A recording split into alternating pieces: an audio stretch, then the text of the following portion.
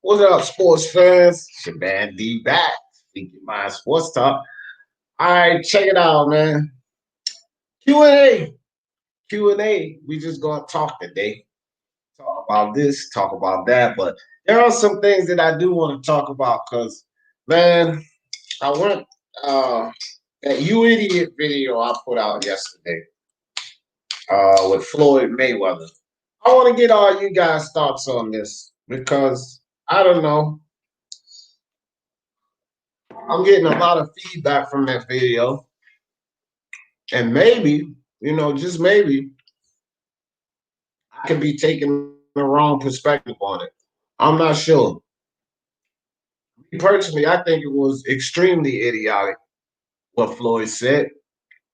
Um, I think that Vasyl Lomachencko and Terrence Crawford, concerning the sweet science and skill set, all of that, I think these guys are pretty close. And to be perfectly honest, I think that as far as pure skills, that is Vasyl Lomachenko is ahead of Terrence Crawford. But I can accept the argument because I think that they're close. But this way off and not in a million years and all of this nonsense that Floyd's talking about, me personally, I agree with you. I don't think either of these guys, no matter which one you put at the top for our skill set, I don't think either of these guys are way off of the other. If you have Crawford up there, that's fine. You have Lomachenko up there, that's fine. But I don't think it's this wide margin that Floyd Mayweather was trying to make it appear to be. But I'm getting a lot of feedback about that. So I want to discuss it with you guys and see what your opinion is on it. Because sometimes I could be off. I've said that before. It's all about perspective, right? Maybe I'm taking the wrong perspective on this. I don't know, man. I get a lot of you guys' ideas on it and see what y'all think about it. Hey, what ice? What's good with you? Jeff in the building. What's good, Jeff? Jack Kyle. My man Jack Kyle, what's good with you? Yeah, so Boxing Monster in the building. What's up, Boxing Monster? Yeah, we gotta finish that discussion too. We was having last night before you got sleepyhead on me. But I ain't finished with you on that Boxing Monster. Yeah. But and then anything else too, guys. We got a lot of stuff going on in boxing to talk about. Y'all might have some questions for me. I might have some questions for y'all. But to start off this Q&A, that's going to be my first question to you guys. Do I have the wrong perspective on this with what Floyd said about Lomachenko and Terrence Crawford? I don't see these guys as being so far off level. And like I said, either one, you could pick Crawford to be that guy. You could pick Lomachenko to be that guy. But between these two, I don't see them being that far apart. And we're talking about the sweet science here, guys, like what they can do in the ring. Personally, I feel like Lomachenko, as his offensive sets, I think Lomachenko's ahead. I don't mind someone seeing Crawford as ahead. This Floyd Mayweather, not in a million years, and like Crawford is this much better than Lomachenko. No, I'm not really with that. And I don't think so. Big up G-Man in the building. He said big up D315 and double. Man, is it the afternoon or the morning? Yeah, I'll get you through the last half hour for sure, fam. But is that AM or PM? You work that graveyard shift, G-Man? You up on the late night? I used to work the graveyard shift and I hated it. I'm telling you, I hated it. Couldn't really get anything done during the day. I was sleeping most of the time. I didn't like the graveyard shift. I ain't gonna lie. Let me see. Shane said, but the first time Money said something goofy, he said he became undisputed after beating Pacquiao. Yeah, this ain't. And Floyd Mayweather's gonna say things he could be on a lot of other episodes, but I just really don't agree with this Lomachenko idea. I just personally I don't see Lomachenko being that much farther ahead of Terrence Crawford or Terrence Crawford being that much farther ahead. That gap that Floyd Mayweather put there. And again, guys, I don't like to me, it doesn't matter which fighter we're talking about. If someone is defending Lomachenko and they're saying that Lomachenko is the guy that's way far ahead, Terrence not even close. If someone was to say that, I would have said the same thing. I would have been like, nah, I don't know about that. No, I don't know about that. But then Floyd Mayweather, of course, was saying it about Terrence Crawford. And what makes it so worse about Floyd Mayweather, just like I said, that had he sent his guys over there to give Crawford a fight, and I don't, again, I'm going to stick with this. I don't think any of them has a chance besides Aerosmith. That's just my opinion on it. So had he sent those guys, he would have beaten all of them. And we don't know about Aerosmith, but they never even sent them there. So when you say this, like hasn't even been able to show us basically what you're describing because y'all prevented him from doing it. Now, had he beaten all of those guys, and then say like including Aerosmith, then yeah, I mean, I would probably have to agree, right? But once he's moved, if you're just going by what he's done prior to 147, no, because if you look at Crawford, I told someone this that was in my section on this video, and he mentioned Salido and the loss, which I know this idiot was a PVC lover because that's what they do. They all about the okay, PM 1520. There you go. 1520, I understand you, man, because my whole damn family's military. So you give it to me on the 24-hour clock and I got it right away. You know what I mean? Yeah, I got you though. I used to work the graveyard shift though, bro. Back in my working days, I used to work the graveyard shift and I hated it. I hated it. But yeah, back to this Floyd man. So the guy brings up Salido. Let me drop the link in the chat in case somebody want to come join us. Yeah, so he brings up Salido.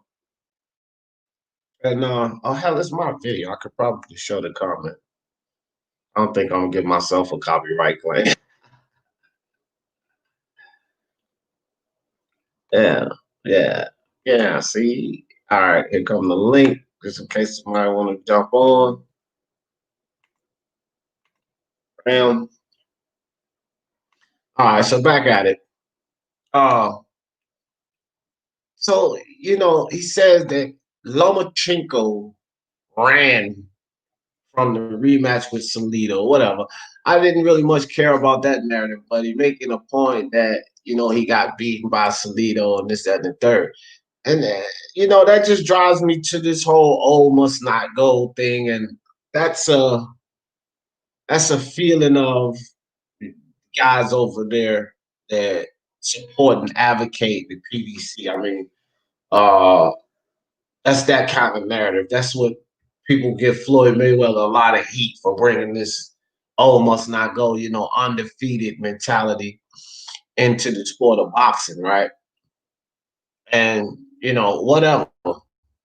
My thing is to him is that when you look at the all-time greats, it's only Floyd Mayweather that calls himself greater than everybody else. But I mean, I don't think most, unless you're a Floyd Mayweather fanboy, you know what I mean? I don't believe that most knowledgeable fans feel that way as well. Like I can run off guys that I feel like, did more, accomplished more, and could have potentially been better than Floyd Mayweather. I could just run off the list. So I don't even really want to get into that though. But if you ask me, Sam Langford is to me one of the all-time greatest boxers. Pernell Whitaker is my favorite boxer. Fuck is Floyd talking about? Sam Langford going from lightweight to heavyweight. Floyd, shut up. He didn't that feat that man. Just shut up. I don't care about your 50-0 undefeated record. With one of them being a MMA fighter that got licensed 2 weeks before the fight. Get out of here with that. So I don't listen to Floyd and his narrative. But again, you leave it up to Floyd, and he's the greatest. But when you look at the greats, the ATGs, they all have freaking losses. Floyd Mayweather and Floyd Mayweather and PBC fans, the greatest guys, they have losses. Losses can build you.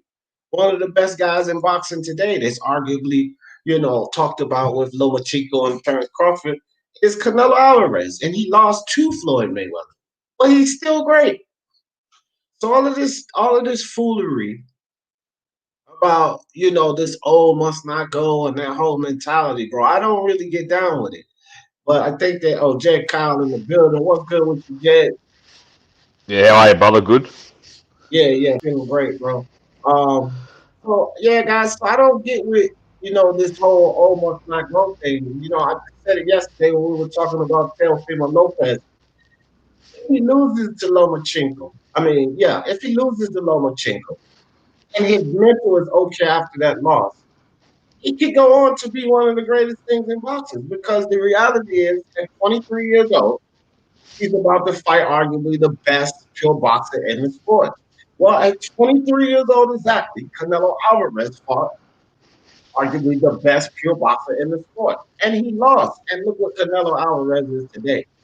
So the whole idea that if you lose a fight, it's all over with, you're not able to be compared with the best guys is stupid to me.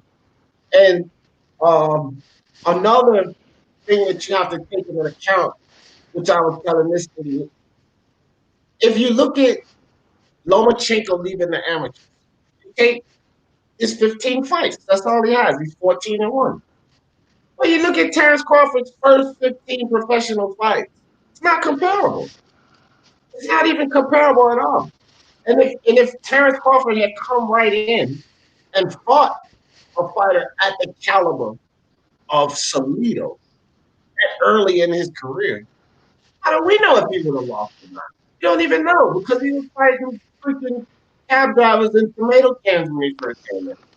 He didn't hit the scene like, people always make this thing up about Lomachenko because somebody else in the same comment section was talking about how it was tailor made for him and all of that. And listen, man, Bob Arum did a great job of putting the right guys in front of him, the champions, but he still had to freaking beat them.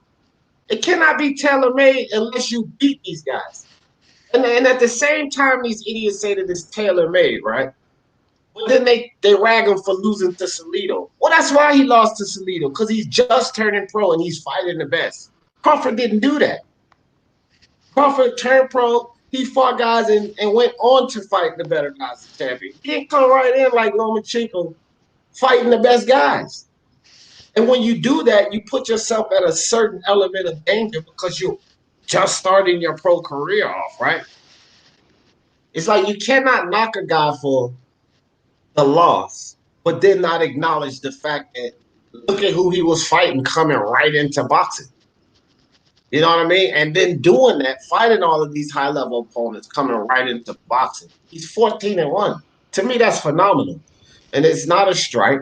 I don't really care about. I don't put as much. Every time these PBC lovers start talking about Lomachenko, that's the first thing they run to, the loss.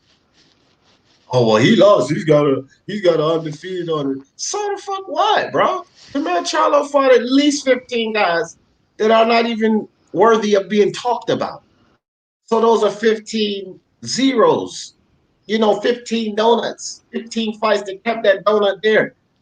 Jamal Charlo fought at least 15 guys. It's not worth being talked about. Look at Spence's first 15 guys. Look at Crawford's first 15 guys. Like, these guys are ridiculous with this narrative. And I don't think Floyd Mayweather has any merit putting Crawford that far ahead of Lomachenko saying, not in a million years and all of this nonsense. But I need you guys to talk to me. Tell me if I'm looking at this the wrong way or something. Because I got a lot of feedback behind that. I want to kick it with you guys about that. What you think, Jet?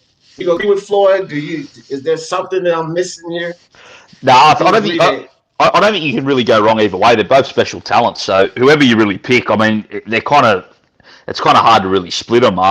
In my opinion, I'd say Lomachenko is probably a bit more better skilled pure boxer, but I think Crawford's a bit more well-rounded. Like Crawford's a bit better fighter. You know, he can fight on the inside a bit better, and he can turn it into a dogfight a bit better than Lomachenko. But you know, like I said, they're both special talents, so you know you can't really go wrong with either one. Right, but this wide gap, like Floyd's portraying, that's nonsense. To me, that's just nonsense.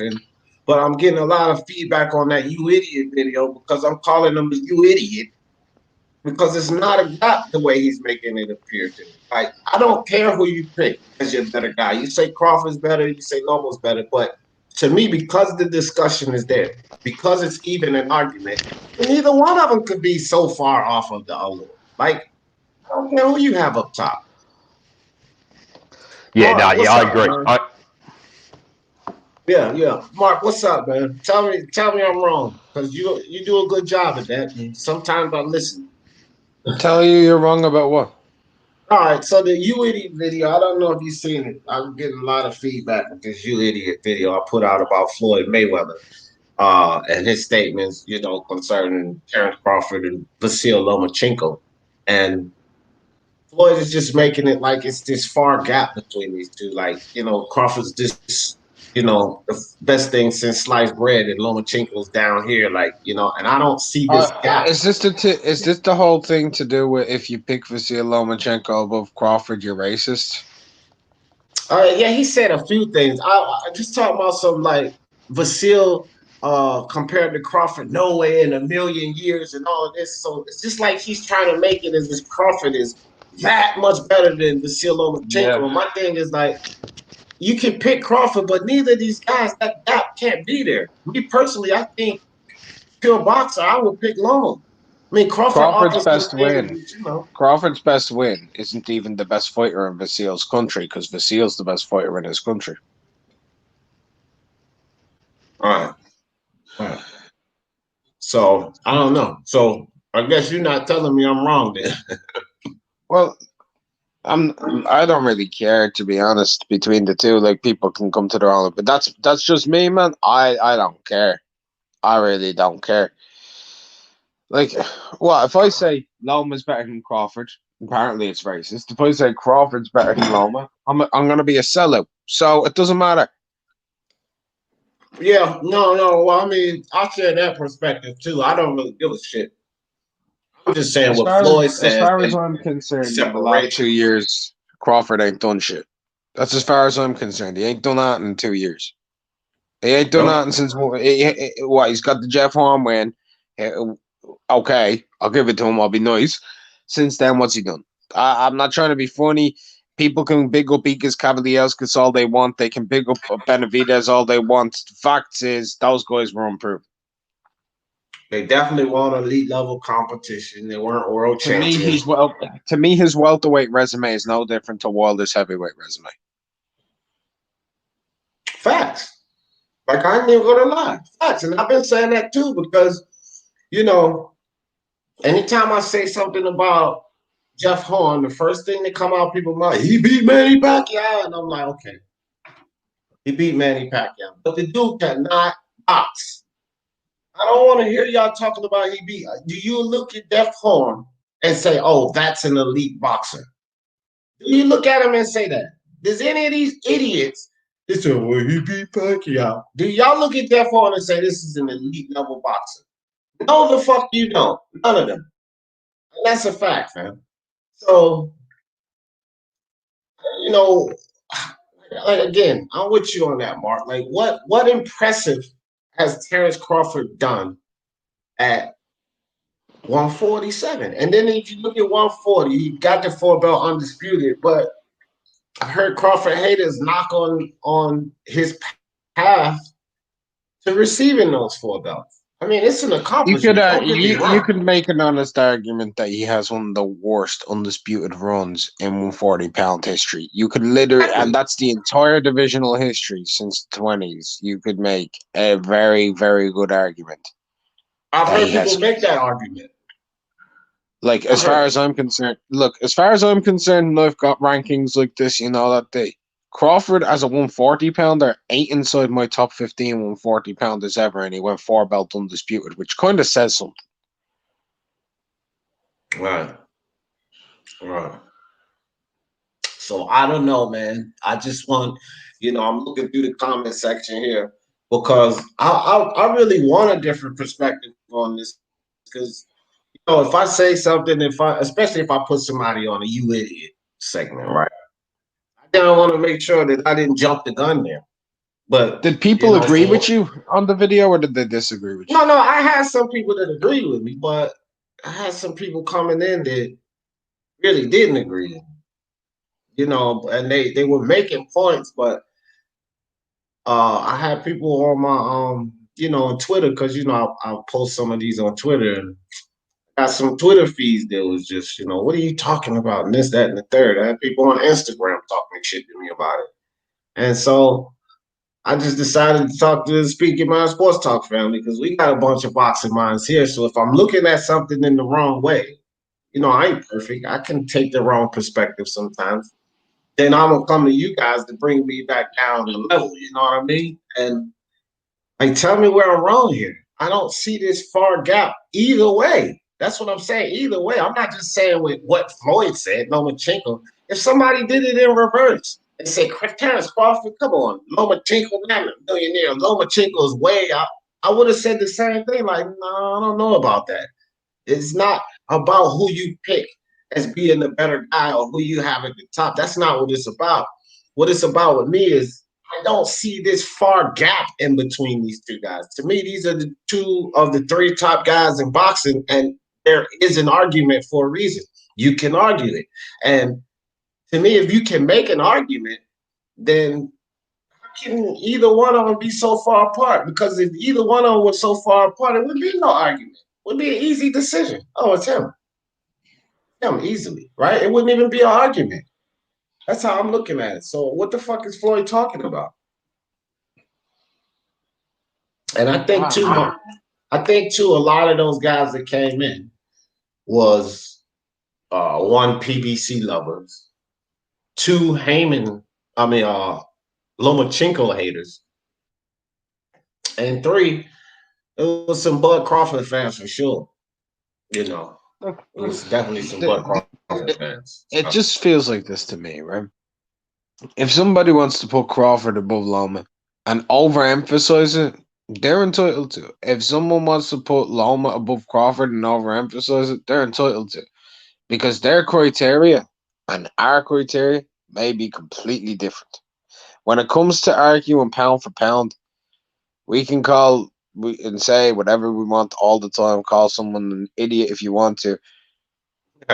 Unless Floyd revealed his criteria, then you're pretty much saying you're the idiot if you call him one, unless he revealed his criteria.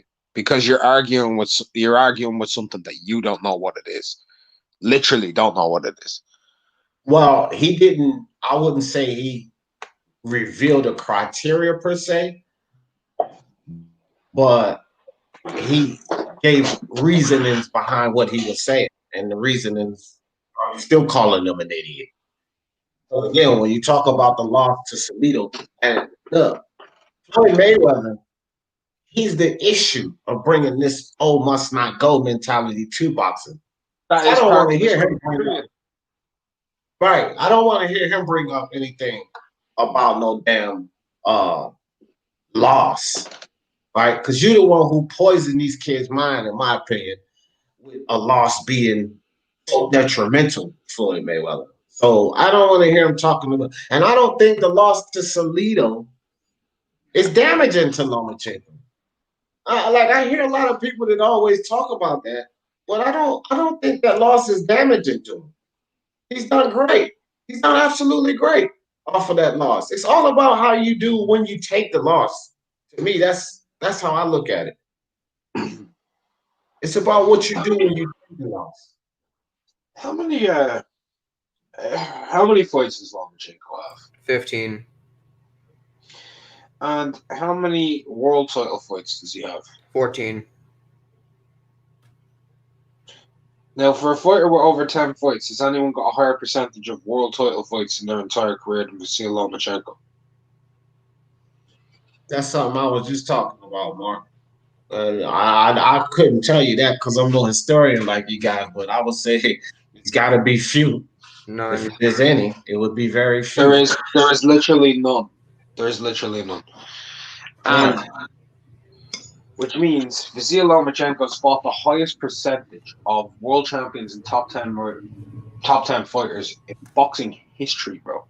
The highest percent. Do you know how crazy that is? If you think about that, for a fighter to do that and only have one loss, I mean, he is literally fighting the best. Literally the best. That's what I'm saying. And this is what I was saying, Mark, before you jumped on. I would say take Lomachenko coming into the pro level. He's got 14-1. He's 15 fights deep. You go on Crawford's resume and look at him coming into the pro level and look at his first 15 fights, and it's nowhere close.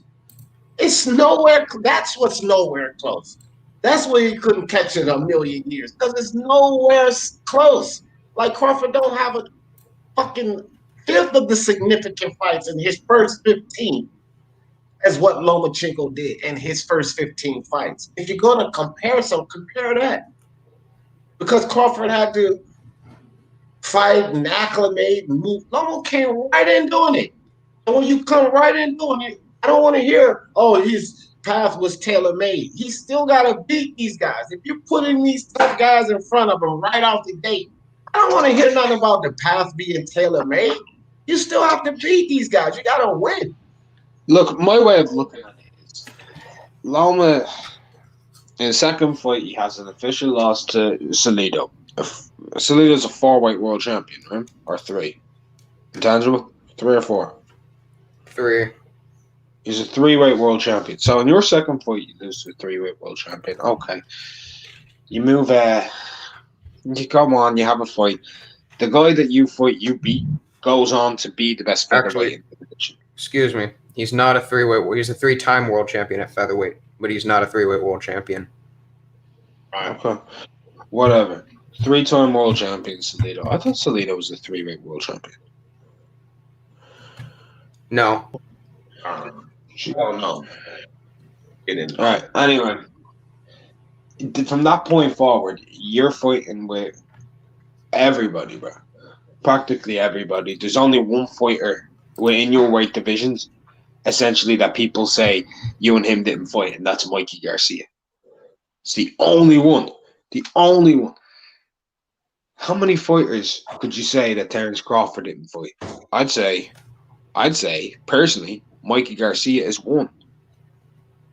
Mikey Garcia, when he moved up to lightweight, Crawford was still there. Crawford moved up as a fight. Manny Pacquiao, Errol Spence.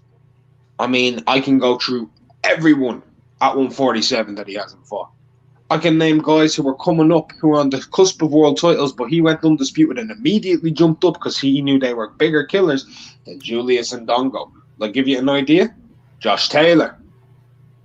Regis Gregarious, a.k.a. Regis Prograis. What about that other dude? Jose Ramirez. Zepeda. Baranchik. Check this out, man. I do. Check this out. Now, so I just went to BoxRec for this because, again, I don't know, history off the top of my head. So I went to BoxRec and I went to Terence Crawford's first 10 fights, right? And his first 10 fights, because, I mean, to me, that's what you want to compare. Loma coming right into the pro, Crawford coming right into the pro. So when you look at Crawford's first 10 fights, he has one guy on there that actually has a winning record. And it was a guy named Brian Cummings, but he was 2-0. That's a winning record. Of course, you got to call that a winning record. Everyone else had a losing record. 9-14, 3-11, 8-25, 9-10-1. Like, get the fuck, bro. Come on with this. 1-4. These are his first 10 opponents. And you're gonna say this about Lomachenko, who came right in fighting champions.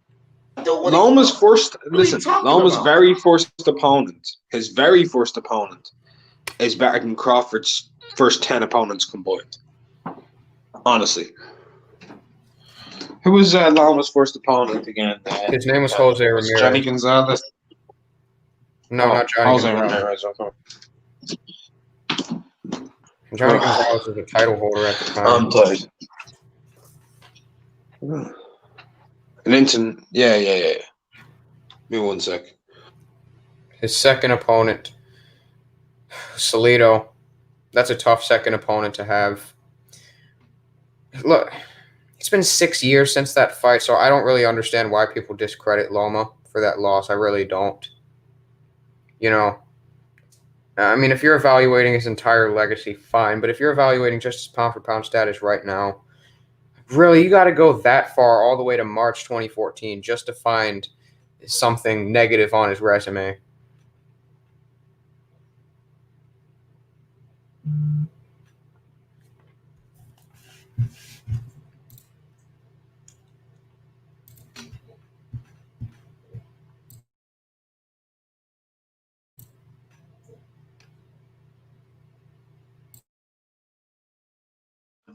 Sorry about that.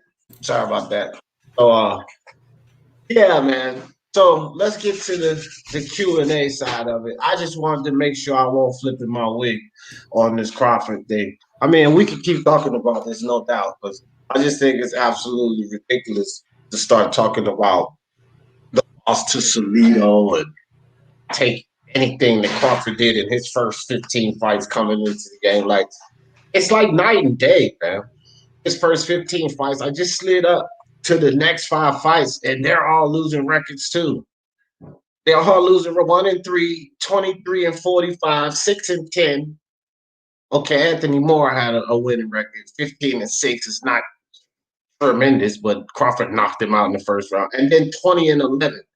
So out of his first 15 fights, he only had 2 guys with a winning record. The rest of them were losers, man. Nice. All losers. And then y'all comparing this to Lomachenko in his first 15 fights, and he's doing all this 3-division champion, right? 26, 30, and 35. Like, man, what are they doing? Like, what are we talking about here? This makes no sense. Why? The Loma hate is real. The Lomachenko hate is real. My dudes get ready to fight him, and I don't hate on Lomachenko like that. It should make no sense. Does anyone know if the female Lomachenkos for Lydia? Huh? I always get that Ring magazine and lineal belt, but I don't know if it's the same or different or what. But anyway, Lomachenko's lineal champion, right? Or are they fighting for lineal? He's ring champ. He's not lineal. So how would they establish lineal? Probably via. I mean, the criteria for lineal is a bit confusing, but yeah, to me, I would assume if he just became undisputed, he'd reestablish lineal. The criteria for lineal essentially is when the number 1 and number 2 in a division fight each other. So if Loma beats Tio, he's lineal, or vice versa. Oh, I was because about they to say, well, why reestablished would it only work one way? They reestablished Tyson Fury as lineal by beating Wilder because, according to both Ring Magazine and TVRB, they were both number 1 and 2 in the division, and Joshua was 3 at the time of the fight. Had to be because he lost to Ruiz, right? Yeah. Yeah, so he had to be number 3. I mean, even though he won the titles back. Yeah, I get it, but Joshua fans were proud, but you still just took an L, dude. So I mean, I mean, you know, it is what it is. So, but yeah, okay, I get it. So number 1 fights number 2, and that establishes lineal. Is it a separate belt? Or do they just use the lineal isn't the belt? It's a distinction. It's an honorary distinction. Just the label. Okay, all right, that's fine. But it actually carries historical weight. It does carry historical weight. Yeah. I mean, look at Tyson Fury. All he was leaning on when he first came. I'm lineal champion, and nothing else but the lineal. But that was argued. That was heavily argued at the time. Now he's got a much stronger claim to it now. That's what I'd say. Yeah. I wouldn't say. I don't know. For me, I'm just waiting on Undisputed to establish a lineal in my eyes. That's all. See, that's another thing, Lance. Maybe I'm unrivaled, and because I didn't even argue with the dude about it, I just went on some other stuff. He said, "Yo, Salido knew the deal on that rematch, though. He wasn't having it." So you guys explain to me that rematch situation with Lomachenko and Salido, and So you guys before the Miguel Mariaga fight, I think it was offered Salido $750K to have a rematch. Salido turned it down. That was at the time, I believe, a career high payday for Orlando Salido. Salido ended up turning it down. I don't remember what it was. I believe he might have asked for more or something like that. So then they moved on to Mariaga, then Rigo. That's, I believe, that's from what I recall. Salido felt undercut in the rematch, so he didn't take it. That's what happened. He felt undercut. So the two arguments on either side is he was lowballed or Salido ducked, one or the other. okay. See this idiot in my comment section, and I don't argue or debate what I don't know about. So I just killed him on something else. But he was saying that Lomachenko ran from that fight. I was like, well, man, whatever. And then I went into something else. But I just wanted the info on that because I remember him mentioning that. So basically, it's the low ball or Salido duck. Basically, how it kind of plays out. When it gets into that thing, like, I don't know. I mean, if it's a low ball offer,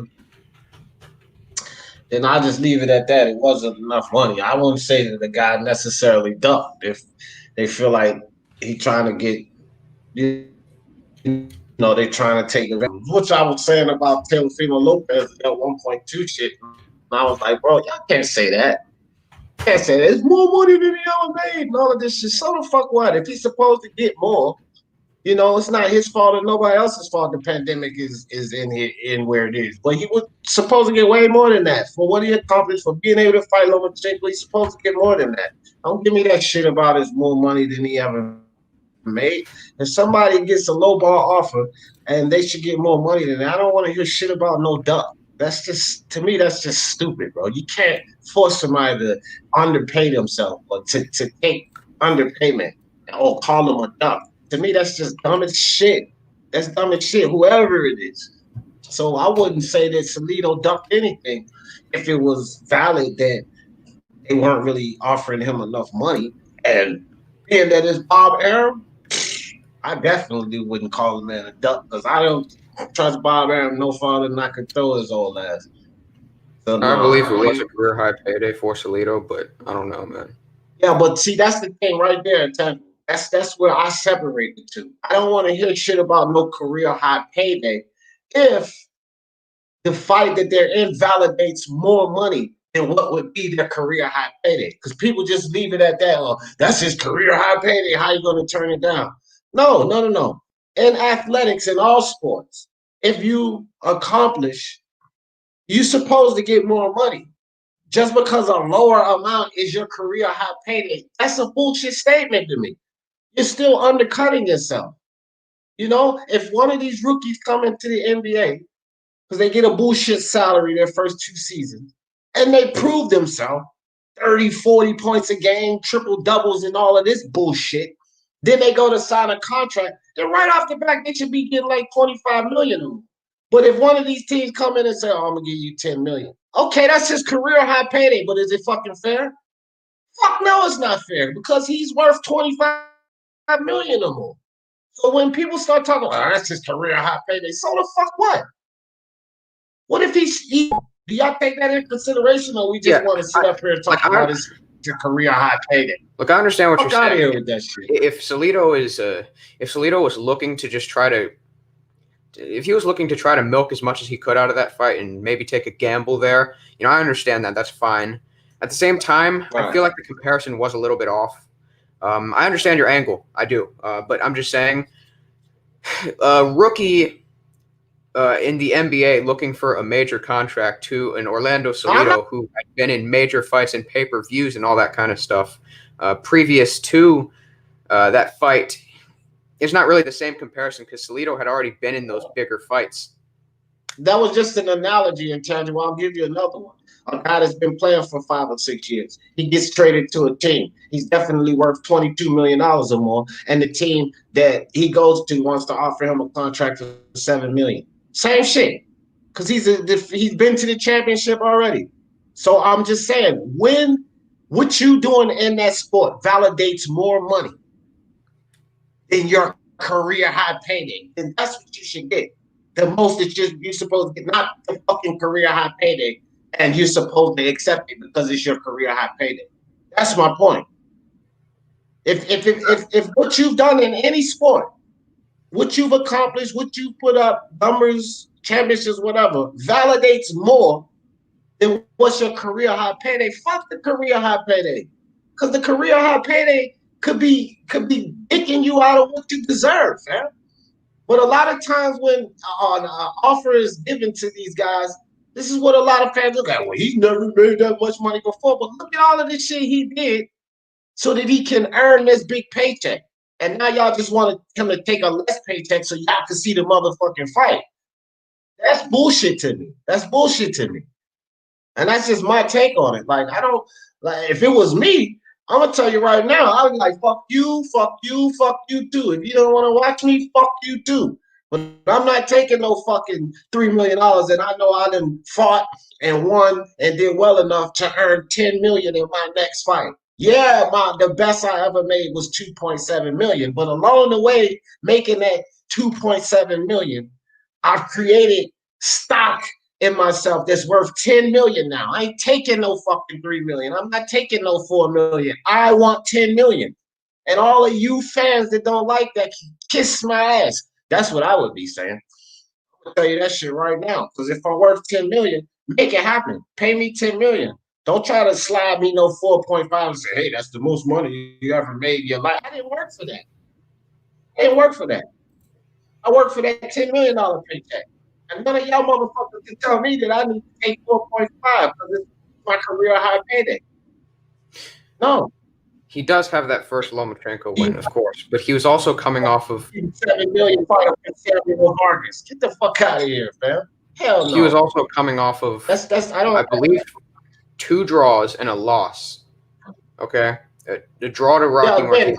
Intangible. You starting to make it about Salido. It's not about Salido. I didn't even know about it. That's why I asked you, Mark. It's about the point I'm making. Don't make it about Salido because you could be right about all of that. Fuck Salido right now.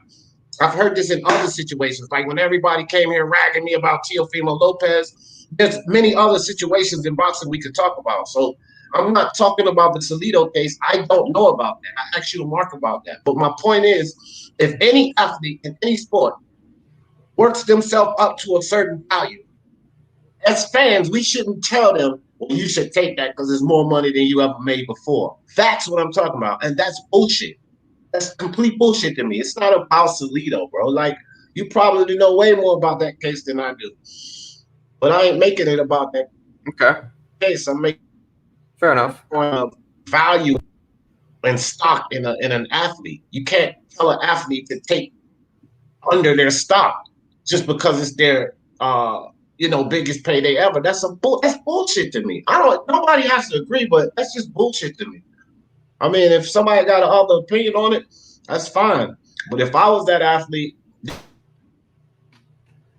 then y'all would be pissed off now. I'd be sitting there playing my PlayStation or talking on YouTube, but I wouldn't take no damn fight if I know that I ran my stock up to a $10 or $15 million fight. No, it's like you win an Oscar in Hollywood. I believe you're supposed to get $20 million in your next movie, right? You're a $20 million actor now because you got that award. You did a good job. Then you go to a fucking screenwriter and director and they want to give you freaking $7 million. Fuck no. Get the fuck out of here. I got the award. This means I'm a $20 million actor. You want to give me $7 million? Well, you only made 5 in your. Yeah, but I did a good job. I won the award and now this says I'm 20. But it's still $2 million more than you ever made. Yeah, get the fuck out of here with that, bro. Get the fuck out of here with that ideology. I can't go with that. Somebody tell me if I'm wrong about that or y'all see it differently. I can't go with that. Fans see it differently because they want to see the fucking fight. They don't care about the money. They don't care about what they're getting. They don't care about what that fighter or this football player or basketball player, whatever, earned. They don't care about that. They just want to see the competition happen. So they just negate all of that shit. But you turn that shit around on yourself. You working a job and you're working for this position. You're making $26,000 a year, and then this position, if you get that position, I can make $45,000 a year. You do all the work you're supposed to do, and they say, okay, well, we're just gonna give you $32,000. It's more than you ever made before. Are you gonna take that shit? Fuck no. You're gonna be mad. But as a fan, you say, well, it's more money than he ever made before. Get the fuck out of here with that, bro. To me, that's the most bullshit.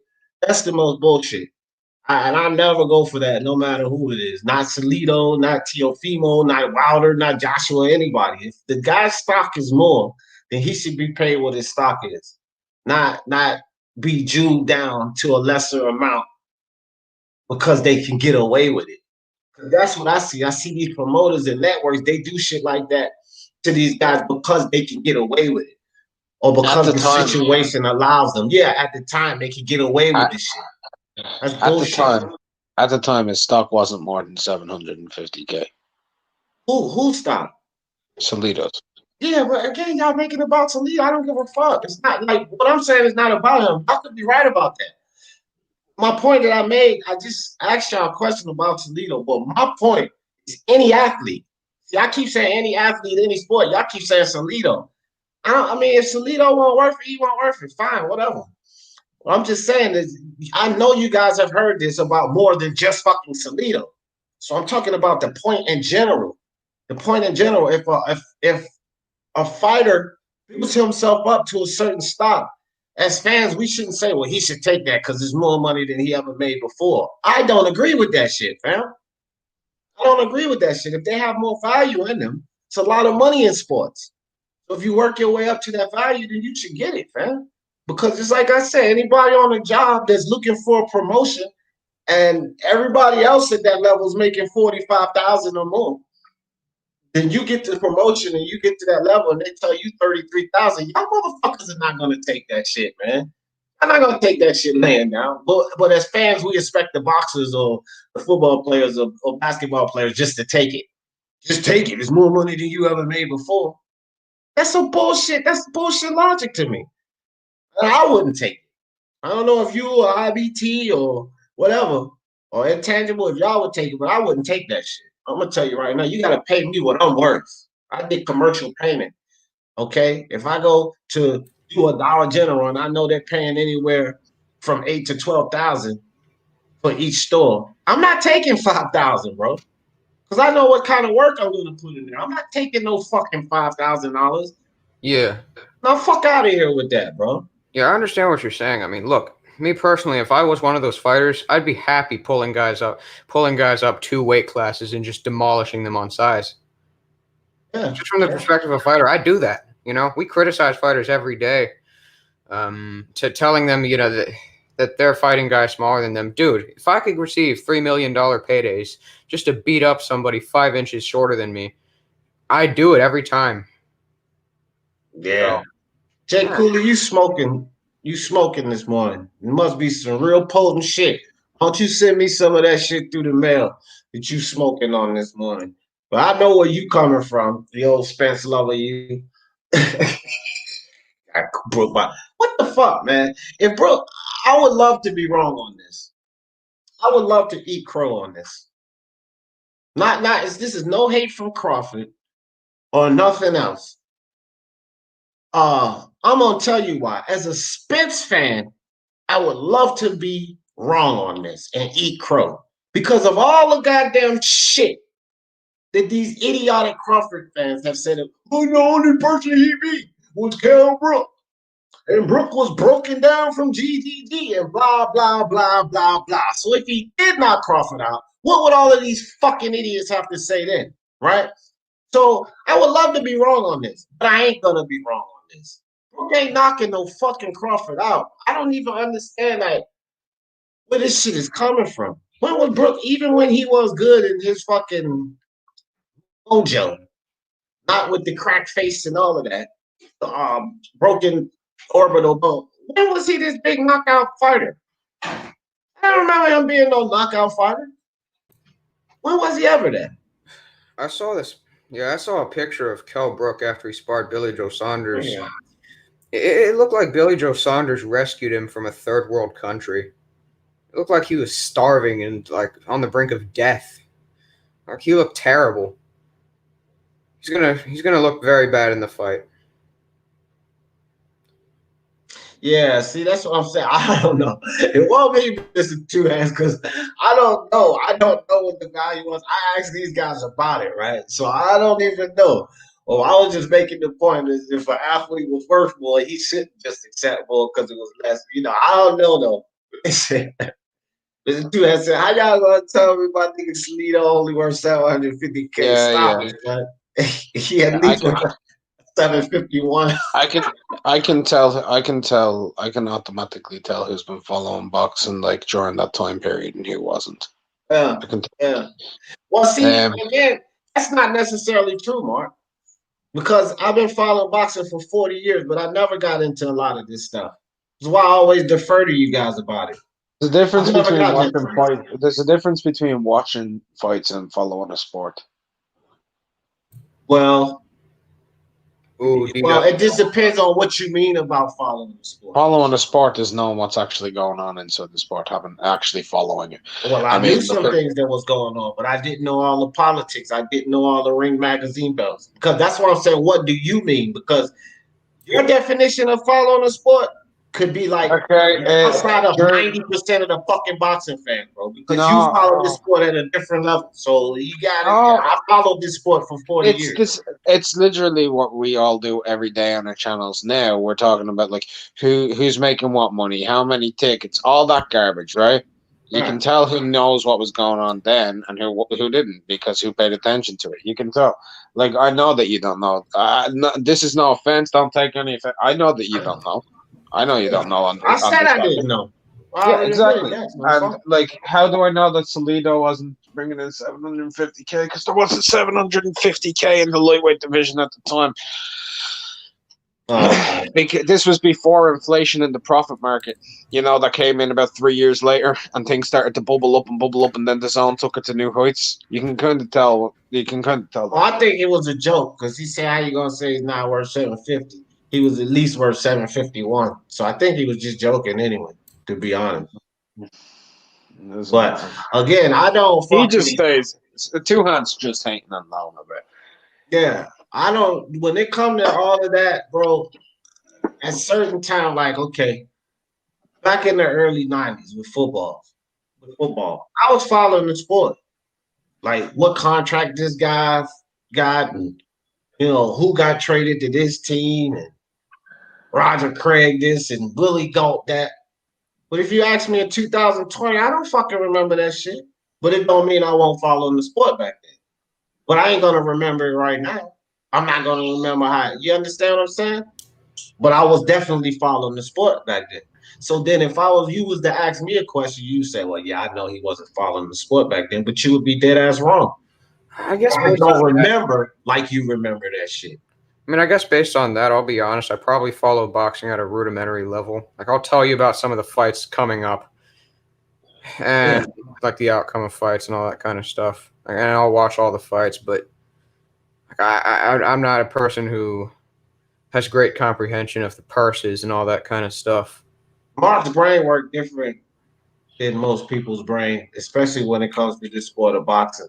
Man, look, I'm out. Anytime it comes to debate, it's just how my memory works. I'm out. I'm not having it done. No, ain't nobody debating, bro. I ain't want to debate, but if you make a statement like, I can tell this person won't, ain't nobody got a memory like you, fam. That's all I'm saying. Ain't no need to get upset. Like, ain't nobody remembering shit that happened exactly how and what round in 1933, dude. Like, what the hell? That's not. I don't even see how that's disrespectful. It's actually great that you can remember that, but I think a lot of us follow the sport in a certain way, but we don't got no fucking photographic memories. IBT got spreadsheets and shit. He'll pull it up like that and give it right back to you. But ain't nobody got no computers stocked up here like unrivaled shit when it comes to this boxing shit, dog. Like, I don't know.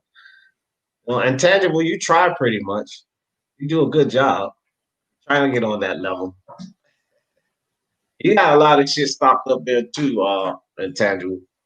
I'm saying it right this time, Intangible. What's up, IBT? Thanks, bro.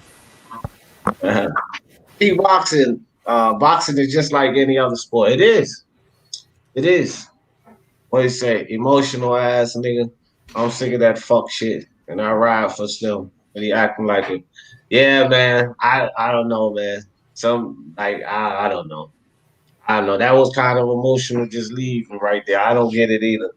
Because I don't even see how I was being disrespectful or anything. I think that it's true. I think the IBT can attest to it. Intangible can attest to it. A lot of people say, bro, how the fuck do you remember this stuff? I don't see where I was being disrespectful or anything, but whatever. Maybe he just got upset, took it the wrong way. Who knows? What's up, Myra? Hey, let me tell you something before you leave again. When you come on here, bro, the reason I keep hitting the mute because every time you come on for some reason, it's this high pitched noise. So I just hit. It's happening in the car. It's no big deal, bro. I ain't mad. All right, no, I just didn't want you to think I'm muting you. No, it ain't like that. It's just high pitched noise. I know. I did a video. I just did a video, and it was like in like the video everything. Somebody because I just got my charger port. And there's a mic in the charger port of all the Android phones. I got to replace, and so it's just working its way out. But I had a comment on like with people Mark. His attention to detail of all the facts, early facts and old facts in boxing, exactly how I was in football and basketball growing up. The exact same way. I mean, I could tell you historical facts. That's where I won my gambling money was sports trivia. I ain't never, gamble or bet on fights. I'd be in the bars and then you get motherfuckers drunk. Like one place I used to go was the game room off Livingston Avenue, or Katy Drive off Livingston Avenue, and guys in there watching basketball, watching football, and they create stats in sports. They create new stats every day to show significance of a player or whatever. Right. And I was like, that's wrong. They were like, yes, it is. I was like, I bet you if you boom, boom, boom, boom, boom, such and such and such had that and boom, boom, this. And they was like, bullshit. And they was like, no, this person had it, that person had it. I was like, wait till motherfuckers get drunk enough inside the fucking bar. I was like, well, man, let's go ahead and bet 20. Let's bet 50. Yeah. And I used to probably make about, on a good Sunday of football, or even like when basketball is really hot, I stopped watching basketball when Iverson left, but it's following it as much. But when before that, all the Iverson era, I can go back to the 60s, to Pistol Pete stats, Iceman, George Gervin stats. Yeah. I could pull up anybody. So, and I was like that with football as well. And most of that knowledge is still there. But Mike is just, that's how much I loved watching the sports. And Mike is just that with boxing, has always been with boxing. It's a grasp and held all of his attention as a child, just like it did with me with football and basketball. I followed boxing heavily as fuck, but I was more so watching it from a standpoint of somebody who liked to box themselves. So I was paying attention to a lot different things. Not saying Mark didn't pay attention to him or somebody else didn't, but like behind the scenes stuff and everything. Mark want to be the fucking walking encyclopedia of fucking boxing. He want to know everything there is about this shit. And that just shows somebody's love for a sport pretty much. I think all of us could do that if we had that much passion and desire. I think, let me say this. I think that all of us could acquire this knowledge, but it takes a special brain, period. I don't give a fuck who you are, to keep that shit locked in like that. We'll have to refer back to our data that we have stocked up on some things. Like, bro, a lot of that shit he just keeps up here. You ever seen the movie Rain Man? With Dustin Hoffman and Tom Cruise. Mark be cheating too. Mark be having a fucking. Hold on. Have you seen that movie Rain Man with Dustin Hoffman and Tom Cruise? Yeah, he remember numbers. He remember so numbers. it's something. Well, when you have autism, it's you work that way in certain categories. Different people, different things. Could be numbers, could be boxing, could be figures, could be anything, right? Could be shapes, could be colors, could be animals, but you lock that shit in like that, right? So The way you lock it in, bro. his brain still works differently from ours, fam. Like But all of us listen. can do certain things, but his brain works in a different way, fam. What creates that, what always creates that is one's desire and one's attention span for that sport, though, or whatever that subject or wherever it is. When you're really paying attention to something that you really like love and really into, and it controls your entire attention, you will be the same way. Like we're all that way in particular areas on something that really, really holds our attention, that we really, really, really, really love and desire. I mean, love and like cherish, that we really enjoy. Like, you know, like you say, when you teach the kids, you have to teach a kid differently in school, whatever. You have to relate something that they're really into for them and correlate it to where it is you try to teach them so they remember it. Well, that's just what it is for, Mark and boxing, or like for me early on. My mom, I agree to a certain extent, bro. Because our brains, we don't even know. Let me say this one good point. Check this out. I'm done. Look, I grew up, Slim. I read, my magazine was Sports Illustrated. I read every motherfucking Sports Illustrated there was. I could say from probably about 15 and on up. Every goddamn one, Slim. And so my mom, right? And I had every one stacked up in the fucking crib.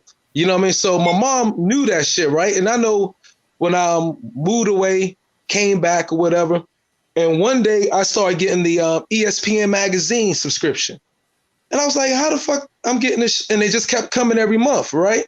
And I was like, how the fuck they sending me this shit? I ain't paying this shit. I ain't buy this shit, whatever, boom, boom, boom.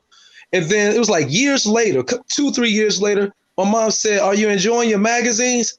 And I was like, huh?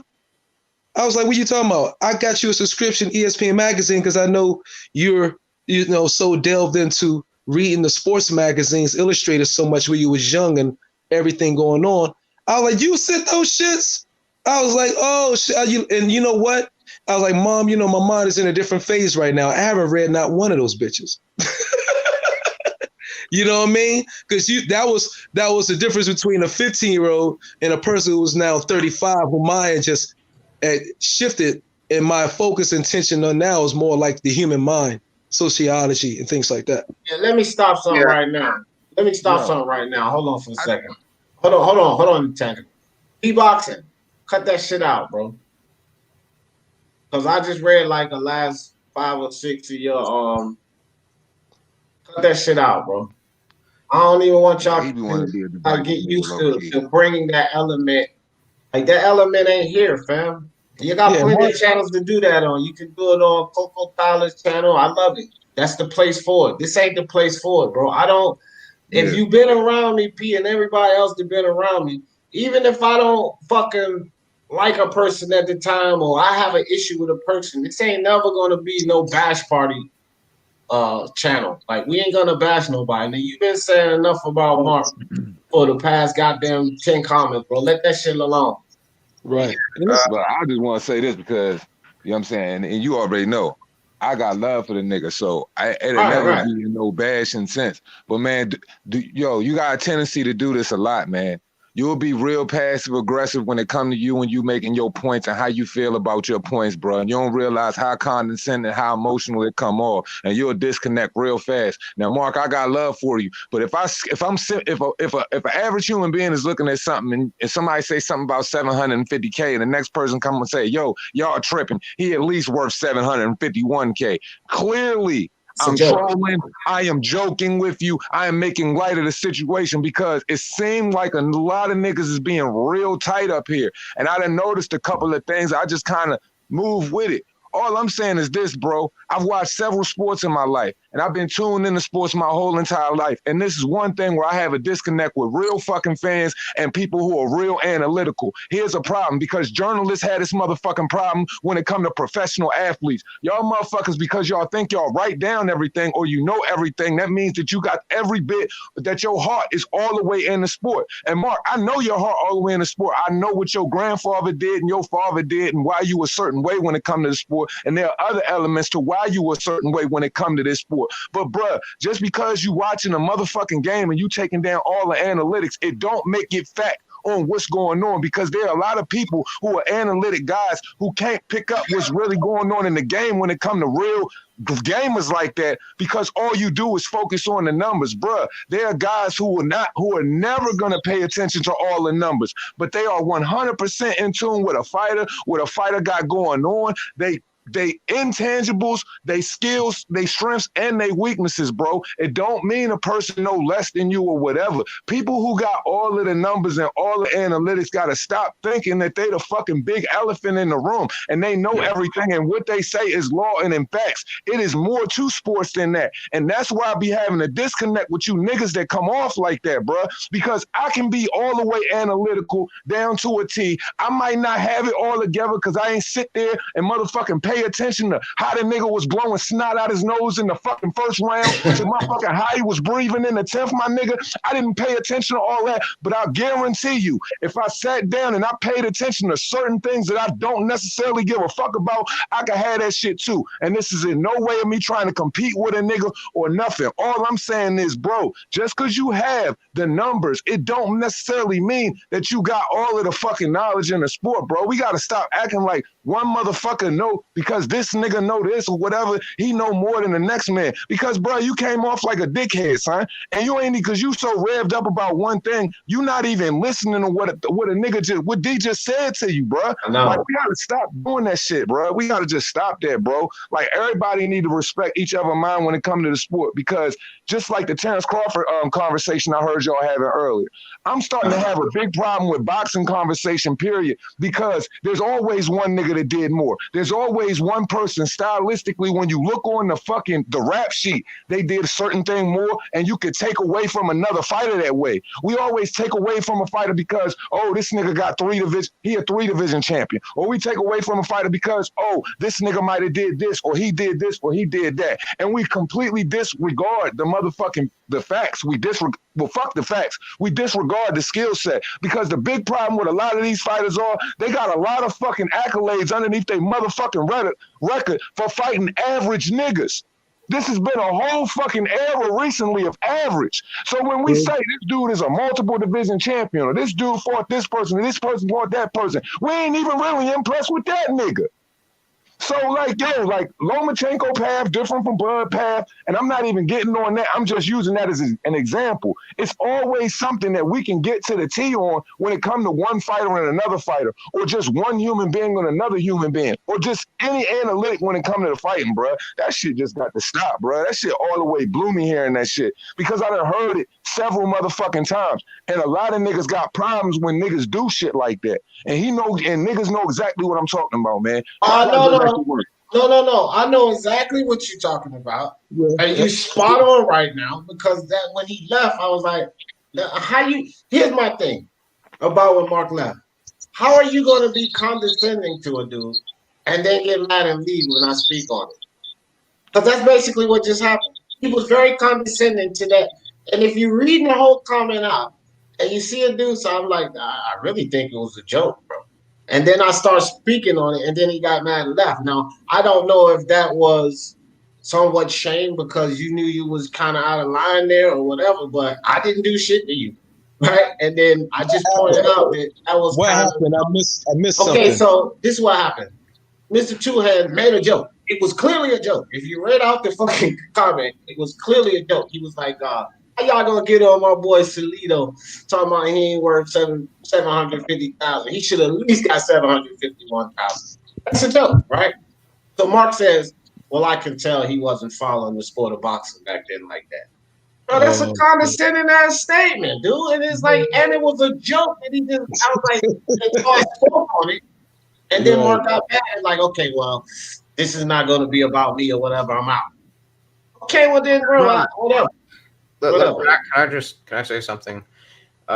This isn't necessarily a negative towards Mark. I actually kind of want to say, like, I can relate to what he yeah, because you that type of dude. But go ahead. What I'm saying is that. Well, what I'm saying is that anytime, like, I'm a person who's very obsessive over stuff, like over a certain subject, I'll follow nothing but that. I'll spend months and months just dedicating myself to that specific topic. And every single time I do get into that, I always have that sort of know-it-all phase. I think everybody who gets really obsessed with something has a know-it-all phase where when they're challenged, they tend to become condescending, of course, and they let that sort of impact their perception on people in the sport, or there's just the topic in general. You know, I feel like that's kind of the issue there. I don't really think it's anything serious. I feel like it was just maybe a little bit over the top reaction. Don't take it literally, his reaction. Yeah, but it's like, this is the thing though. He's done this shit several fucking times before, and several people have had a problem with this, and ain't nobody going to say nothing. So we just going to keep rubbing it off and acting like he don't do it. Blatantly, that was disrespectful to me. Blatantly, he was out of line, and for sure, I'm going to come up and I'm blatantly going to address it. Like, I'm not going to cap for this shit no more. He does this shit a lot, and like I said, I got love for the man, but I'm not going to give you passes where you wrong, because that shit is going to lead you to other places where individuals in life. Clearly, it's going to get you there with me, because now I feel like you coming at me and you said some shit. For a person who is so knowledgeable about so many things, you speaking on some shit you don't know about, and that automatically makes you fucking sound stupid, because you don't know what my knowledge on the sport was back then. I don't give a fuck about Salido. I don't care about Salido. What I'm saying is, bro, it started getting a little bit uptight amongst niggas talking about some, man, fuck, man, there's this many fucking bricks on the wall today. Fuck, man, there's this many motherfucking cushions in the bottom of a Yeezy. Like, man, come on, man. That's what it's sounding like to me, dog. Like, it ain't that fucking deep, fam. So, like, I'm trying to break it up and just trying to make light of the shit. Can a nigga do that? Yeah. Is that okay? Can we make light of situations? Because boxing is becoming this whole conversation to where everybody is like so dominant in their stance when it comes to a fighter and opinion. And so many times we end up watching certain fighters and we end up getting shocked by what we thought and even being wrong in our own fucking opinions, bro. We just don't got it like that. We don't know it like that. I don't care. Yeah, if you want to be a fucking historian, bro, get with fucking Bob Sugar or somebody, man. Whatever the fuck the nigga name is, man. Get with that Bert Sugar, man. Get with that nigga, man. I'm going to tell you like this, Mr. Two Hands. That's part of why I put this live up, because of the You Idiot video I did yesterday, right? And when I first started this live, that was my question. I was like, bro, I'm coming to you guys because I want to see if I'm thinking in the wrong way. Like, that's why I came to you guys. And so I agree, like, I'm agreeing with what you're saying 100%, because it's like, jive, why I put this live up. I don't want to be that guy. I don't want to be that guy like, I know everything and you don't know shit. You know what I mean? I don't even want to come off like that, not even by accident. And then, so I had a whole lot of heat from DMs, text messages, and the fucking chat on the damn video. And I was like, okay, well, am I a little off here? Let me go talk to my people, to speak in my sportsI family. Let me see if I'm a little off here. Because I can be. I say everything is about perspectives. I always say that, but I really feel that way. So I thought maybe I might have had the wrong perspective on that. You know what I mean? But yeah. But those are great topics, and those are great questions to ask, and and it's things you want to know. You're willing to constructively criticize yourself because you want to know things. People naturally want to know things. Like my uncle said something to me a long time ago, and I use this quote all the fucking time. Even a genius asks questions, bro. So that's how a fucking person with an egotistical person can always stay level-headed, because even the smartest person has got to ask questions, bro. Nobody is above approach. Nobody is above asking questions, because we all seeking knowledge, and we're not gonna have all of the fucking X's and O's. I swear to God, I feel like I know fucking football more than anybody on the fucking planet. I eat, sleep, shit, breathe that thing, played that thing, was nice as shit in that thing, went places in that thing. But at the same time, I don't fucking know it all, man. I don't know it all. And there are a lot I need of to call things, you for when some we look bets. at things. Yeah, bro. Because a person with numbers might necessarily look at things a certain way, and you judge everything based off of the detail and the numbers. But, bro, the game is bigger than the X's and O's. And that's in all sports. Facts. And, you know, the capital to jump All on. right, we got a lot of people real quick, man. We starting to fill up on the panel. We got 8, so everybody make their statement. I just want to add on to something you had said. I respect all y'all. I got love for all y'all. Mark, I got love for you too, man. But all I can say is this, bro. Relax. It's nothing. And you already know, you can call me behind the scenes if you feel any type of way, but it ain't that, man. I got to get back to work, man. Got love for all y'all. Y'all keep killing this boxing shit, man. And Double M, I'll text you later. Bet. All right. Peace out, too, man. Peace out. Go ahead, Mark. You know, the numbers oftentimes, when you look at the world, not just in boxing, even in politics and anything, numbers is often used to sway a particular group or the group to believe a certain thing that's not true. You know what I mean? And like, so we say everything's not always X's and O's. There's so many other variables that goes on in it, whatever it is, not just boxing and sport. And so that's real. But also we add on when he said, genius always has questions. You know, another saying I used to, I heard, or from a wise man, is like, the more you learn, the more you realize how much you don't know as well. You know, so that's all, bro. Yep. Let's keep it fun boxing talk. I don't necessarily think it's not love. I think everybody cool, but no doubt. So, I just always say that. Yeah, no doubt. So, Mark, step back in the house.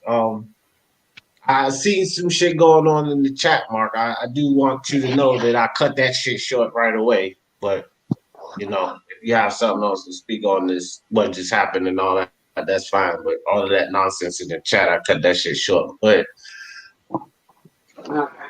I mean, I guess I come across as condescending.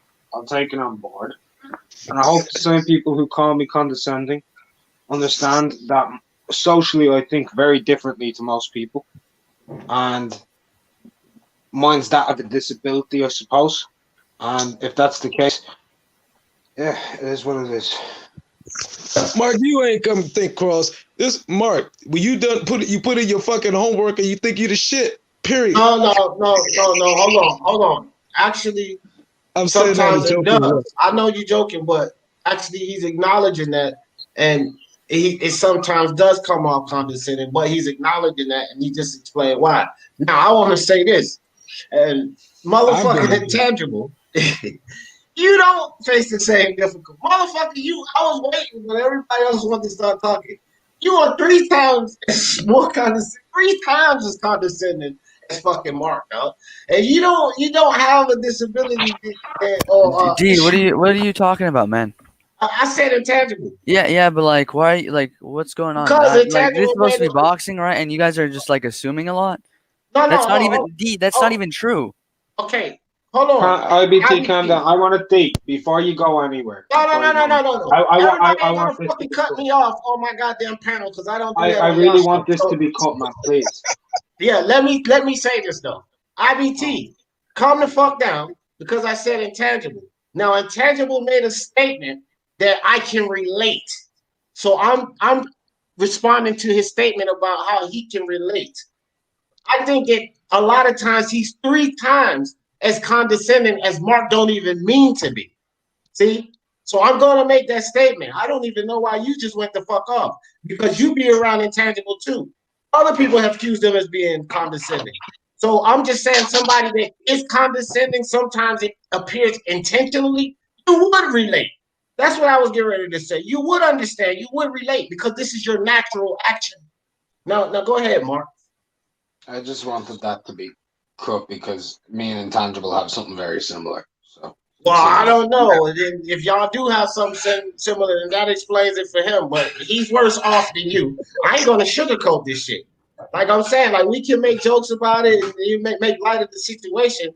But if that's the case, then both of y'all come off condescending, whether it's intentionally or not. When it comes to me, I don't really get mad at the shit. Like people come off intentionally and say fuck shit to me, and I laugh at it. So I'm just saying, when we there have isn't a faults person in here that you gotta realize in that here we that do. doesn't come off as condescending though. I don't know. Maybe all of us that's do. the truth. Maybe Yeah, we do. all do. We all at do. times. We all do at some point. I know I do. D do. You know, some people's some people's sarcasm just like gets under your skin. It's that British shit. That British sarcasm is somehow it makes you rub you the wrong way or some shit. Intangible American. But I didn't even know Irish sarcasm is something else. Yeah, I didn't even know if Intangible has an issue with like Mark has. Then I didn't know about it. I'm glad that I know about it. I don't really get offended about this shit no way. There ain't no fucking condition. It's called supreme fucking arrogance. So I know my shit. I don't think it's arrogance at all. I don't think it's arrogant. Actually, look, Intangible was arrogant at one point, but I'm glad I'm privy to this information because I think I even told Intangible that we got into it going back and forth. I'm like, bro, you arrogant as fuck sometime though. So I just thought, I didn't know that you had that situation as well. So now I can be more mindful of that. I just thought you was an arrogant fuck at one point. That's exactly what I thought, man. Like seriously. Yeah, it's fine. I'm not offended. I'll let you guys have whatever perspective you want about me. Just don't assume stuff. Okay? Like yeah, I mean, like ages. Yeah. Perception. This is why we need to talk about this shit sometime and not just let it fly. People are like, oh, okay, let's just leave it alone. No, maybe sometimes it needs to be discussed because then now I can understand where you coming from, Intangible. So when you come at me like that, I'll let that shit fly over my head just like I do with Mark. Because a lot of times Mark come at me like that, not intending to, and I pay zero attention to it. And now I'll pay zero attention to it with you because I know there's an outlying issue. So I think these things do need to be talked about with not only me, but everybody so that they can know, look, you ain't doing that shit on purpose. So chill the fuck out. And as a matter of fact, I won't even let anybody come at y'all because I know that. You know what I mean? No, fuck that. I don't know. It's all good with me, fam. People call me stupid fucking idiots and I don't know shit about boxing and I laugh at it. So I think I can deal with a little bit of condescension. It's gonna be all right. You know what I'm saying? It's all right. So whatever, man. Now, back to the questions, if we have any. I mean, shit. We done went on this. But Floyd Mayweather, you idiot. I think I can comfortably say that now. That's what this discussion started off. You idiot. There is no far gap between Terrence Crawford and Lomachenko. You can pick whichever one you think is the better guy, but you can't say this guy is way beyond him or, vice versa. And Floyd was just trying to create this scenario where Lomachenko's nowhere near Crawford, not in a million years, and all of this fucking dumb shit. Like, bro, nah. Well, in my defense, both fighters. What you say, Brian? I said, in my defense, I like both fighters. So, Yeah, I did too. I was just trying to, put Crawford on this pedestal and basically dump on Lomachenko. And then I had a lot of people coming into the chat, like, supporting that narrative. And then they start talking about the Alito and the fact that Lomachenko ain't done this. He had a tailor-made path and all of this type of stuff. And I'm like, bro, Terrence Crawford, I went to BoxRec earlier in this live, and I went to his first 15 fights. And he only had 2 fighters with winning records. He had guys in there 25 and 46 and shit like that. You know what I mean? 10 and 21. Like his first 15 fights are not even fucking close or comparable to Lomachenko's first 15 fights. And what you got to remember too is Loma started the pro game lit. So he's come in, he's firing, and out of the first 14 fights, he's fought 13 champions, world champions or previous world champions. So how can anyone say that guy has taken an easy road to get where he is today? He may have come in lit, but he came in firing. Well, I don't think they said easy. They said tailor-made, like it was given to him, like it was laid out for him. And I say with that tailor-made bullshit, he got to beat the guy. Yeah. He can lay a lot of champions out in front of a lot of these boxers, and they'll get their fucking ass whooped. You know what I mean? You can lay them out. You can set them up for these fights. Why they don't think, if it was so tailor-made with these idiotic, and most of these guys, y'all got to understand, it's either Crawford fanboys, PBC lovers, or Lomachenko haters. That's mostly what it is. But for the PBC lovers, you idiots. How can you say that Lomachenko was tailor-made and in the same breath accept Tank Davis? Can I add one more thing? Hold on, Brian, hold on. Because if they tailor-made and laid these fights out for Tank Davis, the little fucker probably would have lost already. That's why Floyd and LRB ain't been doing it. That's why they've been giving him low-level competition, guys they know he can beat up. Lomachenko didn't come in here dumping in the ring with guys he knew he could beat. They knew they was putting tough competition in front of him. So you can't call that tailor-made because he beat the guys. He beat them up. Yeah. Can I add one more thing onto that too, dude? He's done it moving up in weights. So it's not like he stayed at the same weight or fought people on lower weight classes. He's done it moving up in his first 15 fights. So I don't know how anyone, you could say, right, he's pushed himself, because I think he's maxed out at 135. He's pushing himself to his limit. Right. You know, I think weight-wise, he's maxing himself out at 135. So you can't say he's not pushing himself. You know, so, you know, I just don't see how anyone can criticize Lomachenko for what he's done. Not what he's going to do, but what he's done so far. Yeah. Okay, he's had 14 fights, but he's fought 13 world champions or previous. Moving up in weights. No one in the boxing history has done that in the first 14 fights. No one has come close to that. Can we acknowledge the fact that when you catch a champion, as far as layoffs or an opponent, layoffs after a loss, blase, plays perhaps a great deal on our fighters' confidence coming into the fight? Oh, we can acknowledge that, surely. Surely we can acknowledge it. But I mean, I'm saying a great example of that is Gamboa right now. You know, people looking to fight him, but it's after loss after loss after loss. Yeah. No, I think some people see this as the case with Lomachenko, and so that's why I think it warrants some of the people's view, being convinced how actually good he is. Well, how? Wait. Myra, you got to explain that to me again, because I'm kind of lost here. Explain that again. What was you saying? Like, where a champion, somebody who's a star or whatever, where an opponent catches a fighter, when the time and position, the mentality of a fighter, when you catch an opponent plays a great deal. How much should I say resistance? How much will? How much confidence that opponent will have fighting you? Yeah. Okay. It plays a great deal. And so I think a lot of people look at, let's use Nicholas Waters. How long was Nicholas Waters' layoff before he fought Lomachenko? Right. 11 months, 2, wasn't it? With Jason Sosa. Like 2 years? Okay, also with Jose Linares. Jose Linares was thinking about quitting, retiring.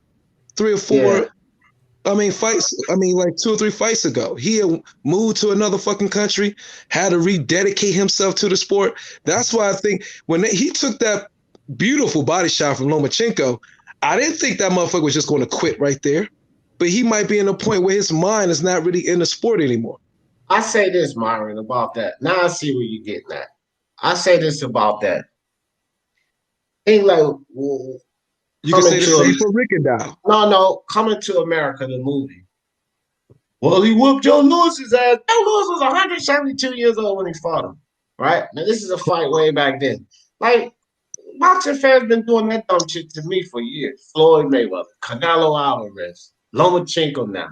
They always want to put asterisks on these guys, on their competition. It's always like, isn't it just these fighters of today? Sugar Ray Leonard, he used to get it. You know what I mean? Like, well, this guy was this when he fought him, and that guy, he had to move up and we this, that, and the third. Like, I don't know, man. Like, how far can we take that shit? How far because I think Mark said it one day, he could break down plenty of fighters' resumes and put asterisks on plenty of fighters' resumes. And most of the people that put an asterisk on another guy's resume is because he thinks less of that guy or he thinks more of the guy's opponent.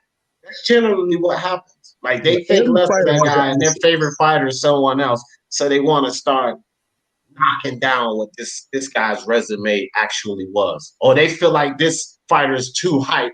So they want to start nitpicking and knocking down what this fighter's resume was or when he fought that guy. I've seen this happen with so many different boxers.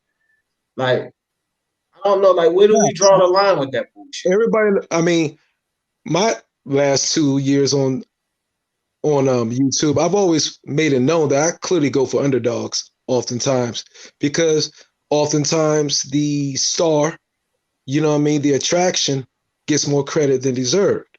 So I've always done that. I made that known quite a bit. And that's just a part of me. I just like, it's just sometimes I feel it's unfair when you wonder why certain fighters will get the fast track to stardom while other fighters won't, that are equally as talented, you know, and you don't know if it's politics, you don't know if it's this or that, but those are things that I've always paid attention to. And that's why I would tend, like I told before, I wasn't a big Mayweather fan. I just had to be showed over and over and lost too much goddamn money to like, okay, this motherfucker's the shit. But I picked Zuda, I picked Zab to beat him. I was going for freaking Shane to beat him. I was going for everybody to beat him. And you can't say he fought these guys, they weren't over the hill. So I was like, God damn, I'm losing too much fucking money. Okay, I have to give him. The motherfucker is the motherfucker. Shit. You know what I mean? Now, the Castillo fight, I rewatched that fight. The first time I was like, yo, he lost. Castillo beat him. I was straight up on it. Castillo beat him. Then when I watched the fight again 2 times, I looked at it objectively. I was like, that was a very close-ass fight. And then what Mayweather do? He fought him again. Now, you can only admire that. Now, somebody who I think has no asterisk for his career, and there's very few of them, fighters that really do. One of them is Marvelous Marvin Hagler, because he avenged every loss he had. But people talk about him fighting Ray, moving up in weight. I'm just saying, like, not you, but like I'm saying, that's what happens throughout the years. Like they always say, yeah, well, he did fight I think just the other day when somebody was on the panel, and they say, well, he was a career 147 pounder. When they was talking about the Hagler Ray shit, like they always want to throw asterisks on a guy's accomplishments, and I'm not innocent of this shit either. You know what I mean? Everybody knew Ray was. Yeah, everybody could tell Ray was big. He wasn't going to stay at 147 forever. He ended up going and fighting the catchweight versus Donald Lalonde at super middleweight, right? So, and Donald Lalonde came down from light heavyweight. So everybody knew Ray was going to grow into his body. He was young when he was at 147. You're talking about still a 23, 24-year-old. So, but I think Hagler, I get pissed off where Hagler is not on the list, Minnie's list of, and he should be top 5, top 10, top 5, definitely of pound for pound greatest fighters ever. And I believe just because you ain't moved out of one weight division, you stayed to dominate a damn weight division for 10 freaking years. You mean to tell me he couldn't move up and dominate? His skills would have went with him. You know what I mean? It's like, though, especially because he chose to dominate one belt forever in one division forever, mean he ain't shouldn't be considered pound for pound because he didn't get multiple belts. That's absolutely ridiculous to me. And also, Tommy Hearns, I believe, is not rated on the pound for pound list higher because Tommy Hearns did something nobody else did. If I'm not mistaken, wasn't he the first fighter to get 5 different? He was the first to start breaking the mold with 5 titles in 5 division weight classes. Technically, it was Leonard, but Leonard fought Lalonde for 2 titles in 2 different weight classes, so it kind of depends. Technically, it was Hearns. He broke it. He went up. He did it, and it was acknowledged by everybody after that fight. But there you go again. But oh well, I'm shutting up. Yeah. Well, I don't know, man, but yeah, it just happens. I don't know, like, where do we draw the line, or do we draw the line? Fuck it. Do we just keep doing this shit? I think that you can complain. You can make a complaint about damn near every boxer fan. I don't care who your favorite is. You look at some of these old boxers. that people freaking celebrate. I mean, way back in the day, where they weren't even allowed to fight the colored boxers. A lot of people felt some of those colored boxers would beat the living shit out of them, but because they had the segregation, they never even got the competition. They never even got in there to get to share the ring with them, right? You can put these stains on damn near everyone. I don't care how far back in history you go, or even until today. Like, there can be stains, I think, on damn near every fighter's resume. With Floyd Mayweather, this fucking 50-year-old shit. Conor McGregor got a fucking license 2 weeks before y'all fought, fucker. And it's on your goddamn resume. True. Yeah. So, I mean, it is what it is, dog. It is what it is. I think that people like boxing librarian, Beats and Rhymes, Mark, Intangible, Scrapbook, these guys, they could probably dig up a stain on every fucking boxing goddamn history of boxing. I guarantee they could dig a stain up on every one of them. Because I like the record books. Yeah, I mean, shit, they gotta matter, or they wouldn't fucking exist. You know what I mean? So, like, some of these people that's all about, like, how hard would I am. No, it's about seeing these guys fight. Let's see them get them in. I don't want to hear that history shit. No, it's gotta matter. It's gotta matter. Because if not, we wouldn't have boxing history. You idiot. You know what I mean? So everybody's got to appreciate both sides of the spectrum, son. Right. I think it's when people put over importance on it above everything else is what the rift between other people happen. Well, with that, I think both sides do it. I think both sides do it. Like, okay, you look at, so Johnny Boy and Intangible got into it one day, right? About, I don't give a fuck who Harry Grab fought this, that, and the third. And then Johnny Boy had his point about today's fighters, right? And then so a lot of people with today's action or what they see in the ring, they don't give merit to a lot of the resumes, the world champions they will. But I think it's done by both sides. They overvalue their perspective on the sport. They overvalue theirs and kind of, tone down, like, and I think it all matters. I really do think it all matters. Just because you are not privy to that information that Intangible or Mark have, motherfucker, just because you didn't know he beat 16, former champions, don't mean it don't fucking matter. You know what I mean? It definitely matters. But I don't think it's about being privy, because you keep using the word privy. I think it's up to it's more so the individual if interested enough in knowing those facts. Make sense? Yeah, but some people are not privy to it, Myron, because Scrapbook, we would know. Let me tell you why I say that. We were sitting on with me, Beats, Mark, Scrapbook, and we were sitting on the fucking panel, and Scrapbook was telling us about all of the articles and things he collected. Motherfucker, it's thousands that you will never be able to find, which means you're not privy to that information. Yeah. And some people retain information a lot better than other people. I have a shocking memory. Someone could tell me something 5 minutes ago, and 5 minutes later, I forget the whole conversation. Yeah, me too, bro. You know what I mean? Like I have a shocking short-term memory. And somebody could say something to me 10 years ago, and I remember exactly what they said. Somebody could say something to me 5 minutes ago. I forget the whole conversation. That's because you was doing all that bare knuckle fighting up there in Ireland. Y'all crazy motherfuckers. Like, I'm just joking. I've only fought 5 or 6 times bare knuckle. I've not really fought a lot. See, I knew you had some of them. Nah, I'm just joking with you, brother. Yeah. But I've had 5 or 6 fights. I wouldn't say I've had a lot. I've boxed more than I bare knuckled, put it like that there. I've been more of a ring guy than, getting my face punched by a bare knuckle. But no, in general, no. But that is God's honest truth, though. And I've been like that since I was a kid. Somebody could say something to me. I remember I used to have short attention span in school, and I would be easily distracted by something, and I forget a whole conversation we had with the teacher, or the teacher said something. You know what I mean? So, but some people are like that, and some people, they can read something once, they remember it for the rest of their life. Somebody could say something to them, they remember that conversation word for word. You know, some people are like that, you know. So even if you do study, not everybody retains the information the same way.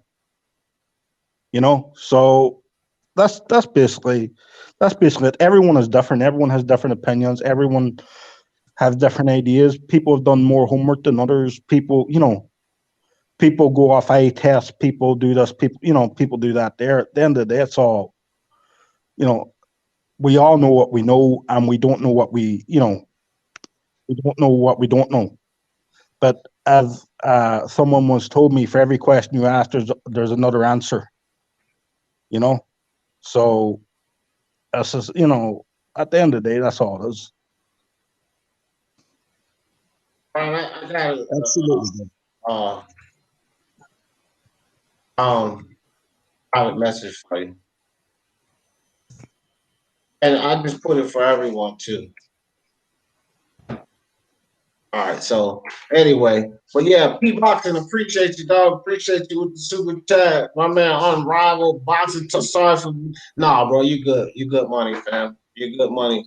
I don't think anybody. The good thing, Mark, was we all sat here and talked it, hashed it out. You know, never a problem. And just like Mr. Two said, and he brought it up. Much love to you, dog. Always. No sweat. Diplomat D. Jefferson. Hey man, you know what else too? Intangible. I'm gonna apologize to you right now, and I really wish that you would have let me know that information a little earlier. And it's all right. It's all right. And IBT, fuck you. I ain't apologizing to you, motherfucker, because I didn't know. You got them come off line yelling at me and shit. Fuck you. No. No, not you, Intangible. I'm talking about IBT went from 0 to 60. It's fine, man. It's fine. I hope he thought, see, man, motherfuckers can't take it. And don't go after him. I hope he thought I was joking. Yeah. I know. It's just like, look, bro, I'm not that guy. I ain't that guy. At least I don't try to be. So people if understand I'd have known that. That is British and like European humor, though. British, Irish, that's European humor. Byron, they deal with sarcasm. I gotta talk to you about this behind the scenes because I don't think you get where we're coming from. Oh, okay, all right, that's what's up, IBT. It's not about that, dog. It's not about that. It's okay. As a matter of fact, I'm gonna put it in the private chat because I'm not really trying to put it over. Nah, it's all good. Don't worry about it. I was just saying. It's just, I think I spelled it wrong, but there you go in the private chat, Myron. That's what it's about. Because I recognized it early. So I'm just saying that's what it's about. So it ain't like no jokes or nobody them trying to be funny or none of that shit. Like it's not about nationality or ethnic background or culture. It's about that right there. Right. And with Intangible, I literally came off at him a couple of times in the past. Like we went back and forth a couple of times. And had I known that, no fucking way I wouldn't even have went at him like that. Because I never go at Mark like that. It's a reason why I never go at Mark like that. And I wouldn't have went at Intangible like that either. So again, man, takes a bigger man to fucking apologize. Motherfucking egos, man. People got too much ego. They feel like it's shameful to say I apologize. There's no shame in that, man. Tell everybody, ain't no fucking shame in that. I gotta go off subject for a minute. Anybody see who else was laughing at that big ass fly on Pence's head during the goddamn debate? Buster Monster sent me a damn he sent me on his head during the debate. That fucker laid a bed there. You see Trav FDY did a video. He said saving Joe Biden from that fly on his head. It was only about 16 seconds. That motherfucker was like, Could somebody send me that shit? Because I messed up. Yeah, I'll send it to you, Brian. That shit was funny, was up there for the 2 minutes, 3 minutes. He was chilling. And I was with my girl. I was like, is that a fly or just like some shit that fell? No, that motherfucker's a fly. He crawling. Don't you see him? I was like, holy shit, he chilling. I do that too, sure. Let them crawl all they want. Yeah, that was funny. I didn't even watch that debate though. If Trump and what's his face? If Trump and Biden would have went back at it again, I won't even lie, guys. I would have watched it. I would have watched it. Hilarious. For entertainment value. That's exactly why I would have watched that shit. I can't lie. Like, I don't give a shit about politics, to be quite honest. But look, politics for me is just entertaining. You know, that's how I see it. It's just a show. It's entertaining. You know, you get a couple of people who just talk shit on the stage. It's entertainment. Yeah. Mm-hmm. Yeah, I can't I can't even talk. It's quite or something. Hilarious. Even I watched it and I'm not even American. What is funny as fuck. So, yeah. All right, here you go. Here you go. I'm going to pull it up now. Now, my computer run a little slower than everybody else's. So, but I don't put it up. Yeah, but that shit was funny, bro. All right, question. Now we can, I don't know if we can finally get to the Q&A. We done talked about everything, starting off with Floyd, but this is a Q&A, so let him fly. I mean, you got questions for the panel, whatever. Fish, what's good with you? Lisa Bell's in the building. What's up? What's up, Scott Brown? 8 Sins in the building. Appreciate y'all coming through. Yeah.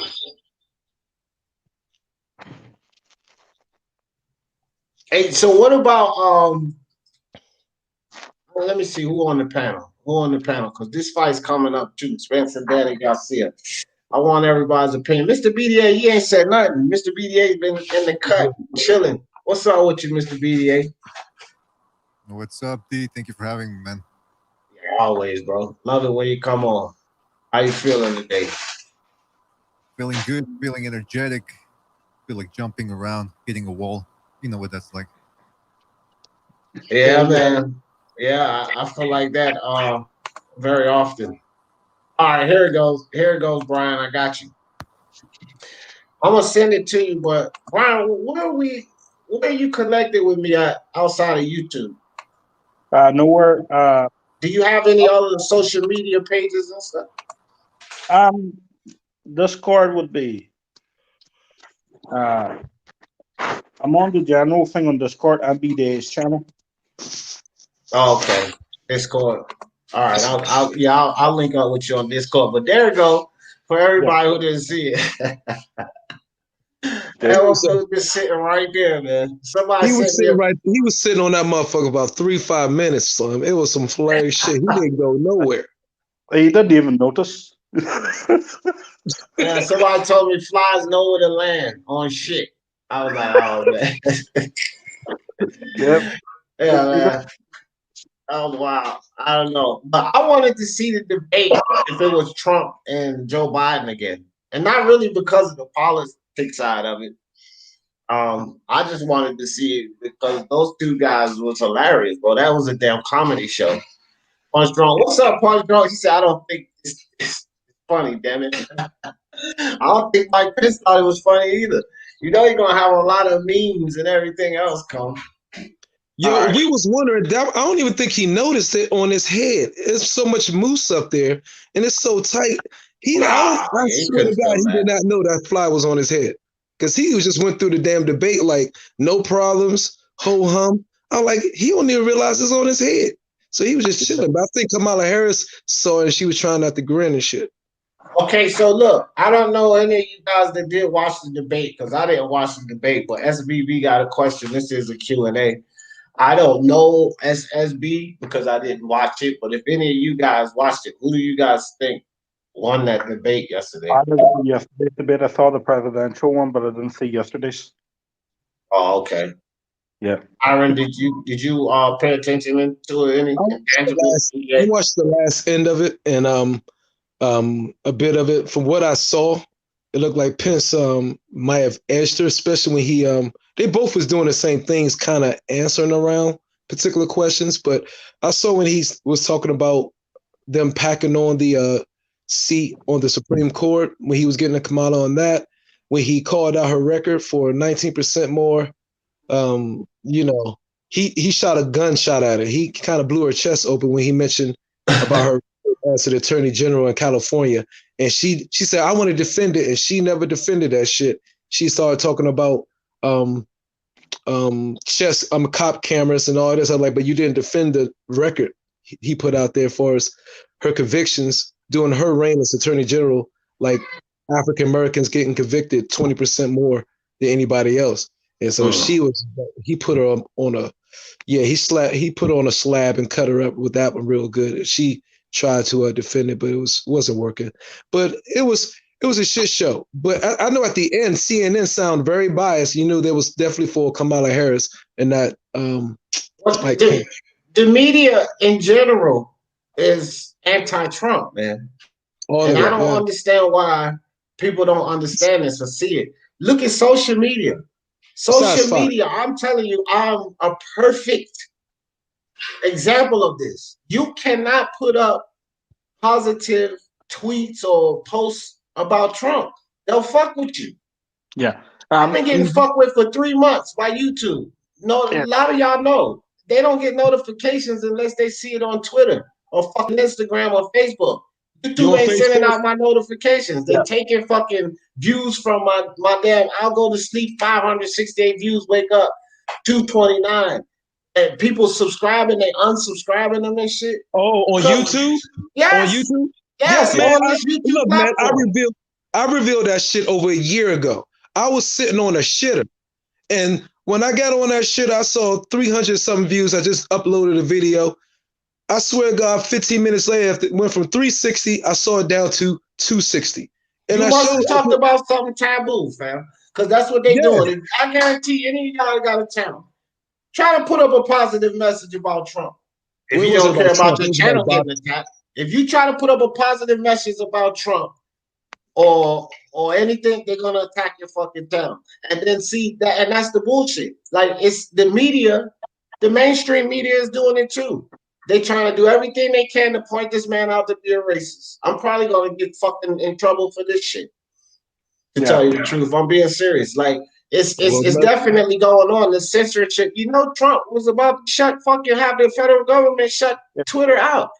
Can I the U.S. because of hold on, Brian. He was about to have them try to get them shut down because of censoring fucking tweets and shit. But every fucking radio station, I ride down the street and they got these fucking advertisements.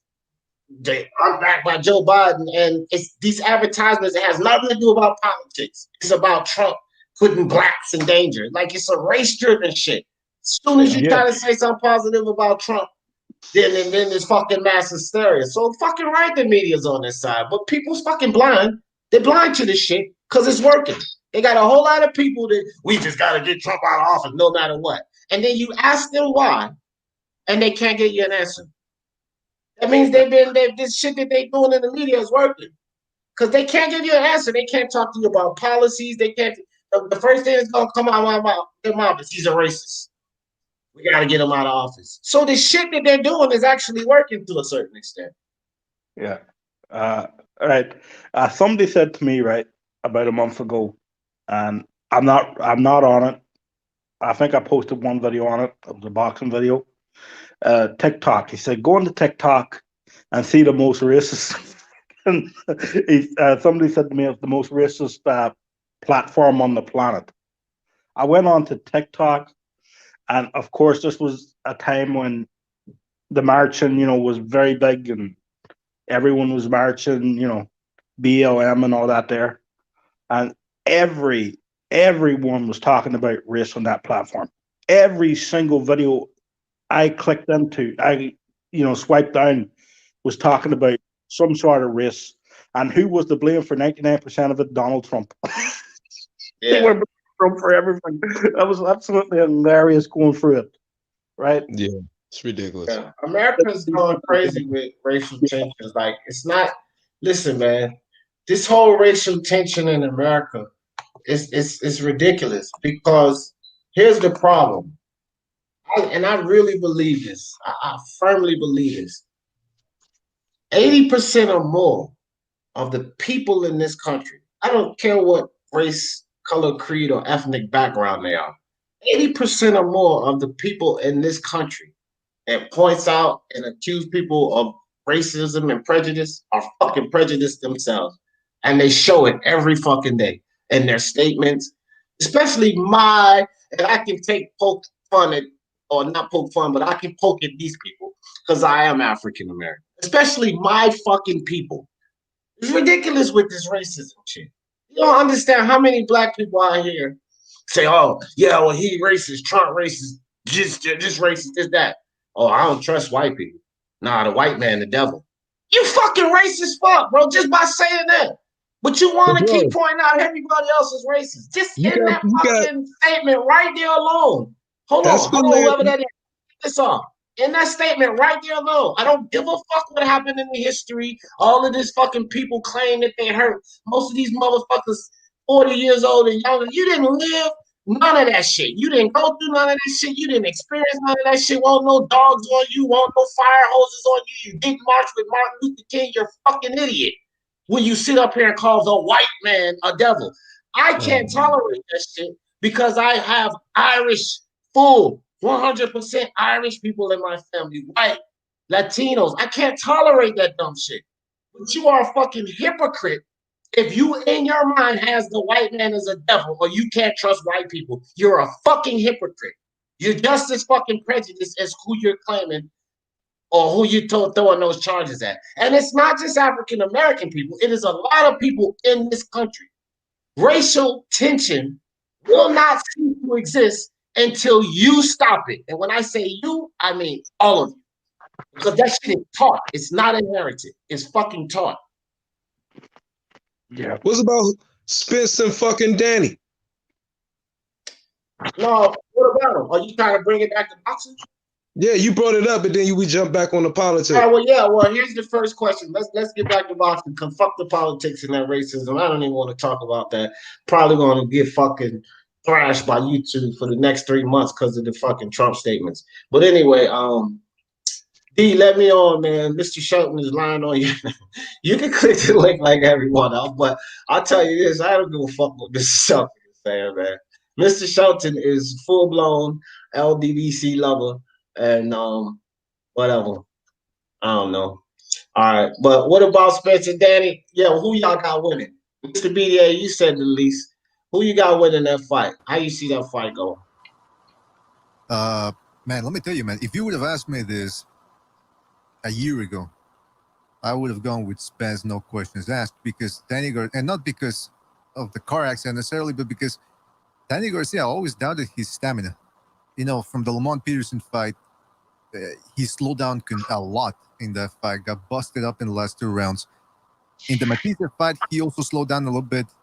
So I've always had that in my mind about him, like, oh, he slows down late in the fights. But when he fought Porter, who pushes the pace, although he didn't push it as much as usual against Garcia, nevertheless, Garcia showed good stamina in there. He didn't exhaust his energy supply. So I'm thinking maybe at 147, his gas tank ain't all that bad.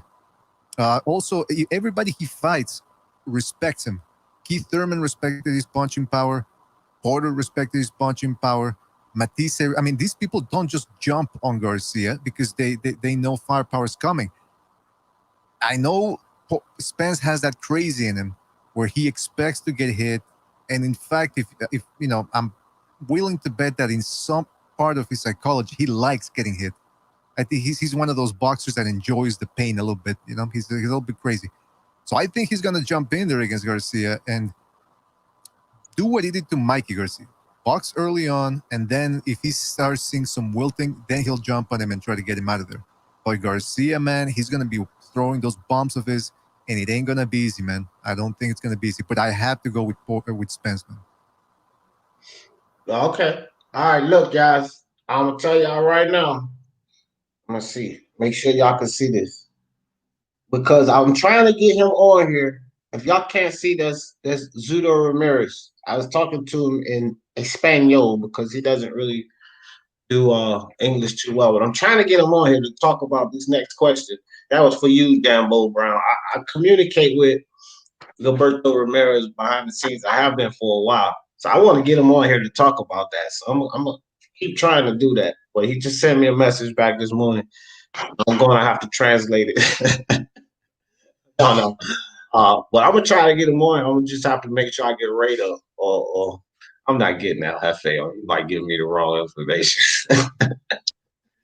Or my daughter, she speaks Spanish fluently. But anyway, yeah, I'm a real chick. I have not embraced my Latino side and learned the language. But yeah. So Intangible. Spence Garcia.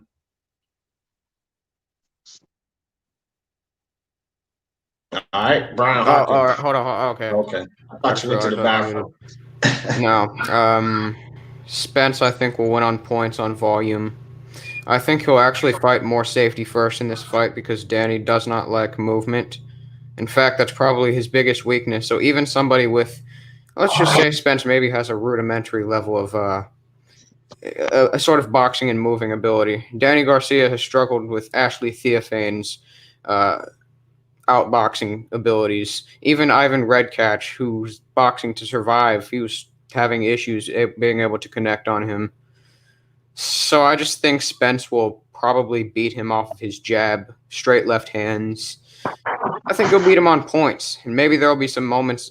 Of course, Danny does have a puncher's chance, but I think Spence will just outwork him. All right. Brian, what you think? Okay, well, I've said it before. I think Spence will win if he comes in at 80% of what he is. I could see what Intangible was saying about him being more careful in this fight because I don't know what shape he will be in. But also, there's a part of Spence that's a dog, and he wants to go in and he wants to stand toe to toe, and he wants to show he's the alpha male. Basically, like he's the tough guy. So I think that could be dangerous for him. If I was Danny Garcia, I would go to the body early, test out the body. Danny's not really a combo punch thrower.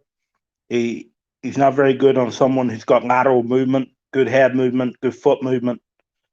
I think Spence wins on points. I don't see a stoppage in the fight because I do know one thing about Danny Garcia. He's got a good chin. He's tough, he's dogged, and he'll come in hard. So I do have Spence, but there is an asterisk in it because I honestly don't know what shape he's coming in at. And that's just me being honest. Right. Oh, yeah. He's 80%. Yeah, he's 80%, he'll win. I feel you. Marvin, did you have a go at that? I don't think you did. Mr. Moonshine. Go ahead, Marvin. But, okay. One thing about Errol Spence Jr., he's not as good with lateral movement or footwork as I would say Sean Porter or Keith Thurman, who both have fought Danny Garcia in close rounds. So since Spence moves a lot less than both of those guys, I do believe he'll be more in front of Danny Garcia, which means he'll be more susceptible to the no-look left hook. Now, my other thing with Spence is, he's taking a heavy, heavy challenge fresh from the accident. And we don't even know if all them goddamn teeth is healed. You feel me? So yeah, I'm dead serious. So I know. I'm picking Danny. Okay. I'm going with Danny, bro. I think it's going to be too early for Spence. He ain't even. From what the rumors have said, he ain't even sparring yet. Yeah, I don't believe that though. That's what Derek James said. I think that I spoke on that a little bit. But go ahead and finish. I'll speak on that on my turn. Right. I'm not. That's why I said it's a rumor because I'm not 100% sure. But I think since Spence has less movement, not as good a mover as Keith Thurman or Sean Porter, where they can maneuver and bring Danny around and get him in the traps and different things like that. Spence is going to be more there in front of him, and which means Spence is going to get hit a lot more than those two guys did. And I'm just like, I'm worried about my man's overall condition, particularly in his head after the accident and coming to this tough of a match this soon. It was really ballsy on him, but I'm really picking Danny. And I think Spence is going to get knocked down this fight. Okay. Mr. Moonshine in the building. What's good with your punch drunk? What's good, D? And everybody on the panel, what's good? What's good, Jim? And just doing a little Q&A here. We just starting to get to the questions after 2 hours. I missed the fun. I missed the fun. Yeah, man, we had a little this. I just started off talking about the Floyd Mayweather. I sent you that "You Idiot" video. This fool talking about some damn, the separation between Crawford and Lomachenko. So we started talking about that. Then we talked about some personal shit, me attacking Intangible and some other shit. Then we talked about politics, and I got out of it. I missed the fun. No, you didn't, because I kept that real short. Listen, every time I talk politics, I get myself in about another month of trouble with YouTube. So I don't even want to talk that shit no more. Hey man, trust me, Facebook had me deleting 72 conservative messages, posts. Yeah. And this is like my fourth Twitter account. Right. So you already know, bro. But what you think about Spence, Danny? I think it's a 50-50 fight. I think that it's gonna be a brawl. It's gonna be less boxing, more fighting. I think Dennis Garcia is gonna stand there. Vince is gonna be standing there. I think I agree with the gentleman. I don't know what's his name because I can't see nobody's name. Where he said that Dennis Garcia is gonna knock down Errol Spence. I think that's gonna happen. That's Boxing Logic United. That's my man, Double Little Myron. So you go check him out too, Punch. You'll love his channel. Myron's got his own unique thing going there, and definitely one thing I love about Myron's channel is when I'm looking at something in a certain way, I'll be like, I'm not sure though. Let me go see what Myron got to say. Because that motherfucker's going with his own angle. And it makes sense. Don't get me wrong. But he's got this, like, a lot of times his perspective is not what like something that you wouldn't even, oh, yeah, I didn't even think about that. I didn't think about it like that. Right? That's why I love Myron's channel, fam. So, yeah, I appreciate it. I appreciate that, my man. Hey, I'm about to step off for a minute. If y'all still on, I'll be back in a few. All right, no doubt. One love to everybody in the chat. Peace and pugilism.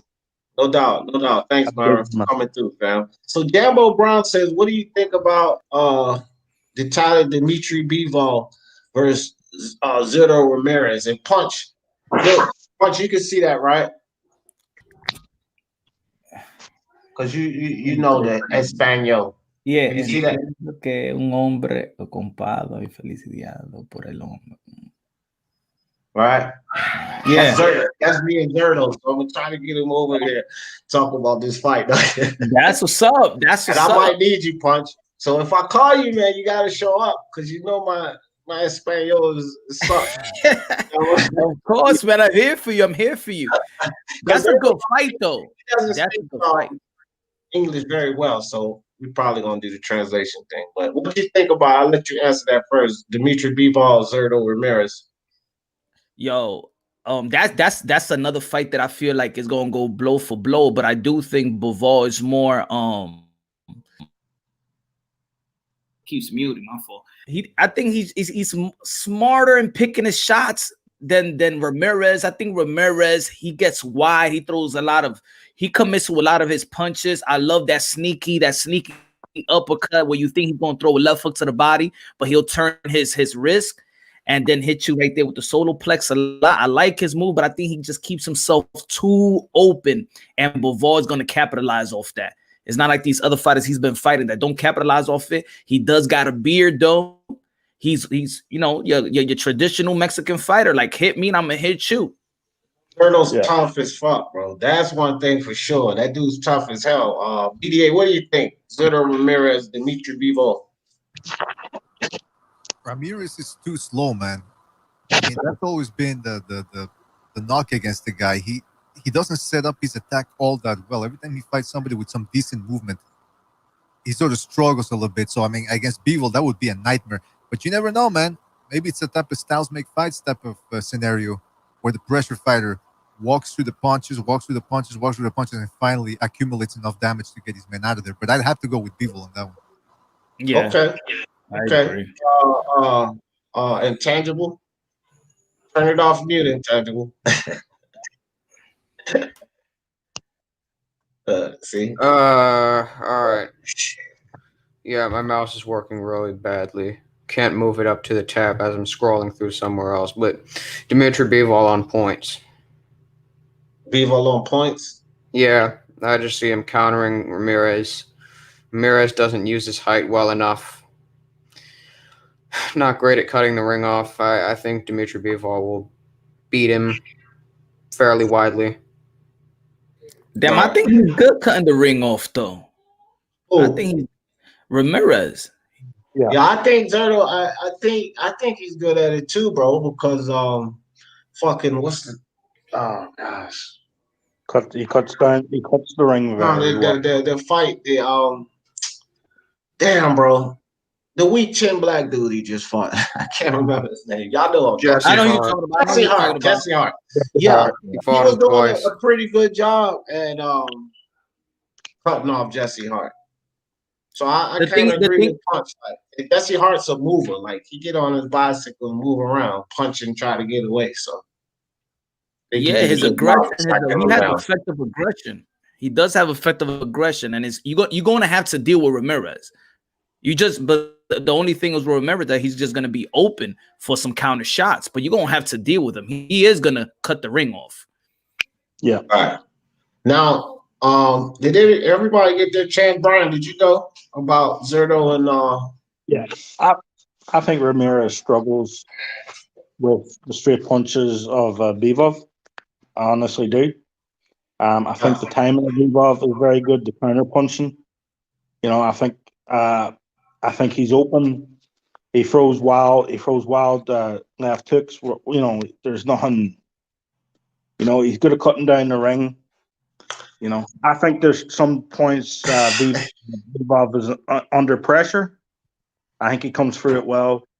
I don't see a stoppage. I think it's a UD Bivol. I just think he outpoints him. But there could be a few rounds in there for Ramirez due to pressure on him. But I think Bivol is just a better boxer, and I got him winning easily. Yeah. Well, I didn't even respond to Spence Danny. I think Spence beat Danny, and I ain't even gonna talk about it too much. I think my only concern with Spence is that there, and I have no other concerns with Spence. I don't think Danny has nothing to stop Spence, and he has to hope that this won't stand up his jaw. That's it. That's how I see the Spence Danny fight. Now, on the Zerto, look, man.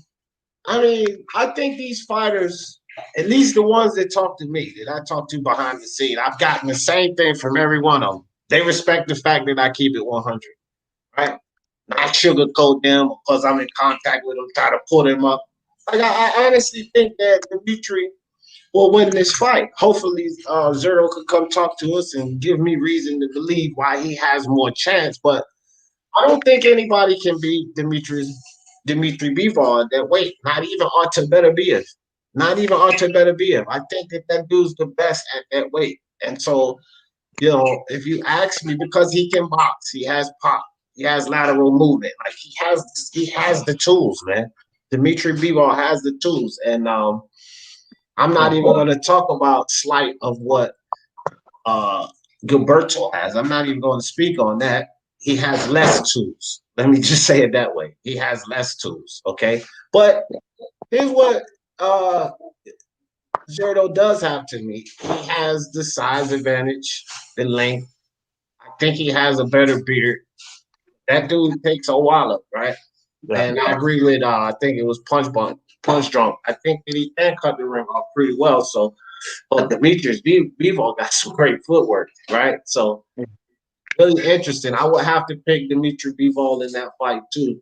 Like I said, I want to try to get Zerto over here and talk to him. Maybe me and Punch, and because I thought like in the beginning with Teofimo and Senior too. So until he started communicating with me and like telling me some specific things, I asked Loma over my boy. I was like, man, that's my boy, but this gonna be tough. I asked Loma, and then Senior shared some things with me that I didn't contemplate. Some things that I didn't even know Teofimo had in the tool bag. And I'm like, oh, really? He can do this? Okay. So then that I'm like, fuck that. Teofimo gonna knock this motherfucker out, you know what I mean? So hopefully Zerto can come over here and give me something more, you know, because we don't know. We can sit up here and posture like we know everything about these fighters, but we ain't in them fucking camps, bro. We don't see what they do in those gyms. We don't. We see what they did in their last fight, and that's it. That's, you know, we got to be able to judge by that. But we don't know everything. A lot of us don't even know what their amateur situation was about. Excellent. He might come talk to us. What their amateur situation was about. So I don't know. That's why I like to talk to these guys. Talk to them punch the same way. Why we like to talk to these guys behind the scene and you know, kind of get into their head, their coaches, their trainers' head, because you can learn a little more. But as far as right now, I gotta agree with you guys. I think Dimitri Bivol win that.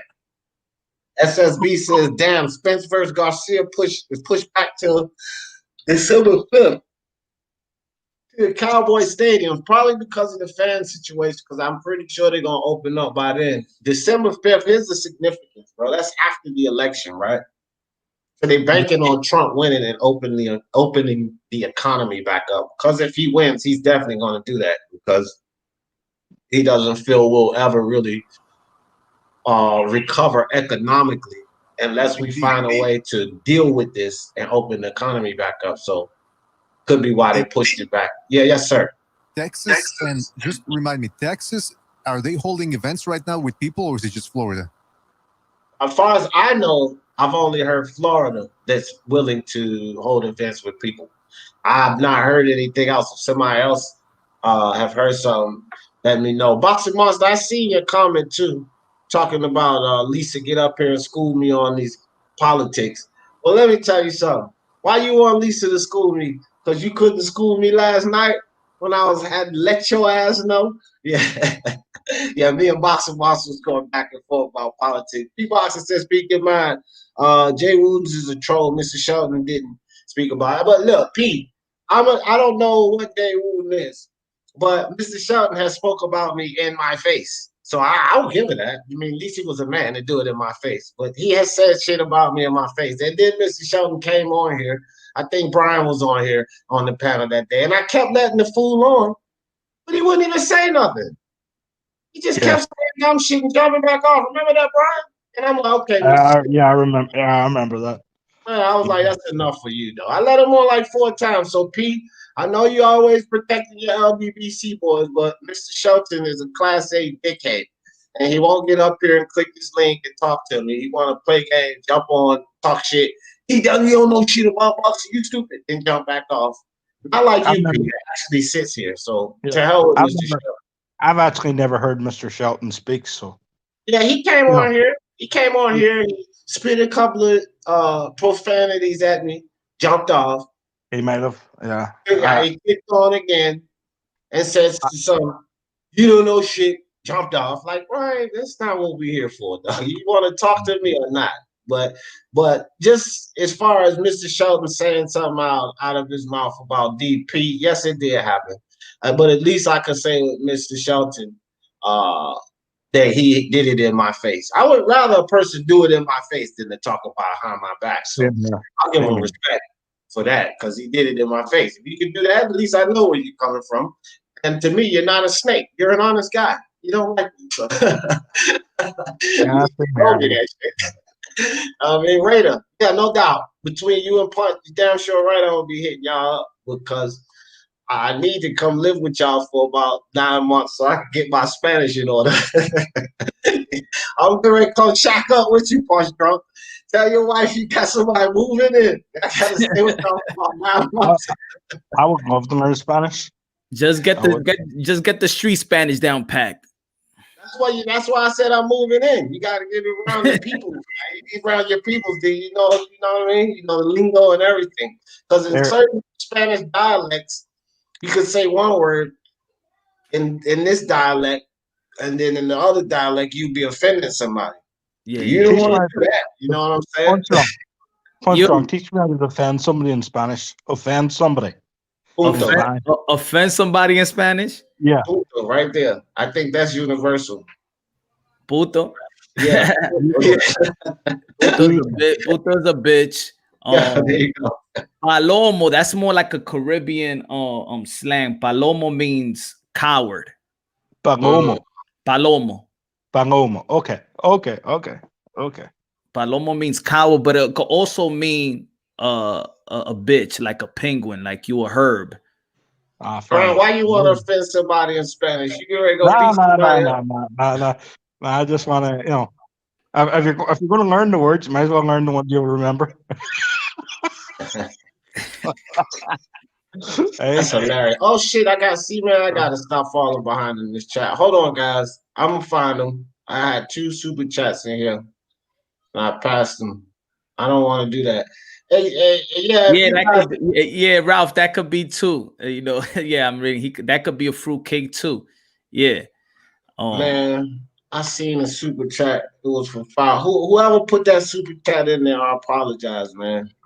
I'm trying to find it now. Yeah, guys, if y'all watch, we on here kicking it, and I throw one of them. Who? Truth Son. That's who it was. Truth Son. No, I see that one. That's for 10. It was another one for 5. Somebody put one for 5. Project Jab. All right, there you go. Project Jab. Appreciate you, brother. Appreciate you. I'm gonna go back and try to find a Truth Son said, masquerades of righteousness are betrayed by hiding the nucleus of the evil shell of beauty, betrayed the substance of the beast. Real truth exposes everyone's dirt. Mine first. It gives me the mic to speak. Hey, bro, that's deep. That's deep. I'm gonna come back and put that back up on the poetic justice. I'm still screaming that. Yeah, Project Jab, appreciate you said enjoying the channel and discussion. Many blessings, fam. Many blessings to you, man. I'm gonna let True Son sit up there and marinate for a while. Hey, everybody read that and soak that in. That's well said, True Son. I screen saved that, so. Oh, you did? Yeah, that's something you can save and read like over and over again. Like that's some deep shit there, bro. That's cool, man. I like that. It's good stuff. Good stuff. That's the best kind of super chat when they come with a good message. You know what I mean? Mr. Sheldon and straight. Y'all crazy with this. I'm telling you, man. I don't even like to discuss that shit, man. That's why Punch. Punch is a Paloma and a fruitcake, dog. Paloma. Yeah. You can actually say that too. Like that's like a fruitcake, like you know, like you're homo. Look, I know. Okay. I just switched his words up there. So if I go Europe, he didn't say that for real. Paloma. Yeah, he didn't say that for real. He said punch Palomo, pato. Sucio, tú eres sucio. Sucio means you're dirty. Sucio. Boogie, what's good with you? Okay. All right, guys. I'm trying to find. Okay, got it. I love to learn. No. You know, I want to mention this. I know you don't want to go on the politics side, but just talking about. Go ahead. Just talking about the fly. You know why I really didn't find it funny about the fly? Because if you saw the debate, that segment of when the fly landed on his head is probably where he got at her the best. So I feel like everybody is trying to pay attention to the fly and the media talking about the fly, because that's the part when he's going at her, talking about that that she never did nothing for the black community, that you've been a prosecutor, blah, blah, blah. So that was probably the highlight for me, but everybody is trying to deflect it with the fly. You're seeing everybody with the fly, but that like, if you go back and listen to what he was saying, you're going to understand that was the best, how you say it? Like where he had her the best, like when he made it.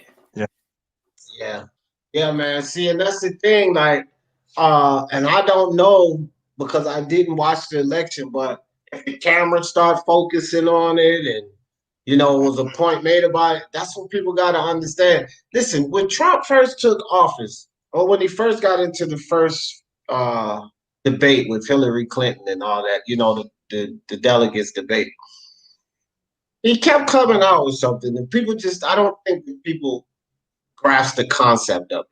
So it was fake news is what he was talking about. Nah, this ain't about Trump. This is about the whole fake news. It's called suggestive journalism, guys. Yeah. That's what it's called. It's called suggestive journalism. Brian, Punch Drunk, BDA, and I can take one report, right? And we all have our different channels. BDA has a channel, Punch Drunk, Brian, Speaking Mind Sports Talk. We can take the same exact report about an event or situation that happened, and we can deliver it on our channels. Every one of our listeners will think something totally different about it. It's because of how your delivery is. It's called suggestive journalism. You can take a truth and make it mean something totally different. You can take a truth and make it incite people and make them angry, or you could take a truth and by the way you report it, make people happy about it. That's called suggestive journalism. Is what we're saying not true? No, that's the truth. But the way you bring it forth, the context that you put it in, can give an entirely different meaning to the same subject. That's what the media does. That's what the media does. So people are like, no, how are you going to say that's not true? I didn't say it's not true. But listen to how they're explaining it to you. And so when Trump came out, he was like, fake news, fake news, fake news. That's what he was talking about. Because they're giving the news with suggestive journalism. I'll give you guys one example. The whole wall situation. Man, the dude said MS-13. I'm not even gonna say, but somebody sent me a clip last night, and I actually saw the press conference and they sent me the clip. Now, the way the media has the clip, they edited it. I'm doing editing, so I know exactly what editing is. They took what Trump said in one part of his presentation. Then they stopped it. They took another part, and then they put it all, and they made this clip. And then the reporter talking about it says, well, Trump has a lot of Hispanic, Latinos, and Mexicans angry over his recent comments. And then they played the comments, and it was totally out of context of what he said, but he actually said those things, but they took it out of context, right? They took the part that he said about MS-13 and cut out when he said MS-13. Then later in the conference, he said something about Mexican people in general. And then they applied it and cut out certain things. So it made it seem like Trump said they're racist, they're this, they're that, they're criminals. But they took out the other parts to give you the exact context of it.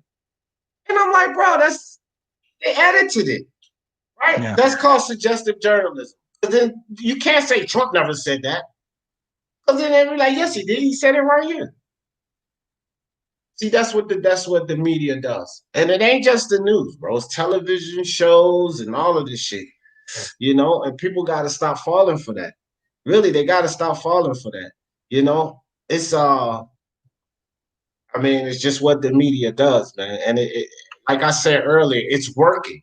It's working because a lot of people are pushing these narratives that this person's racist or that person, this politician's racist and this, that, and the third. And then they let shit fly right by. You know, all of these people say, oh, Joe Biden this, and this wasn't even taken out of context. And Joe Biden clearly said poor kids could be just as smart as white kids if the education system would. Wait a minute. And you mean to tell me in this great country and all the trailer parks that I've been through, that it's not poor white kids in this country? So if you just say poor kids, what are you talking about? Minorities and that's it? Because you didn't decipher the poor white kids. You just said poor kids could be just as smart as white kids. Now you flip that statement, right? Where is a black person, right? If he says black, then black people gonna go ape shit, right? They'll go ape shit. Oh, what the fuck you mean? What the fuck you mean? But right now, since the media got Trump as the racist, they let that shit fly right by. Let's vote Biden. Let's vote Biden. But if you break it down to a lot of these idiots, and you say he just said that your kids could be as smart as white kids. I think all kids can be as smart as each other. It all depends on who's teaching them. I don't fucking think it matters about what their race is. Right? I would think the media would want Trump in because he's newsworthy. Nah, Brian. Every time that guy. Every time not even, dog. Live in America and you wouldn't be saying that. Not at all. No, the media doesn't want him in. And, no, you know, not even a little bit. You would think they would want him in because, you know, he's liable to come out with a tweet or, you know, something. He's probably the biggest troll. He's probably the biggest troll on Twitter. He's one of the biggest trolls on Twitter. You know, you'd think they would at least he trolls the people that need to be trolled on. Yeah. It's just like, you know, again, man, I don't really listen. I don't really watch the media, guys. Like the news and all of that, the newspapers, and I have a few, you know, 4 more encrypted sites that I'm a part of, encrypted to keep mainstream media out. And everything in those sites are truths. A lot of these truths has been pulled off of the internet. You guys know, and I know you guys have seen this before, whether it be on Facebook, on the internet, or whatever. You've seen a report or you've seen something. You're like, where's that report? I can't find it nowhere. And you know it's true. But you know why you can't find it no more? Because they removed it. They have removed it because they don't really want it in the public's eye, right? And then you're like, well, what the hell happened to it? Because they control the content that comes back and forth to. I don't care if it's Internet Explorer, Google, or whatever. If it's a mainstream media platform, you're only gonna get and see what they want you to see. Yeah, no, that's just that simple. That's true. Do you know how many times I tried looking for a video somebody said, you know, like a politician has said something that was derisory, and I went to look for it, and then when I went look for it, it was nowhere to be found. No matter what I typed in, no matter if I typed in politician, you know, whatever the politician's name said this, you know, I can't find it anywhere. Bro, right? Yeah, I believe you, Brian. Look, I put out a video and I sent it to most of you guys who's if you follow me on Twitter or Facebook and we in the messenger, I probably sent it to all of you, right? And I think Punch might have remembered this or something. Or it might have been Chant Ross. But anyway, I made a video post on Facebook because I wanted to talk about topics that I didn't want to cause more trouble on my channel more than I already have. And before I got to share it to all of my people, because I got like 180 people on, you know, that I share things with. Before I even got to the end, it was down. People already texting me back like, bro, it's blank. Facebook pulled that shit off in 3 minutes, fam. Yeah. 3 minutes. And it was nothing. It was nothing. And I mean, absolutely nothing but supporting a politician. Nothing vile said about the other side. It was just support for a certain politician. And they took it down within 3 minutes. Yeah. That's what the media is controlled, man. We got to understand that the media is controlled. And they're only going to let you get what they want you to get so that you can have a certain idea and a certain perception. And it's basically going to be the perception that they desire you to have. That's what people got to remember about the media. I don't look at CNN, CBS, ABC, Fox News, or whatever the fuck. I don't watch none of that shit to get my news reports. Some people are like, if you don't watch the news or read the newspaper, how do you know this, that, and the third? Well, motherfucker, I tend to know more than you do. Not any of you guys, but you know what I mean? So where am I getting it from? Not the mainstream media source, because the mainstream media source is sort of like when 2 people are arguing and then you go talk to one person. Well, what happened?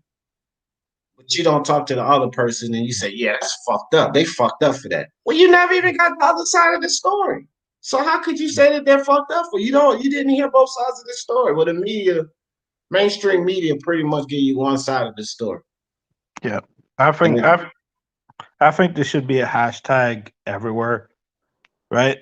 Hashtag defund the mainstream media. Never mind the fucking police. Yeah. You know? Yeah, exactly true, sons. Facts, bro. He said exactly. The poor exists in every shell, and so does smart. Yeah. Exactly. We can't accept compartmentalizing freedom. Yeah, for real, bro. And that's exactly what he did True Sons with that type of statement. You know what I mean? That's exactly what he did with that type of statement. And the thing is that all of these people that's running out there saying, come for racist, let's vote for Biden. They just let like these certain things that you would get angry at fly right over your head. Or the fact that he's invested into the penitentiaries, the correction systems. You don't know what minority or black person think that this correctional system in the United States is any good. He's heavily invested in it. He's making money off of it. Don't y'all know that they got to be quota set? They got to be quota set. That means they got to get enough bodies in there. Oh yeah.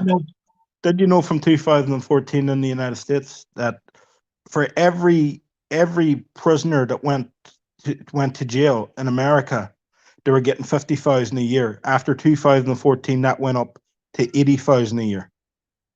That's what lobbying and these bills being passed and funding. And why wouldn't you invest in it if you know that there's going to be Bob Barker? The Price is Right. You guys know The Price is Right.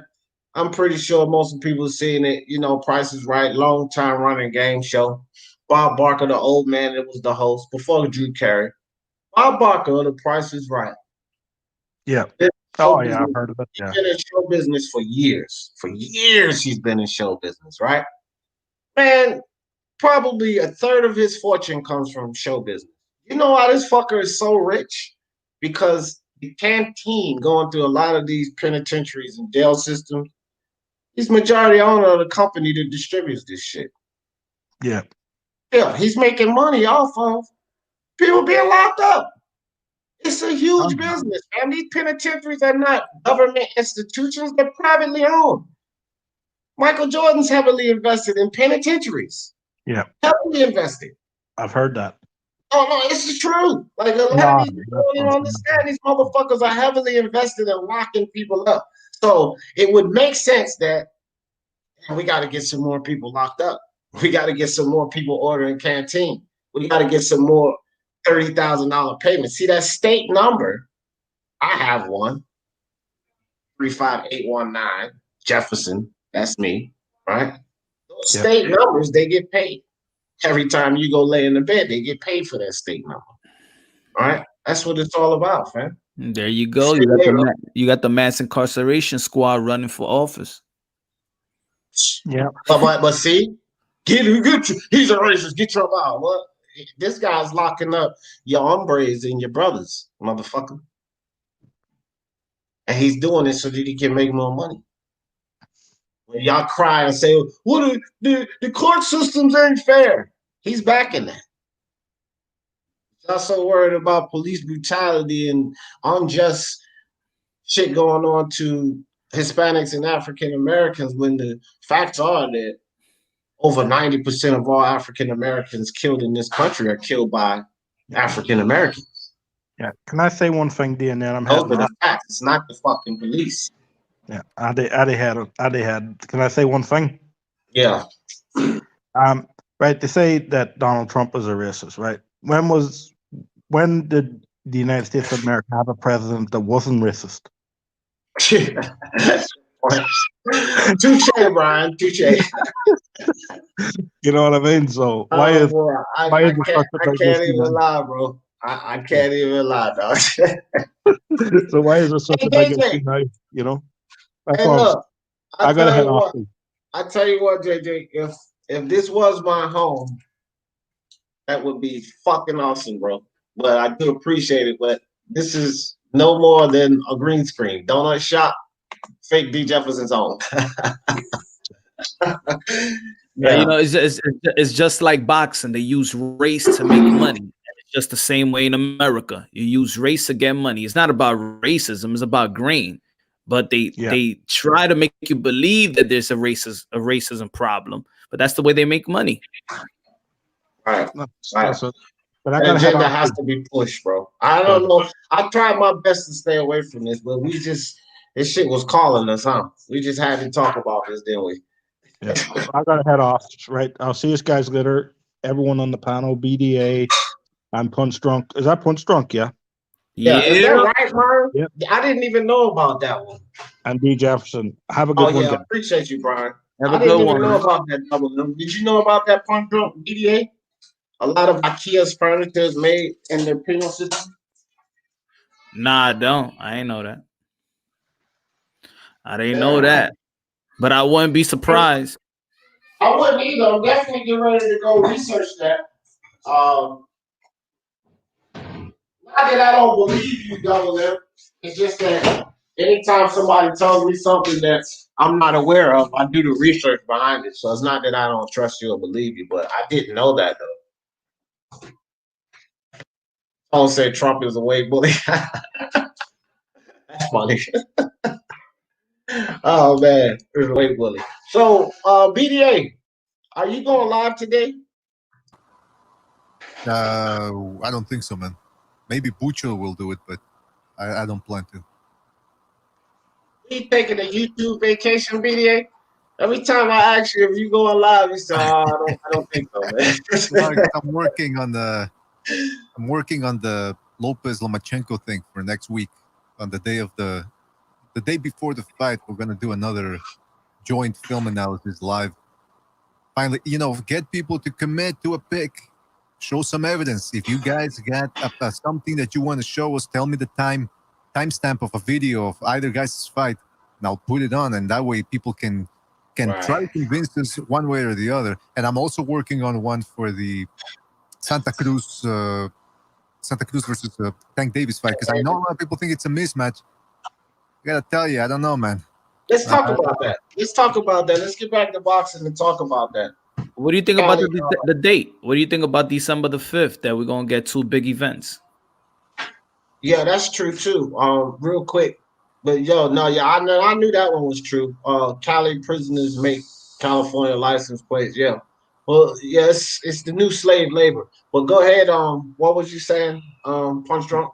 December 5th. How do you feel about those 2 big events? Listen, Ryan Garcia.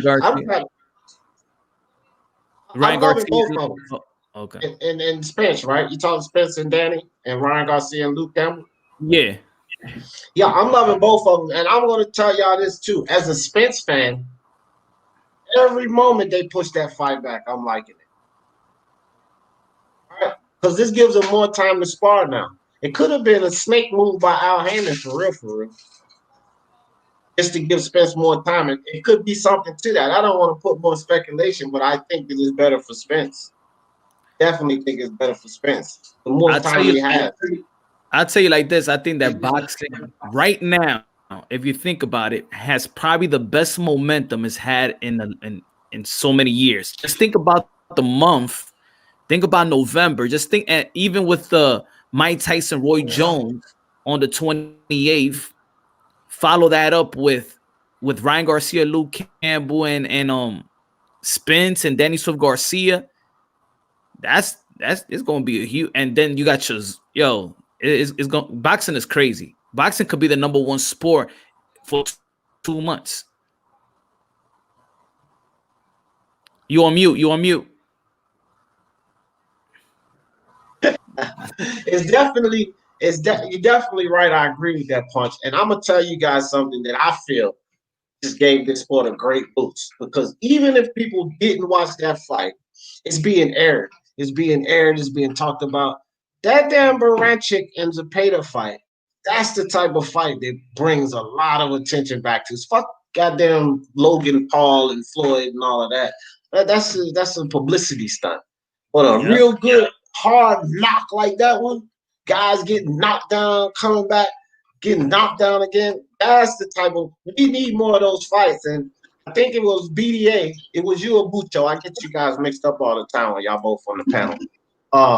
But one of you guys made the point that we need more of those fights. Maybe we showcase some of these smaller fighters that, lower marquee fighters that people are not paying attention to. Keep those things on air. You know what I mean? Because you never know when you're going to get that kind of knock. And for a boxing fan, a non-boxing fan that's just looking into the sport, it don't matter who those two guys are. If they see that kind of fight, that's going to draw them to the sport. It don't have to be the Canelo versus the freaking Dimitri Bivol, or it doesn't have to be that. Because these people don't know anything about the sport. So if they just coming in, like they say, oh, okay, you're having a fight party. Well, I'm not into boxing, but I'll come over. And then we have the fight party, and they see Zepeda and freaking Baranchik. They go, oh, damn, this is what boxing is about? Yeah. And then so boom, they locked in. You know what I mean? But that's locked in right after that. That's when the promotion got to do their job and keep their names out there for the rematch, just like they did with Gotti and Ward. You got to keep their name out there. Right, sure. So I want to. BDA just said something about Tank Davis and Bill Santa Cruz. I want to talk about that. What's up, Martin? What's up? I'll let you start this off, Martin. What chances do you believe, or what are the odds do you think that's in this fight? Leo Santa Cruz, Tank Davis, because I heard different opinions, and I'm pretty sure some people agree with mine and vice versa. What do you think, Martin? First of all, how you guys doing? If Tank Davis shows up in shape, Leo Santa Cruz gonna get knocked out. That's what. Okay. Yeah, he's a bantamweight fighting what is he, a lightweight? Yeah. Basically. And he should have been. Punch. Palomo is a herb, Pariguayo, one of them guys. Yeah. You can, I use it in a lot of terms. If you a herb, you're a coward. You Pariguayo. It's like a guy that doesn't get girls, basically. Yeah, that too. Maldito palomazo. Punch. Yeah, one of them guys. Let Punch break down this Leo Santa Cruz and Tank Davis. How you think that fight is gonna look, Punch? The Leo Santa Cruz, man, is almost a piggyback of what Martin said, man. Is I don't believe that Leo Santa Cruz have enough. He don't pack the punch to keep Gervonta Tank Davis off of him. I do think though, the first couple of rounds is not gonna be as easy for Gervonta Tank Davis. I don't think so. I think he's gonna have to adjust and then get comfortable. For Leo Santa Cruz. Leo Santa Cruz this season, he's gonna throw a lot of punches, but just like a person that throws a lot of punches, they leave themselves open. And if I was Leo Santa Cruz, I'll go for the body. You know, weaken that body. Make sure that if he got a 6-pack, that's he been training, or that was just just for show. That's just fat camp. So I'll go for the body and I try to smother Gervonta Tank Davis, make it ugly. Okay, BDA, what do you think, brother? You know, man, the reason why I mentioned that maybe Santa Cruz has a chance at making this a competitive fight is because of the second Frampton fight. That's the fight where he finally said, you know what, I'm gonna stop fighting like Antonio Margarito, and I'm gonna show my boxing skills against the shorter guy. And let me tell you, man, I've been rewatching that fight. I haven't finished it yet, but I'm watching it and I'm seeing Santa Cruz using good range, controlling the distance, making things difficult for Frampton. Now the thing is, after watching, because I was watching Tank Davis versus Gamboa, Davis looks faster. Not only is he stronger than Santa Cruz, he's also faster than him. But Santa Cruz has good boxing skills, man. If he wants to, he can control the range. And Davis is going to have to eat some shots to come in. So that's what it's going to come down to. At some point, Davis is going to have to say, okay, am I willing to eat one shot and continue pressing forward and making my way in? And then once he's in, then he would have the advantage. But he's going to have to walk through shots from Santa Cruz. And if Santa Cruz can keep him turning and maybe even hold his own on the inside, because he is a good body puncher, like Bonstrong said, it might make it interesting. Listen, this isn't Mikey Garcia versus Earl Spence. Mikey was a shorter, smaller, less weaker fighter in there. There's a difference. Yes, Davis is stronger, but Santa Cruz is taller and longer. Well, I think he's long. I don't know if I think we talked about this last time about the reach. I think the reach ain't all that different, but he's definitely got 2 inches of height, and he knows how to use those. So that all might come into play here and make it an interesting fight. Might. But for fucking $70, I don't know, man. Is that what it is? $70? More than that, I think, right? I'm not even sure. I hadn't even checked it because I really didn't have too much interest in the fight. Now I'll tell you guys how I see it. currently, Boston Nick, what's good with you? If you guys want to make some money, and I mean make some serious money, y'all get over there and go check out my man Boston Nick, Mo Scream, Billy, Preston, Jeff. You know, y'all get over there and check those guys out on Pub Sports because they will make you some money. Every time I've tried, they've made me some money. But you know, we always talk about that. You know, yes, that Tank is strong and Tank got power. But let's challenge ourselves and let's explain how what technique, how is Gervonta Tank Davis gonna be on Leo Santa Cruz? Because it's easy to say that he got more power and technically wise, how is Gervonta Tank Davis going to be? All right. Well, let me give my breakdown, and we can dig into that first. Who I think is fighting now. What the fuck is a fucking?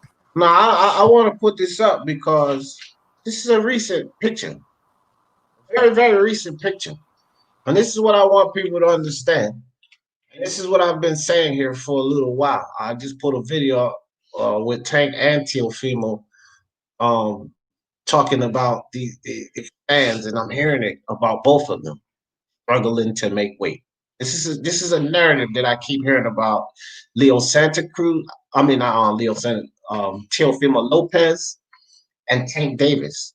And I've already dispelled the Teofimo Lopez because he's 140. Well, a few days back he was 142. He's not going to have problems making weight. Okay, so dispel that with Teofimo Lopez. Second, with Tank Davis is what I want people to understand. I think that a lot of fans are, it's always about what you've done in the past. And that's just in human nature. If you're a guy that is always a smart mouth to everyone, and then one day you come off and you're not really trying to be smart mouth to anyone, people still going to look at you as a fucking smart mouth because all they know is every time you come around, you got something smart out your mouth to say. Well, with Tank Davis, we've only seen pretty much one thing with him throughout his whole career: lack of discipline, fucking around outside of the ring, and not being dedicated to the sport. This is all we've seen from him. So I can appreciate people's opinion that this dude is going to struggle to make weight. But what I challenge people is, since you know about Tank Davis, when the fuck have you ever seen him in this type of shape? Way before a fight. This is something else you've never seen from him. You haven't. Tank Davis usually got this big ass fucking belly, cheeks fat and swollen. And then he busts his ass to get into the fight. Sometimes he struggles to make weight. This is what we're accustomed to seeing from Tank Davis. But when is the last time you've ever seen Tank Davis look like this leading up into a fight? He's, this fight, he still got time. And look at him. This is a very recent picture, right? And so this is what I say about Tank Davis in the whole weight thing.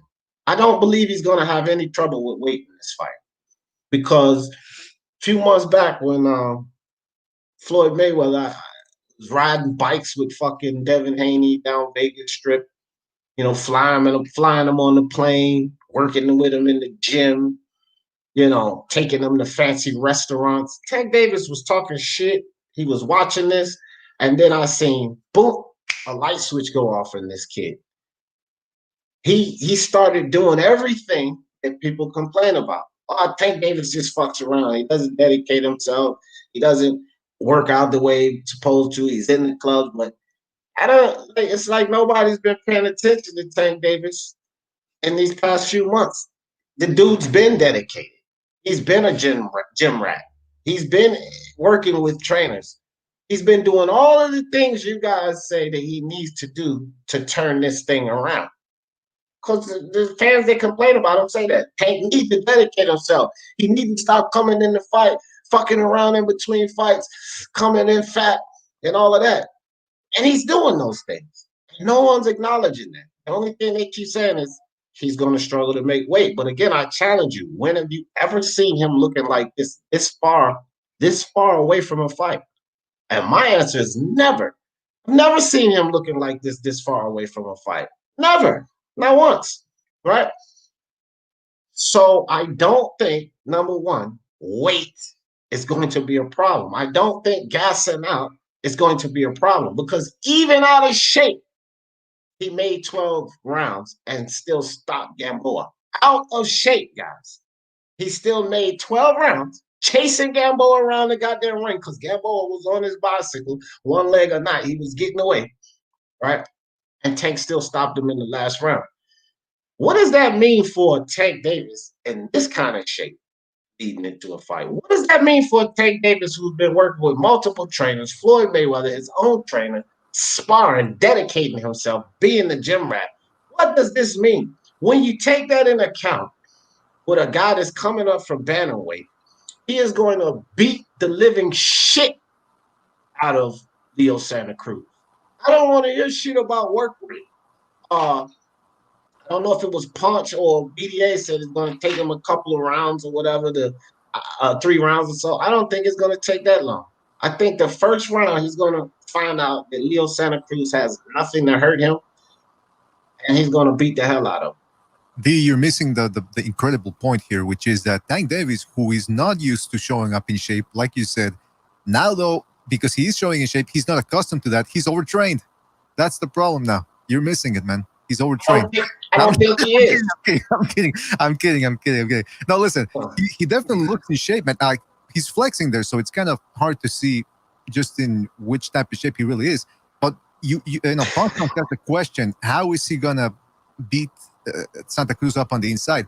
The problem with Santa Cruz, because I said what his strengths were stylistically against Tank Davis, but like I said earlier too, if he gets on the inside against Davis, he's gonna be in trouble because Santa Cruz only blocks shots on the inside. He just puts his hands up and weathers the storm and then comes back with shots of his own. And he's a pretty good inside fighter.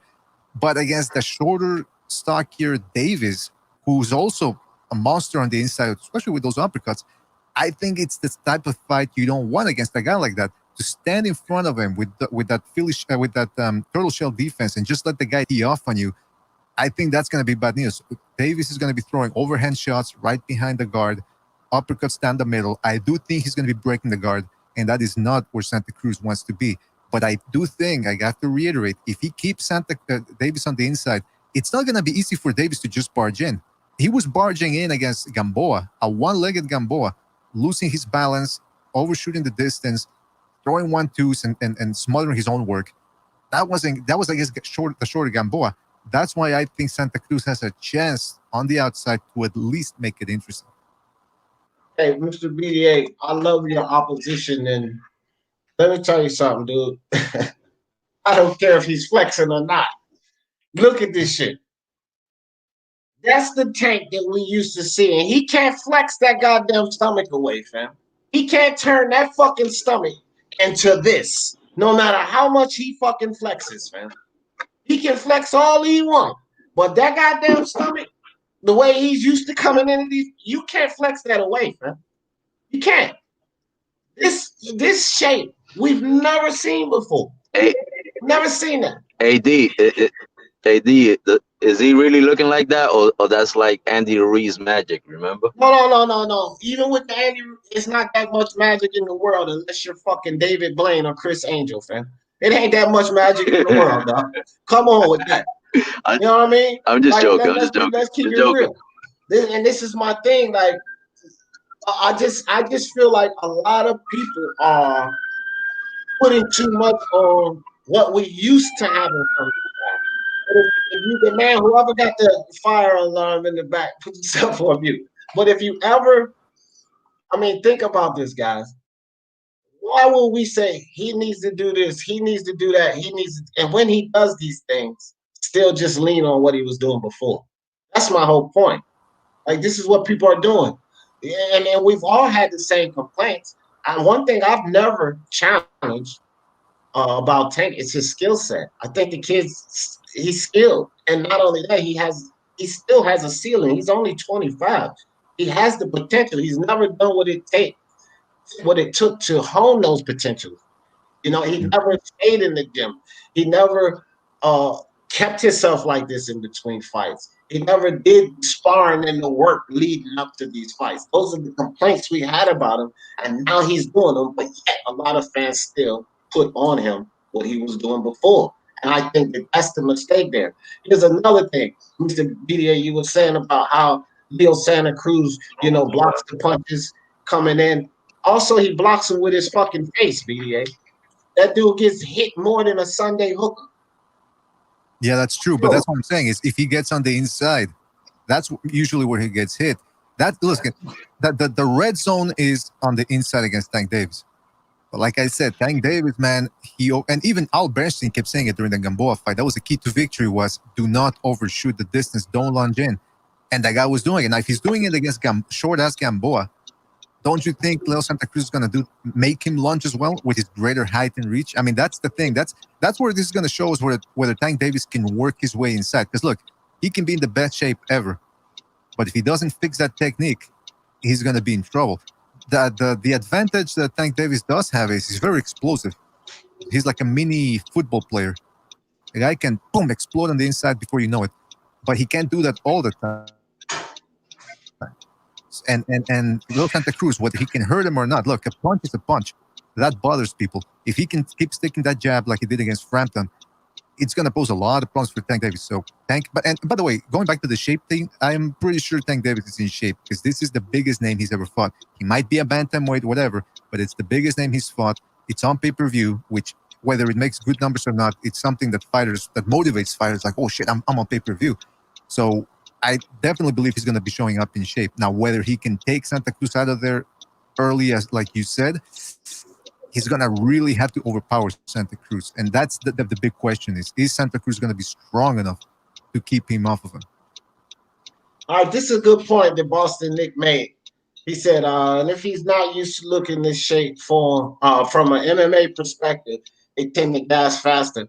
First rounds and have 7 minutes,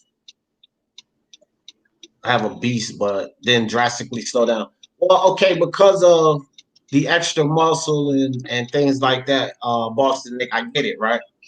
Here's the thing, Tank's always been muscular.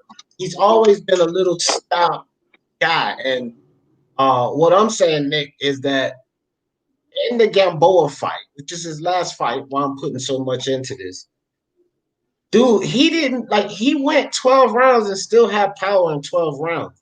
And this is lean muscle, guys. It might look like, okay, he's a little thick because he's a short, stocky guy. But this is lean muscle. This dude I followed Tank for a minute. I used to be a huge fan of Tank, right? I was a Tank Davis fan, and I denounced him a couple of years ago because all of the foolishness he's doing. But I've been following him, and I've never seen this level of dedication. Then you got to remember the gym he's in and the people he's around. Floyd Mayweather, I'm not going to allow him to put on the wrong type of muscle. This fight means as much to Floyd Mayweather as it does to Tank because it is a big fight, and they're going to, their eyes are getting big from the money that they can make. They're already selling this guy without any legitimate fights besides Pedraza. And I don't really look at this as a legitimate fight, but because of the name and the type of performance that I think Tank is going to have, they're going to be able to sell him even more. I think it's going to be a one-sided fight. I honestly don't think Leo Santa Cruz has a chance because he does all of these things well that BDA said.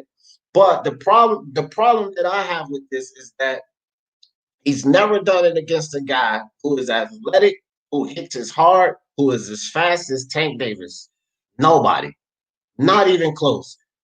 Because Tank Davis is a natural, probably 140-pounder. The reason he cannot fight at 140 because he's too short, his arms are too stubby. It's sort of like a Sean Porter situation where he's kind of stuck at 147 because of his dimensions. It's the only reason Tank couldn't fight at 140. That's it. So if Tank was about 3 inches taller and had a little bit more reach, damn right he could go compete at 140, but he can't. So this size is good for him. This size is good for him.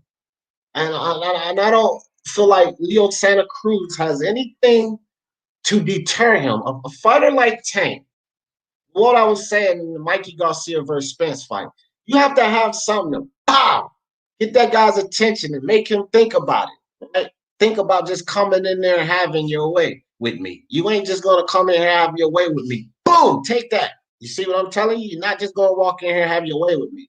I don't think Leo Santa Cruz has that to offer to Tank. And I think Tank's gonna find it out the first or second round. Because I've seen Tank fight guys that I feel like hit harder than Leo Santa Cruz, and he walked through those damn shots. So what is Leo Santa Cruz gonna deter him with? A bunch of pat, pat, pat, pat, pat, pat, titty tap, pity pat punches? No, he's not gonna deter him with that. Who were those guys that hit harder? I think Nunez hits harder than Santa Cruz. I think Pedraza hits harder than Santa Cruz. I think fucking Cuellar hits harder than Santa Cruz. He's not a better boxer, but I think he hits harder than Santa Cruz. Pedraza chose to fight Tank Davis on the inside, and it was a nightmare for him. That like he got one. That's why I believe, yeah, if Tank Davis, if Santa Cruz fights him on the inside, he could get him out of there early. But for Tank Davis to take Santa Cruz out early, that means he's going to come in with some heavy ordnance, and he has to get that ordnance through by getting in on the inside. I don't think he's got a direct line on the inside within 5 rounds, unless he hurts him early with a big shot and Santa Cruz never recovers. But Santa Cruz is skilled, man. He's got heart. Yeah, he hasn't looked all that great, and his punching power is nothing to get scared about at 130, 135. But a man that skilled, you cannot underestimate. So if Tank Davis runs through him, though, unfortunately, most people won't give him any credit because they're going to say, oh, he was a smaller guy, blah, blah, blah. But I would give him credit because Santa Cruz, whether it's at 130, 135, he's still a guy with a lot of experience, a lot of grit. He's very well conditioned. So I'm going to give Tank Davis a modicum of credit. I'm not going to sing his praises and say he's pound for pound. Yeah. But if he gets him out of there, he gets him out of there. I'm going to give him minimal credit. I got to be perfectly honest. I'm going to give him minimal credit because they ain't fighting at 130. They're going to fight 35. They're going to fight at 30, but that ain't Leo Santa Cruz's weight, bro. And Tank, and I've been saying this about Tank. This is why I think he's going to demolish him, but I also think he should. That's why I'm not going to give him so much credit. I'm giving him the credit, Tank Davis, the credit for doing the things that we asked of him. Stop fucking around in between fights. Stop, dancing with Adrian Broner, getting drunk in the street. Stop getting fat like you did in this picture over here. Stop letting your hood rat girlfriend beat you up on the couch while you're drunk. Like, these are the things that I actually him to stop doing. And he hasn't been doing this, right? He's been dedicated. And when it comes to Tank's skill set, Tank changes levels well. He can take you to the body. He can bring it back upstairs. I've never had an issue with Tank's skills. The reason he was able to do less as far as discipline, but still win, is because he has those skills. He has a long amateur career, 250-something fights, right? He didn't just come into professional boxing blind. Amateurs, you gotta hit and not be hit. Tank knows how to do that. Let's not. I think to be honest, man, the blaming on Adrian Broner, man, is getting too old for me. You know who I'm gonna blame it on, if anything, about that party life? I'm gonna blame it on Floyd Mayweather himself. He's the one with the strip club. He's the one that built this type of personality, knowing that that's not real Floyd Mayweather. He just built it because he don't drink. He don't do none of that shit. But all these guys, these new guys, they fell in love with that type of lifestyle. And that was Floyd Mayweather that dictated that. You heard. The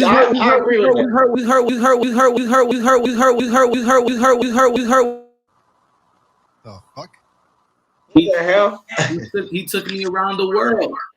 He just do the mix on and all of that stuff. He spoiled that kid.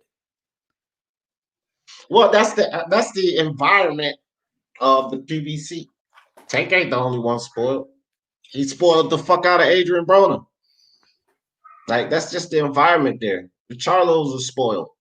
Look at all of that lavish shit they have, and look at their purses. Now you compare the lavish shit they have compared to their purses. They've all been spoiled, right? That's the element at the PBC, and that's what a lot of people don't like, that they're not earning their keep. They're not, right? So I just, again, like, I've always thought that even down at 126, when Tank was fighting guys there at 130, I never thought Leo Santa Cruz could beat him, ever. So why would I now? Right? I never thought Leo Santa Cruz would beat Tank Davis. So why the hell would I do it now? Yeah, I was calling for that Gary Russell Jr. Tank Davis back then.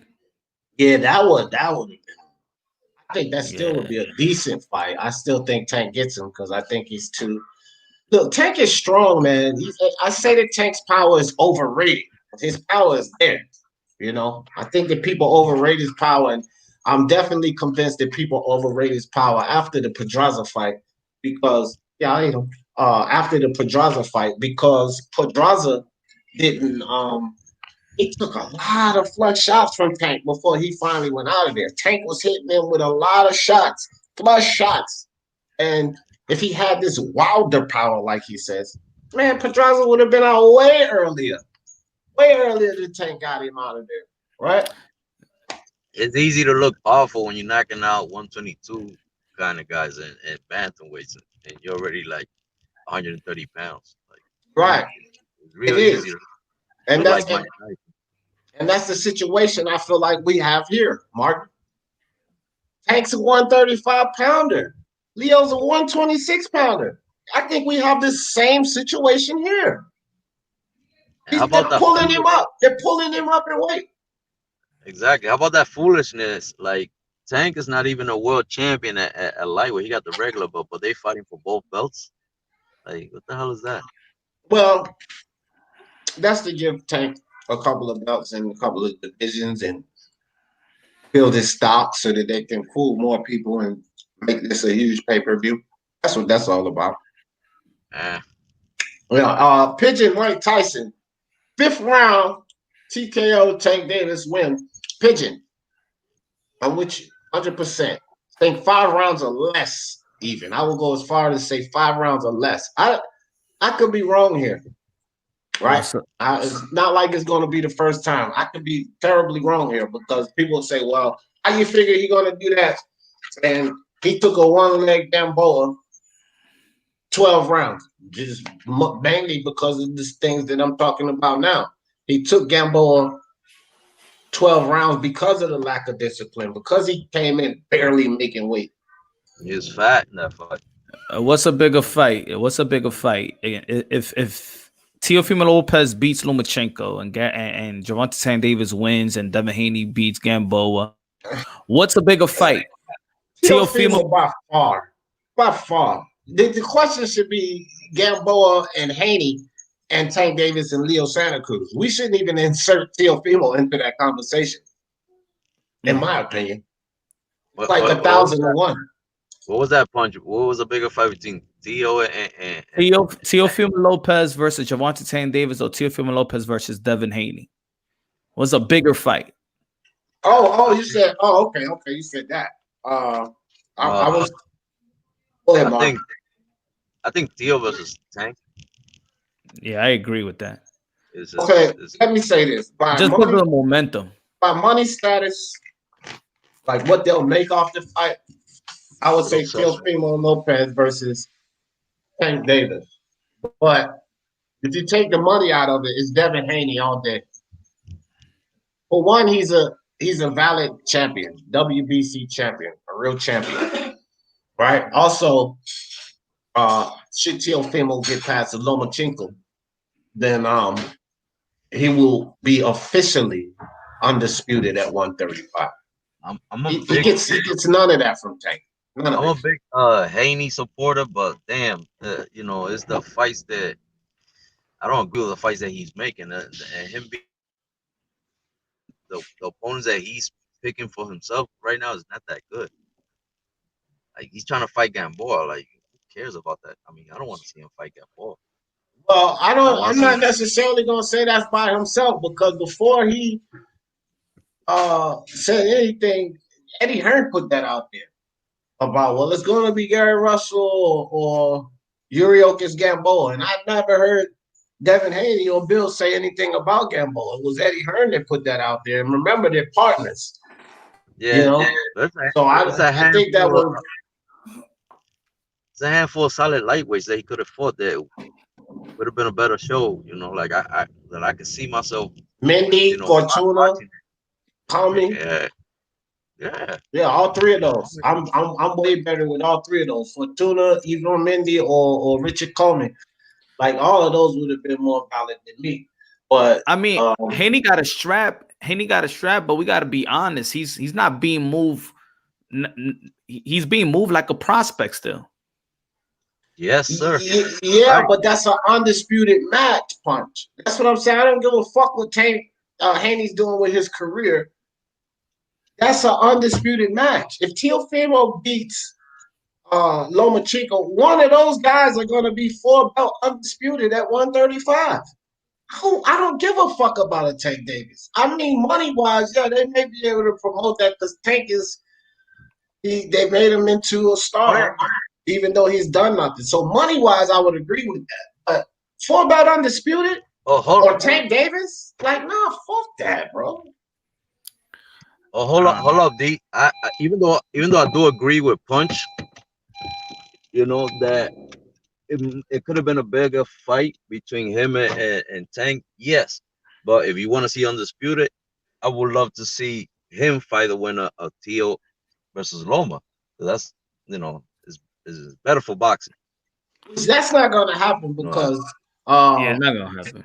Senior and it's not going to happen, but that's what we Senior preferred, and Teofimo said that Senior and Teofimo said, and it's actually just been said again with that interview that Bob Arum and Teofimo had, that the idea is if he beats Loma, he challenges the winner of Ramirez and Josh Taylor right off the bat. Yeah, that's where he's going next. So Haney or Tank Davis is not in the picture. They're not even in the fucking picture. And I don't disagree with that, not one bit, because Tank Davis, Devin Haney, ain't none of them bigger. That fight ain't bigger than no fucking 4-belt he'll have, plus the Ring Magazine belt, fighting the undisputed champion at 140, because Josh Taylor has a name for himself and so does Ramirez. So hey, neither one of those fights worth a damn compared to Teofimo going up to 140 and challenging the 4-belt undisputed guy there. Fuck Tank Davis and Devin Haney if it comes to that. So I will have zero complaints about him making that move and leaving those guys behind. Tank Davis should have been doing stuff. Tank Davis should be at the point where these two young guys are already. So nobody care about Tank Davis. If Wide Nose Ellaby and Floyd weren't fucking around so long, he would have been in position, right? But he ain't. So I wouldn't give two shits about him fighting Devin Haney or Tank Davis if that's the fight he was going to take after beating Lomachenko. I wouldn't care about it. And I would debate anybody over that. Like, bring it on, bro. Bring it right over here.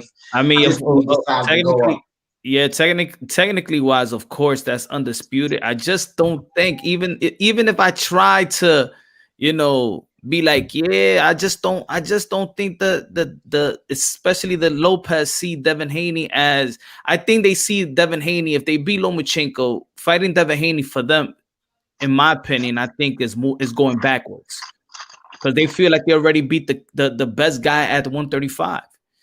Right. And it's like, yeah, exactly. Punch, that's another good point. Like, what the hell does Tank Davis mean when he ran from Lomachenko for 3 years, right? When he ran from Lomachenko, and don't nobody consider Tank up there with Canelo and Crawford. Nobody. And if anybody tries to put Tank Davis up there pound for pound with Canelo and Crawford, people will just come down and what the fuck are you talking? Hell no, Tank ain't up there. But they look at Lomachenko up there as that, right? So this is if you beat the best guy, arguably the best guy in boxing, the hell do you care about Devin Haney and Tank Davis? Now you need to go fight somebody else that will probably, say Josh Taylor wins or Ramirez. They'll probably be on that pound for pound list too now.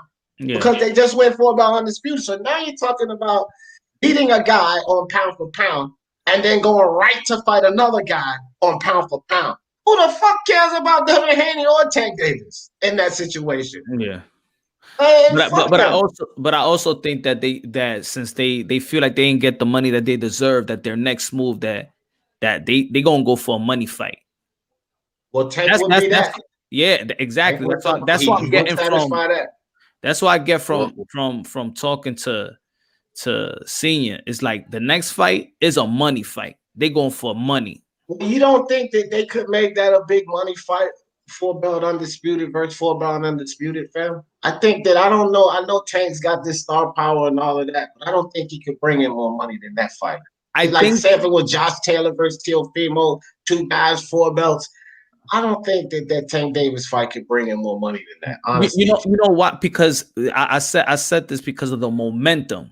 That's why I said if he's gonna beat Loma, and then 2 weeks later, Gervonta Tank Davis beats Leo Santa Cruz, where it's gonna be promoted. Everybody gonna be talking about it. The celebrities talk about Gervonta Tank Davis more than Devin Haney. Mike Tyson, that's Mike Tyson's favorite fighter. Magic Johnson, all these guys, these celebrities, these football, basketball players talk about Gervonta Tank Davis. Then you got Mayweather, and then you got Teofimo Lopez Mouth. Of course, Bill Haney, he could promote himself as well. But I'm just saying the momentum is gonna carry that watch. If Teofimo beats Loma and Gervonta Tank Davis beats Leo Santa Cruz, they're gonna be calling for that fight. Watch. What about the momentum that Josh Taylor has right now, though? Oh no! Of course, I want him to go to 140. I'm just saying if he stays at 135 and try to get a money fight, he will go after Tank more than go after Devin Haney. Yeah, for sure. I think so too, because look, this is what I said about Lomachenko. Even though that belt's not recognized, me personally, I would give Lomachenko respect for undisputed. I can't label him that because the belt's not recognized, that WBC franchise belt. But the reason I would give him respect, Lomachenko, for 4-belt undisputed is because they gave him the franchise belt. What did he do before they gave it to him? He already won the WBC belt. He already won that, which is the only reason he's franchise champion. Teofimo beating Lomachenko, not so much. You've never won the WBC belt. You just collected this franchise tag, right? But Lomachenko, Canelo, they already had that belt.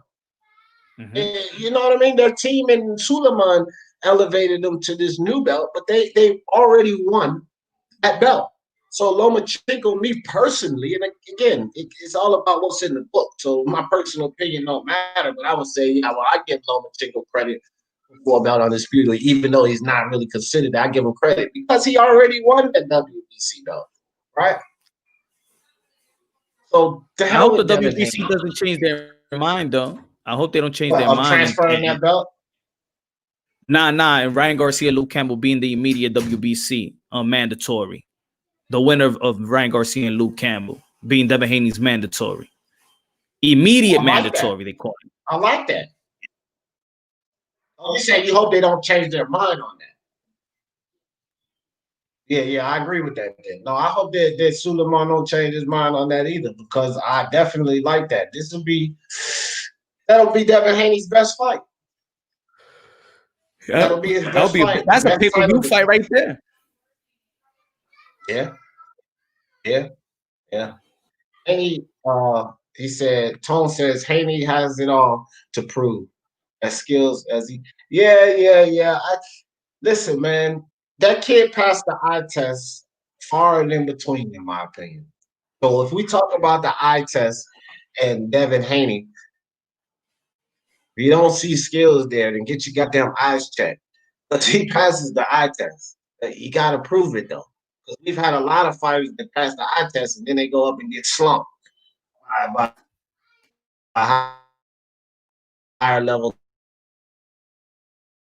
competition. A guy who traditionally, but they get accustomed to going in there and having their way. And then they step up level competition. This guy don't just let them come in there and have their way. And then they get beat up in a one-sided fight or they get knocked out. And that's what I think Devin Haney is. Because what level of competition? Abdulayev or Santiago? Those are his best 2 wins. They're not going to tell us everything we need to know.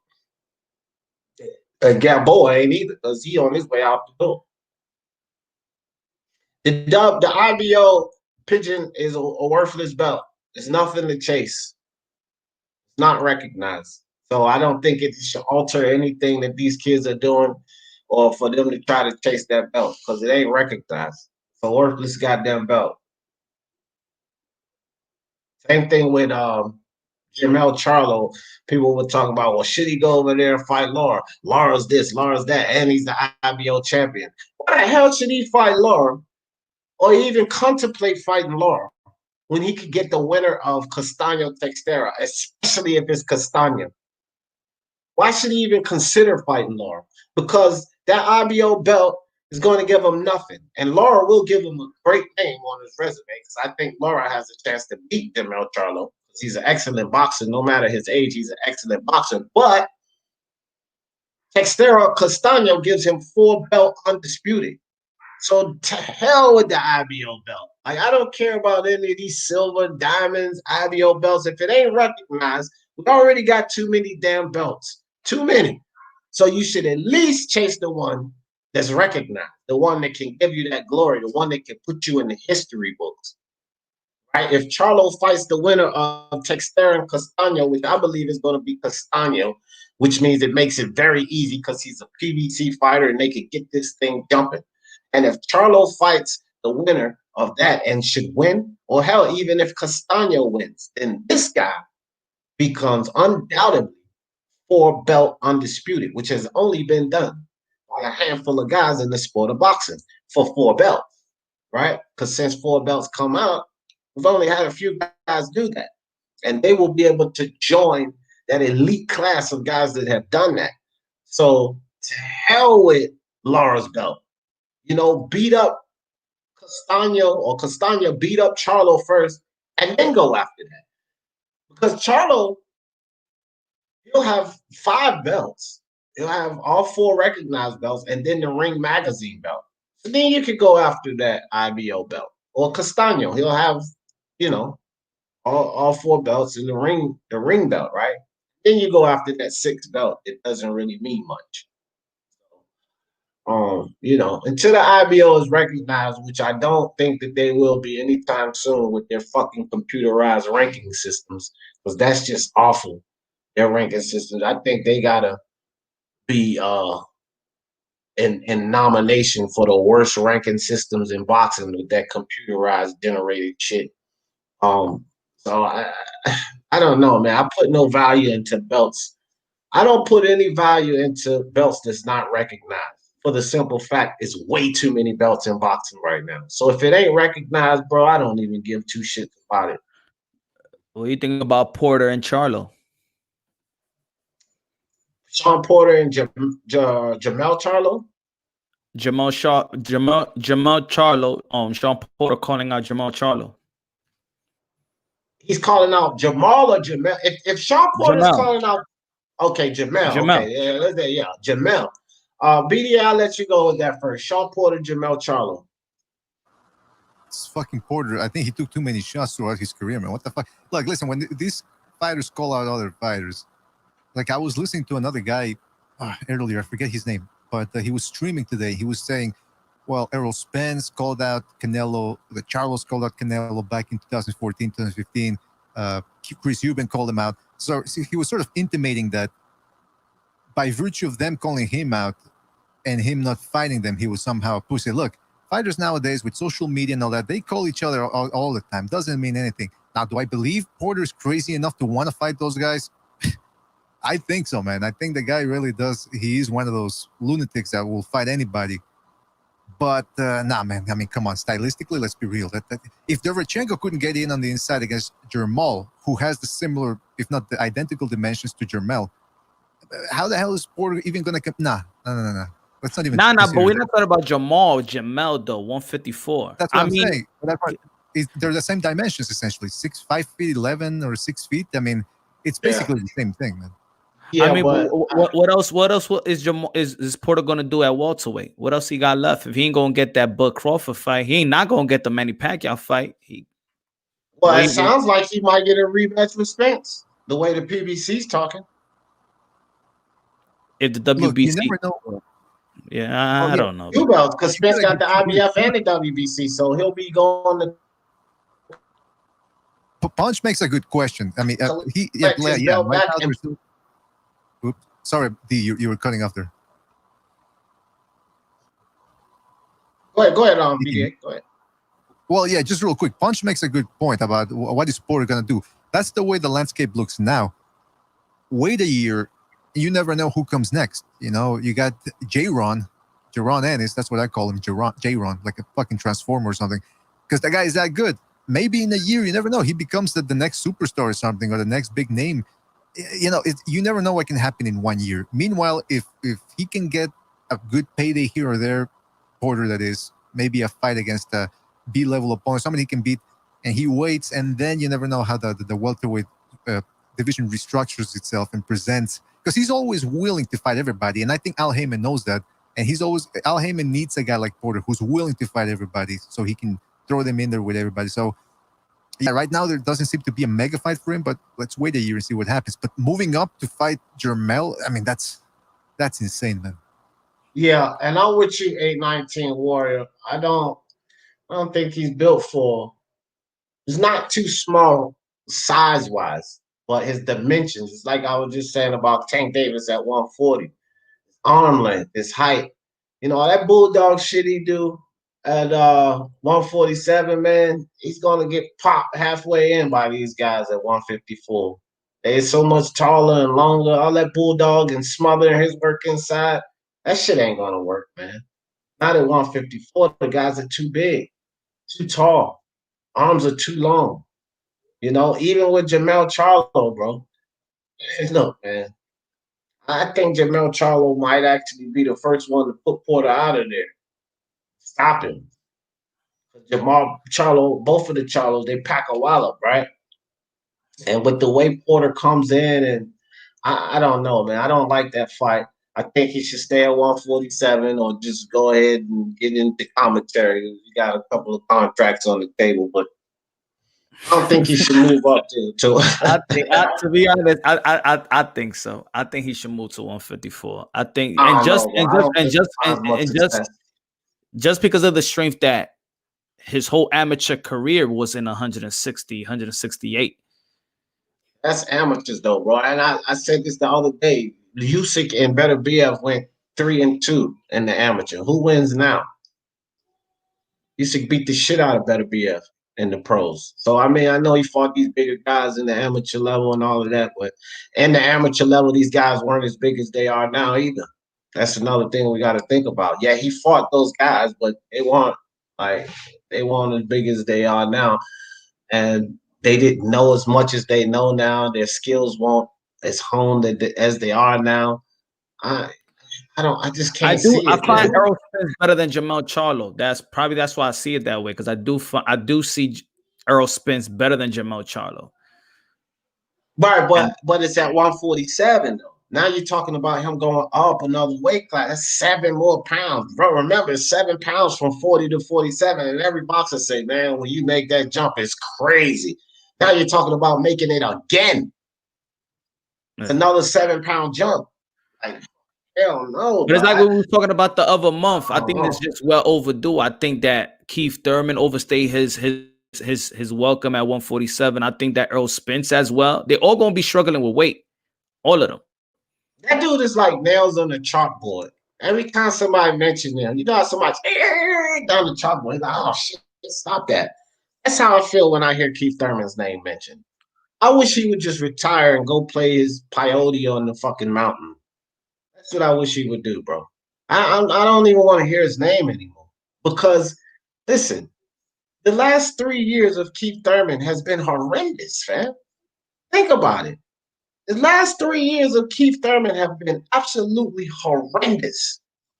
If he won't hold up belts for some damn injury or almost getting beat up by Josecito Lopez or getting beat up by Manny Pacquiao and go back on injury, these last 3 years of – so now when I hear this dude's name, it's like nails on the chalkboard. I don't even – Keith Thurman to me – and I know that, you know, I'll get a lot of feedback from this, which I don't care. I get feedback from a lot of shit I say. It's not even a factor at 147 no more.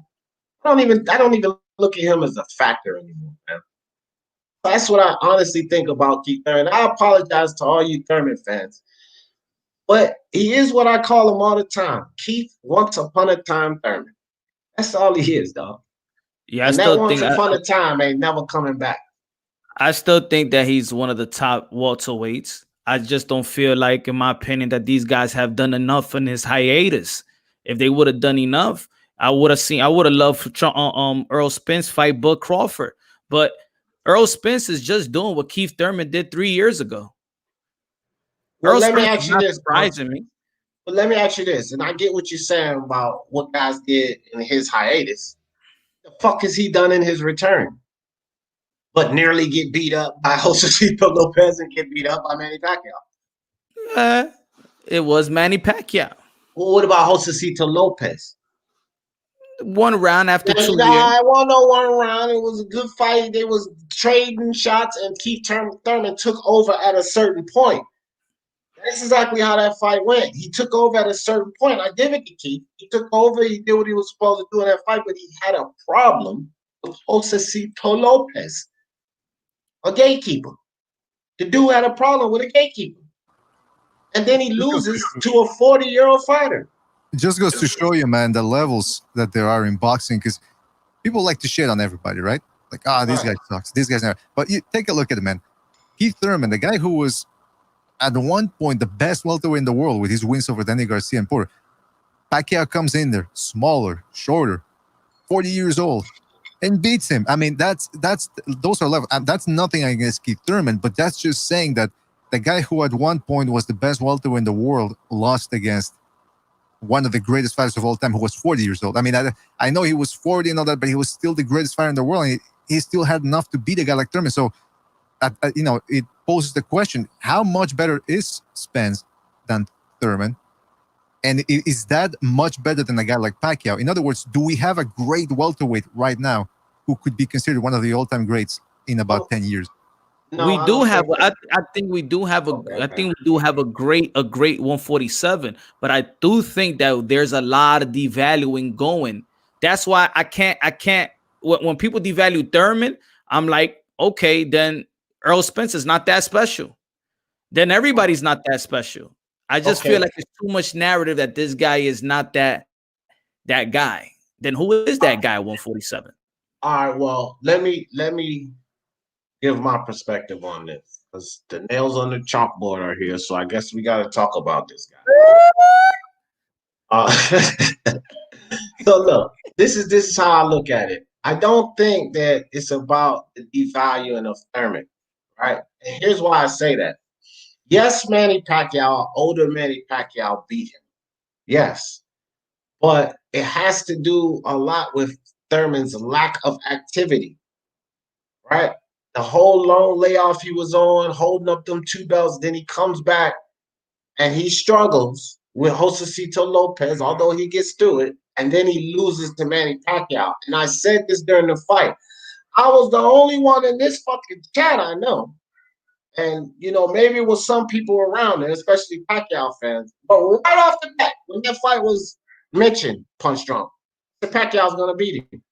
I said, if y'all want to make some money, Pacquiao probably going to be the underdog, which I don't think he was going into the fight, but he was for a long time, and the odds switched around. I said, if y'all want to make some money, put it on Pacquiao's going to beat him. I had no doubt in my mind because, number one, his lack of inactivity, his inactivity and the struggles I seen him with versus Josecito Lopez. But let me take this a step further. After Manny Pacquiao beat Keith once upon a time Thurman, what was the consensus of everyone if he got in there with Crawford and Spence? Oh, no, he need to leave that alone. It was no question. Nobody ever had no question. Nobody gave him all of this credit because he beat Thurman. They was like, nah, he better leave Spence and Crawford alone. And I think that's exactly how it should have been, because he has been out of the sport. Like, the dude's been so inactive, and every freaking time you turn around, there's another injury. So he just came off of a long layoff because of injury, struggles with a gatekeeper, loses to an old man, and now he's back on hiatus in an injury. So what do we have when he comes back? Maybe even more of a shell of himself. This is why I'm like, the dude's not a factor. And I don't think that it levies how good Crawford or Spence is, because the consensus around was that, no, Manny Pacquiao shouldn't get in the ring with either one of those two guys. That was the consensus after he beat Thurman. Because let's be honest about the Thurman fight and Pacquiao.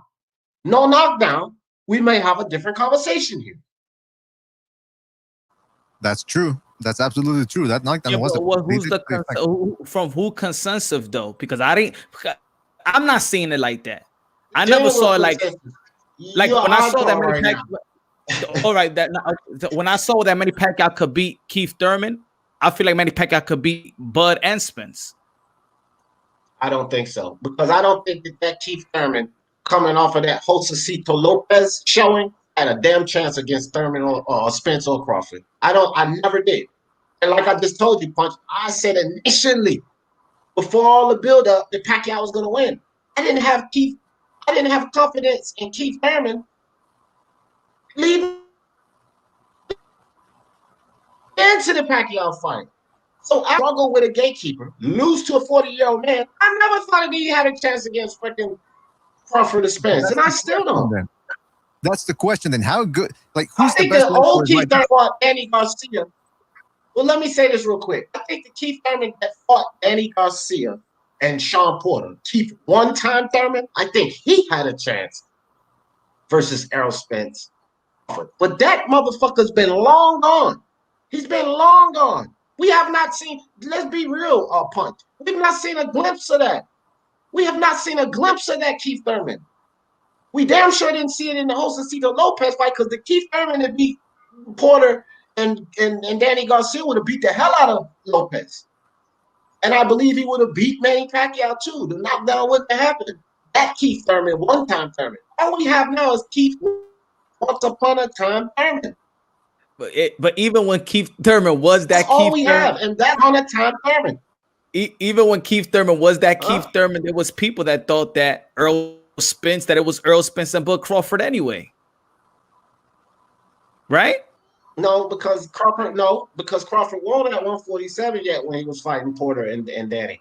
Crawford won around. He was still down at 140 handling business. So it was only Spence, and they claimed he was ducking Spence. So yeah, it was a lot of Spence fans. Even back then, I was like, no, that'd be a good fight. Thurman ain't no joke. That'd be a good fight. So I wasn't, like I said, that one-time Thurman, that guy, yeah, I had him right there. Right where you say he is now. Oh, I had him there. Right in the mix. Top 5. One of the guys, yeah. But after Lopez, after the long layoff and all the excuses, and you struggle with Lopez, no. He was once upon a time Thurman ever since then. And to me, he still is now, because he lost to Pacquiao and he's back on fucking injury. I think positive and negative, I think it always takes one fight. Look at Lopez when he fought Nakatani. Oh, he's not ready for Lomachenko, Andre Ward, Bradley. The whole ESPN crew was like, nah. He needs a couple of more fights. Then he knocks out Comey, and boom, he got to fight him now. I think if it just takes one fight. If Thurman comes back and he gets a legitimate opponent, knocks him out, then is the Thurman thing again. Well, what has Thurman done to tell us that he will return to that form? This is what you're not giving me. You're saying if he does this, but what has he done in these past 3 years to say, yeah, he can return to that form? Because he got injured again in the fucking fight. He ain't giving me nothing to say he can do that. I'm not saying about Thurman. I just don't see the other guys that I feel that got something on Thurman. They haven't done anything they haven't done anything to surprise me. Okay, well, I don't think these guys. I agree with you on Keith once one-time Thurman. That Keith Thurman that fought Porter and Danny and beat them. I agree with you on that guy. I have not seen that guy in 3 years, and what I see of Keith once upon a time Thurman now, I don't see that guy ever returning, ever. I don't see the Earl Smith that beat Kell Brook. Yeah, well, we see Terrence Crawford. Earl Smith came off this damn accident, so I can get you there. But what's the thing with Crawford? Like even listen, man. I don't even think that Keith once upon a time Thurman beats Porter, because he struggled with that. Wasn't no easy win he had over Sean Porter, and Sean Porter ain't lost a goddamn beat. Let's not even start talking. He ain't lost a fucking beat. He almost beat Spence. Very competitive fight with Spence. When he fought Keith one-time Thurman, they had a knock and drag close fight. Porter beats him now. Beats him now, in my opinion. No problem. Who's the consensus number one beast at 147? Because you mentioned Crawford. Unfortunately, he hasn't fought anybody. Spence has the accident, and he has to show us that he's still the monster that we thought he was. And even then, like Ponstrong said, he wasn't. Ponstrong doesn't seem too impressed with what Spence did. Like for him, Spence and Thurman, there's not that much of a difference. So that was my initial question. If a guy like Pacquiao can come in there and beat Thurman, beat Thurman who had a layoff and he was injured, but he was still a 40-year-old guy. He's not supposed to be beating these younger guys, injured or no injury. So who is right now the consensus number one beast at 147? 1 and 2 is Spence and Crawford. But let me break this down, because you just used the Spence and you wasn't so impressed with Spence over Porter. And this is basically like this. Okay, yeah. Hold on. Let's stick it one thing at a time now, because I don't really like to hear about the Mikey shit after he went in there and did what he did with Porter. So like Mikey shit, okay, and then whether people want to call it an excuse or not, the dude looked like a fucking Ethiopian refugee going into that fight with Mikey. He was clearly visibly drained like a motherfucker. But let's move on to the fight that means the most prior to the accident, the fight with Porter. He had a similar battle with Porter, the same way Keith one-time Thurman did. The same way. And I keep saying Keith one-time Thurman was on that level of Porter, Spence, Crawford, right? This Keith, once upon a time Thurman, is not that guy that had that battle with Sean Porter. I say Sean Porter, I feel like could beat Keith Thurman now too. No sweat. That's the battle that he and Spence had. Spence's only question now is because he cracked his damn jaw on the sidewalk. Had he not done that, you know what I mean? But Keith Thurman, to me, he's a fucking shell of himself, man. And he has not shown me nothing to say he'll come out of that shell. Because after these 2 fights, he's right back on injury. It's like we say about Wilder, his arms are breaking down, man, because of all the punches he's on that won't technically, he's broken himself up. Oh, Wilder's breaking down. Keith Thurman's breaking down, bro. But that's why the part that I disagree with you is the Earl Spence and the crash. I'm saying that the Earl Spence hasn't been the same since Kell Brook. Remember, it's Earl Spence that said that he needed to lose 40 pounds and needed to lose 20 pounds in the last week to fight Porter. His brain, his mental state hasn't been the same. And he had to lose, 35 pounds for Mikey. So the same problem. Crawford, then. I'll just say Crawford. I don't look, man. Again, Spence has done some dumb shit. So but Porter, Crawford. I think Porter, Crawford, definitely, right? I think, Keith Thurman. I think maybe a fucking prospect like Virgil Ortiz take Keith Thurman out of there. That's what I look at Keith Thurman as right now. Vargas just fought fucking Ortiz. I think Vargas could slide a decision out on Thurman. And I don't mean to disrespect Thurman, but he has shown me a drastic decline, and then he goes on injury again. He comes off an injury, which was a long injury. He's shown me a decline and goes back on injury. What is he just going to come back and all of a sudden turn into one-time Thurman again? That's what's going to happen? He's just going to all of a sudden return to his original form from when he to keep one-time Thurman. What leads us to believe that? He struggled with a fucking gatekeeper and lost to a 40-year-old guy and went back on injury. What is his chances of coming back? And he ain't no spring chicken. What is he going to fucking find the fountain of youth and reverse the goddamn clock? He's only 30. But he's an injury-prone 30. Dude, he's an injury-prone 30. And I got to call him injury-prone because every time you turn around, he's out again for another damn injury. So you got inactivity, struggles with fights over guys he shouldn't be, back on inactivity and injury, and he's supposed to come back and get back to the form of he was when he fought Danny Garcia and Porter. I don't see that happening, man. I don't see it happening. I don't know. It takes one fight. And who would that fight be, Punch? Let me ask you this then. Who would that fight be? Anybody. I feel like Keith Thurman could beat anybody at 147. Well, what's giving you that, though? Because he lost to Pacquiao? That's why you think he can beat anybody? Because he lost to Pacquiao? Nah, I think he could beat Pacquiao. What tells you he can do that, then? If people follow the person's journey Keith Thurman been fighting injury prone since Porter. He still beat Porter while being injured. He was in a little car accident as well. They had to postpone the fight. Do you think that he has regressed? Do you think that Keith Thurman has regressed since that Porter fight? The one-time aura, yes. The one-time aura knocking people out, but I saw that he put way more tools in the toolbox after that. He wasn't moving the way he was moving before in the beginning of his career.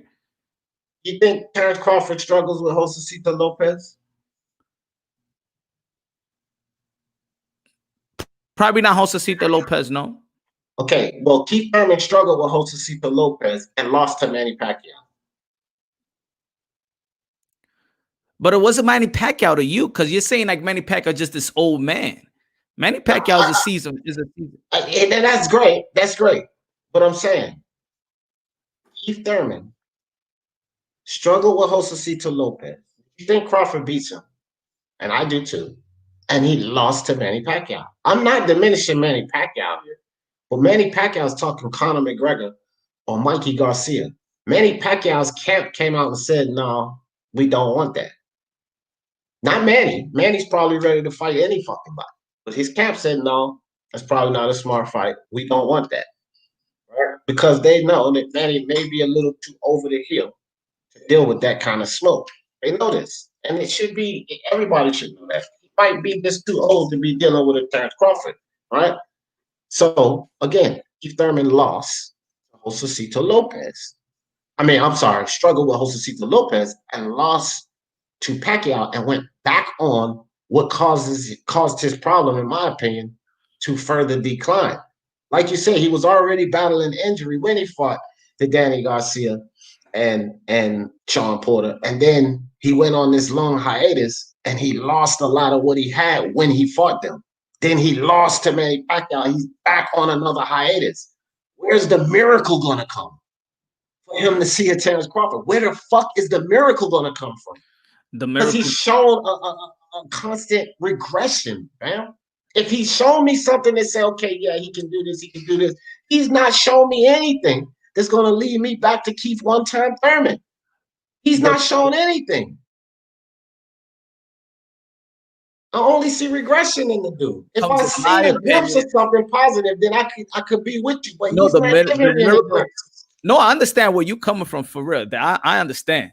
I'm just saying the miracle comes, in my opinion, is that I do not see Errol Spence and Bud Crawford that much special than Keith one-time Thurman, even now. I see them more special than what he is now. What he was, the shit that, because you gotta admit, you mentioned the Porter and the Garcia fight. So that Keith that one-time Thurman, no, I agree with you. And I even used to say back then, this is gonna be a hell of a fight. I can't wait to see it. I actually thought Keith Thurman could win. But that was then, bro, 3 years ago, when he was in much better physical form. Then I seen that in that Keith time. He's much less physical form. He's battered up. Where is it going to come from? I don't put him on the level of these guys because at one time, Thurman, yes, I agree with you. He was on the level of these guys. In 3 years, when the fuck have we seen a glimpse of that one time? We've not even seen a glimpse of that guy. But even this guy, even Bo Mack, after Manny Pacquiao, they asked him who's a tougher opponent, Errol Spence or Keith Thurman. He said Keith Thurman. That's because Bo Mack, come on, bro. What the fuck has Bo Mack says positive about Derrick James or Spence in any situation? Let's be honest, Punch. What the fuck has Bo Mack ever said positive about Errol Spence or Derrick James in any situation? Is what he said that positive about them. Is what he said makes sense about the styles. Is the style that is the style. Yeah, that style of one-time Thurman, not this one. Put it this way, not this one. The same way Floyd Mayweather saw Triple G is the same way I see Errol Spence. Maybe that's what it is. I don't know, man. Maybe I don't see, and maybe I don't see. Running back to Spence. Let's talk about Crawford. And why his camp don't Oh, want well, for me, okay. So for me in the beginning, I always thought that Thurman versus Crawford is the ultimate chess match at the welterweight division. I never saw Spence and Bud being the matchup. I always thought it was Bud and Thurman because of their movement, because they could switch up, the agility, the athleticism. I always saw Bud and Thurman as. I never saw Errol Spence. That, and probably my analysis comes from that because I just never saw Errol Spence better than Thurman nor Bud. Well, Spence just beat Porter. Okay. So to me, he validated himself. Just like Jamal Charlo validated himself by beating Vasyl Lomachencko. Stylistically, though. Yeah, I understand that. I get that. And I know, you don't use the triangle theory, but the level of opponent is where I'm going here. They wanted Spence to get in there with a top 5 guy. Porter is that. I don't think anybody argues with Porter not being that. Porter is that top 5 guy. So he got in there with the top 5 guy and he validated himself. So now he's a valid top welterweight. Spence is. Crawford is a valid top welterweight. Freaking Porter, valid top welterweight. I think that Keith Thurman could possibly lose or have issues at this point coming off an injury with Dennis Ugas. And I'm not capping. I'm not shitting on Keith Thurman. Just what he's shown me in the last 3 years. I think that would be a challenge for him. Ugas. I think, but I take a step further, and I've said this 1,000 times. I feel like the top 5, top 6, they all could be one another. I won't be surprised if Ugas beats Porter. I won't be surprised if Ugas beat Bud. I won't be surprised if Sean Porter beats Bud on Bud. I won't be surprised if Spence beat Bud or Bud beat Spence or Thurman. I won't be surprised. I would be surprised if Thurman beats any of them. So I guess we just see that different. At this point, what I've seen from Thurman in the last 3 years, especially the loss to Pacquiao. But that's legitimate. I don't see him beating none of those guys, man. That's legitimate. That's logical at the point where Thurman is at right now. That's logical. Yeah, that's what I'm saying. One-time Thurman, bro. Yeah, he's right there with all of these guys. And I wouldn't even especially seeing Crawford struggle with Calvin Velasquez and Jose Benavidez the way he did. You know what I mean? I would definitely put Thurman one-time Thurman right there with these guys. Yeah. I just shell of a Thurman I've seen in the past 3 years. I can't give him the credit of being there with these guys. I just can't. I just see a lot. I just I say that for me, Errol Spence beat everybody at 154. Well, I'm with you there. Yeah, I see it like that. I'm with you there because the thing I say about Spence is that he's taken away from what he should be able to do because he's draining himself. You know what I mean? Because remember, we spoke about this a while ago when I said that I feel like Errol Spence at 147 is just giving us 80%. Right. Yeah, because he's draining himself down.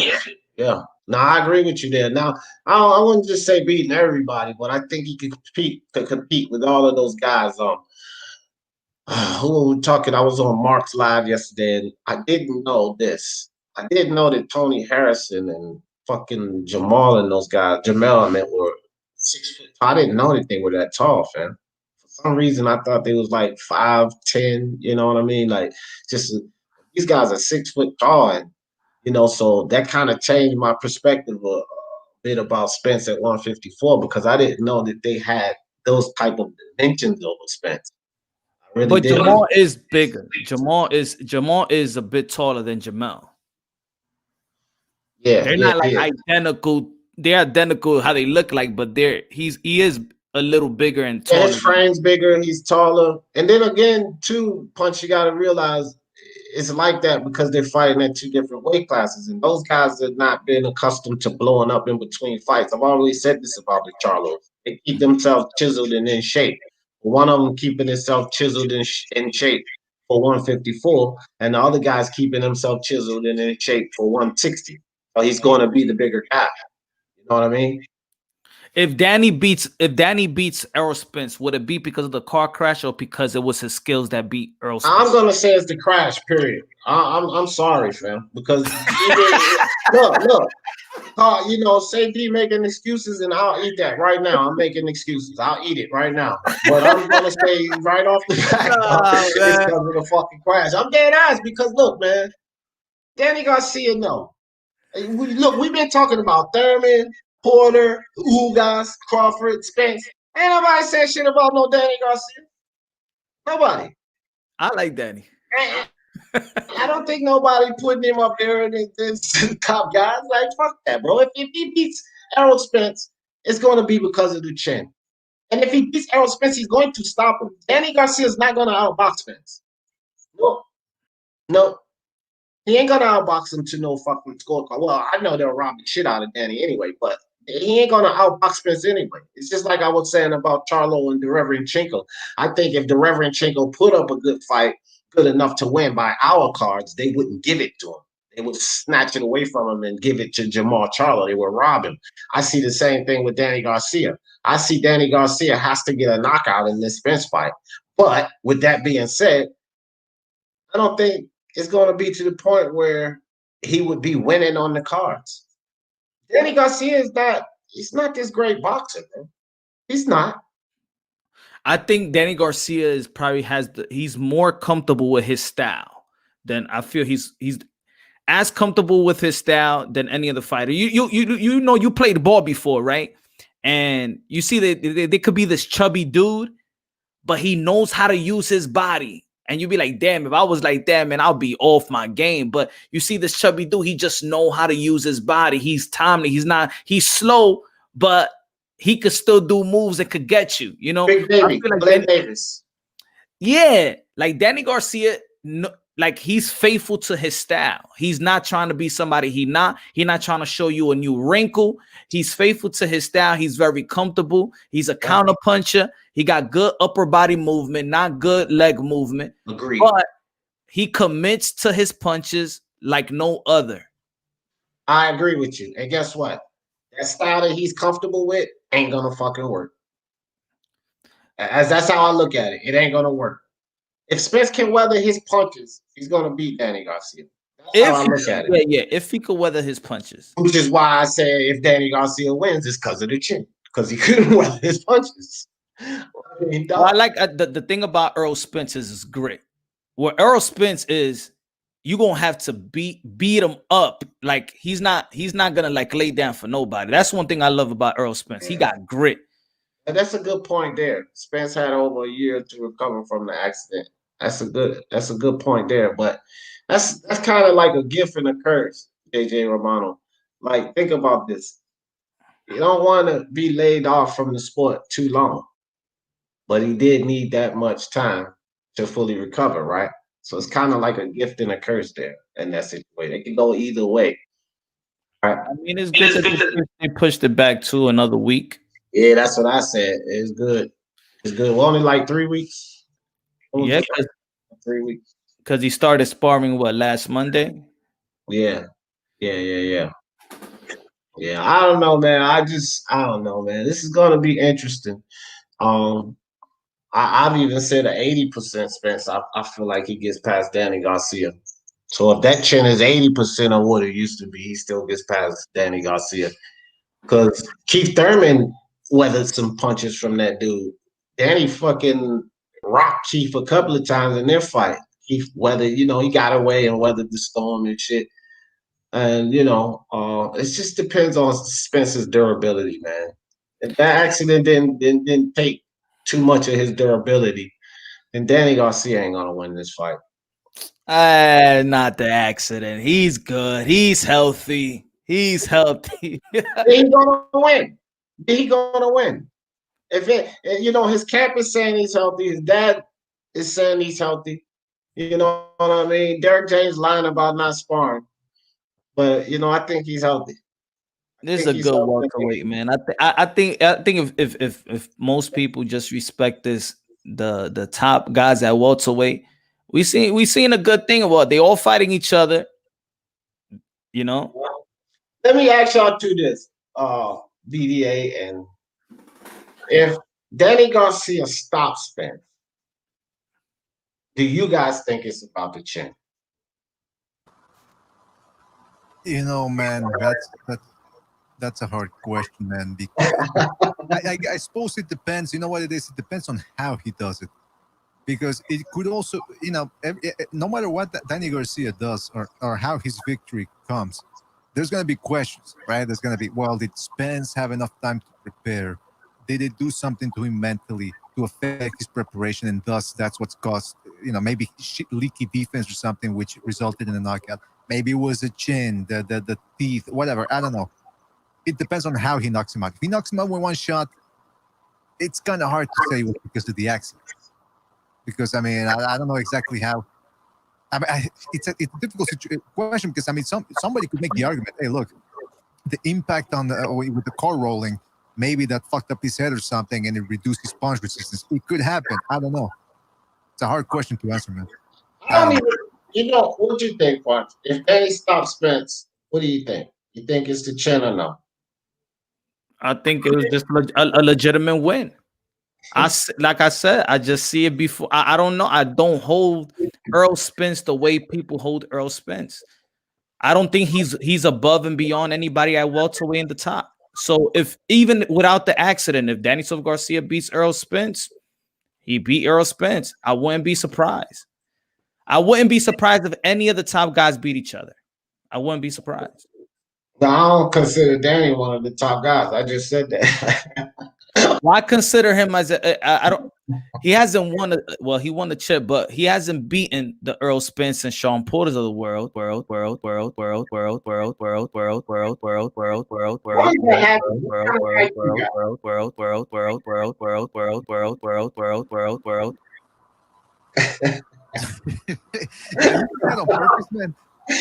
don't think he did. That fight going on the fritz. Well, let me tell you something. That's how he's sounding, man. I mean, yeah. Like, I remember Max Headroom back in the 90s, early 90s. That's what Punch was just on his Max Headroom. Oh, shit. Now, I'm all about how you win and how you lose. So the way that he lost to Thurman and Sean Porter, I don't see him like, oh, he can't be anybody. I just don't. I don't know. I just don't see Errol Spence that special like everybody else. And maybe that's why my analysis is the way it is. That's cool. That's cool. I can get that. But you got the machine beat. No, look. Okay. I can accept that, Punch. If you don't hold him to those heights. I get that. And you had it before the accident, so I get it. But this is what I want to say about that. Prior to this accident, this is a fact. People say, who got the hardest chin at 147?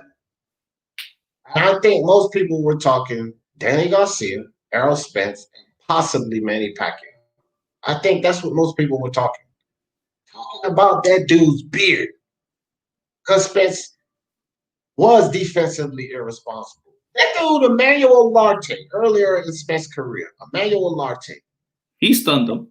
He was he rocked him. He wobbled him. It was more than a stun. He hurt Spence. But one thing is this. Emmanuel Larte was a 154-pound fighter. Okay. He had pop. Pretty much all he had. He wasn't really a great boxer. He was a 154-pound fighter that had pop, right? And he rocked Spence. Now, Spence recovered and beat the living shit out of him, right? That was the only time that I seen Spence in trouble. I seen him buzzed a couple of times in fights, but he wasn't in any serious trouble. That was the only time I ever seen Spence in trouble. And you're telling me a Danny Garcia who's not knocked anybody significant out at 147 goes in there and stops a guy with a chin like that? It's not about his chin. I can't accept that. I cannot accept that. Because Danny Garcia's power and being known for his power was at 140. Not been at 147. It was at 140. When he moved up to 147, where was that power against Thurman? He rocked him. Thurman recovered and beat him. Where was that power against Porter? He rocked him. Porter recovered and beat him. So if he stops Spence, because I don't think before the accident anybody was saying Keith Thurman with the toughest chin. No, they was talking about Garcia and Spence, maybe Pacquiao. Even some people might have thrown Sean Porter in there. Eddie Garcia didn't stop him either. So he stopped Spence, and this is a guy who got damn near all his fronts knocked out of his mouth by smashing into a concrete. It's like I said about all these fighters that had or that was known for good chins in boxing. Yeah, when they get it cracked, when they get that chin cracked in the ring, and finally this guy is the guy that put him down, and then they come back next fight, and then they get hurt up again. That chin got cracked. It was tough. That beard was tough, but after the constant punishment and fights that they had, and somebody finally cracked that chin generally starts to regress.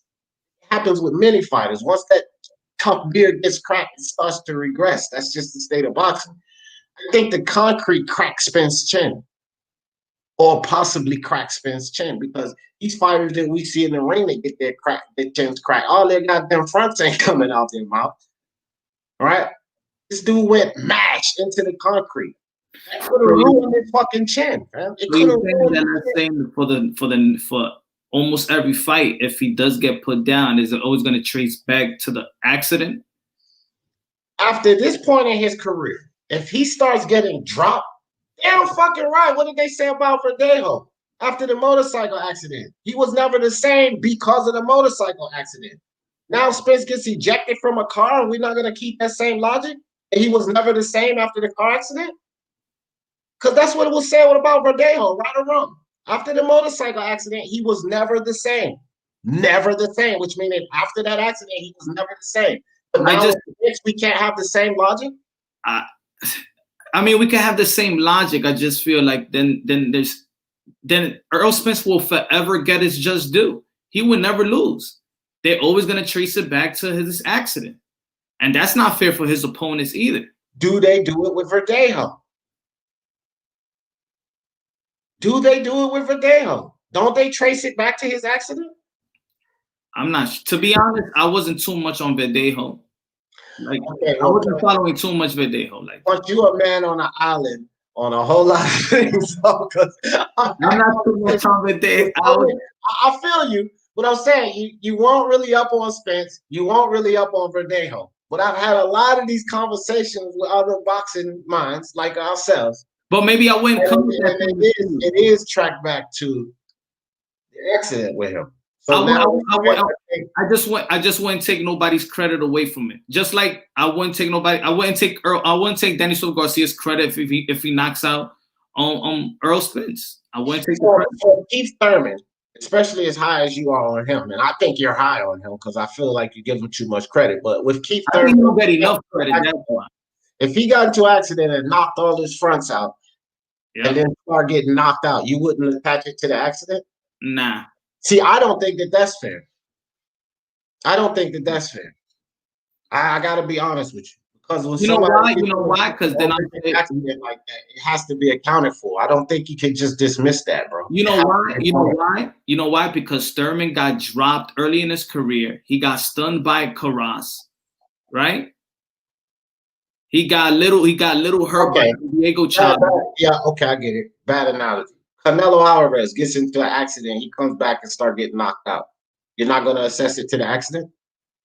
GGG gets into an accident. He comes back and starts getting knocked out. You're not going to assess it to the accident? I won't assess it, but I'll say, man, it was coming sooner or later. See, Punch, but then you not. Then I don't say that. He's 38 years old. If you say that you don't feel like these horrific accidents are being fair to the other fighters, then I'm going to say that you're not being fair because you're not really accounting for that. You're giving no account to that. But I'm not accounting anything for Spence, nor if it happened to Thurman or anybody else. Okay, I just asked you about GGG and Canelo. I'm pretty sure you think Canelo's a good fighter and a good beard, no? You didn't have any doubts about Canelo, do you? So I just asked you that same example. If he gets into a fucking accident and knocks all his fucking fronts out, have to get temporaries and then post put in, and he comes back to boxing and starts getting knocked out all the fucking time, it has nothing to do with the accident? Not in my opinion. Depending on who he's playing.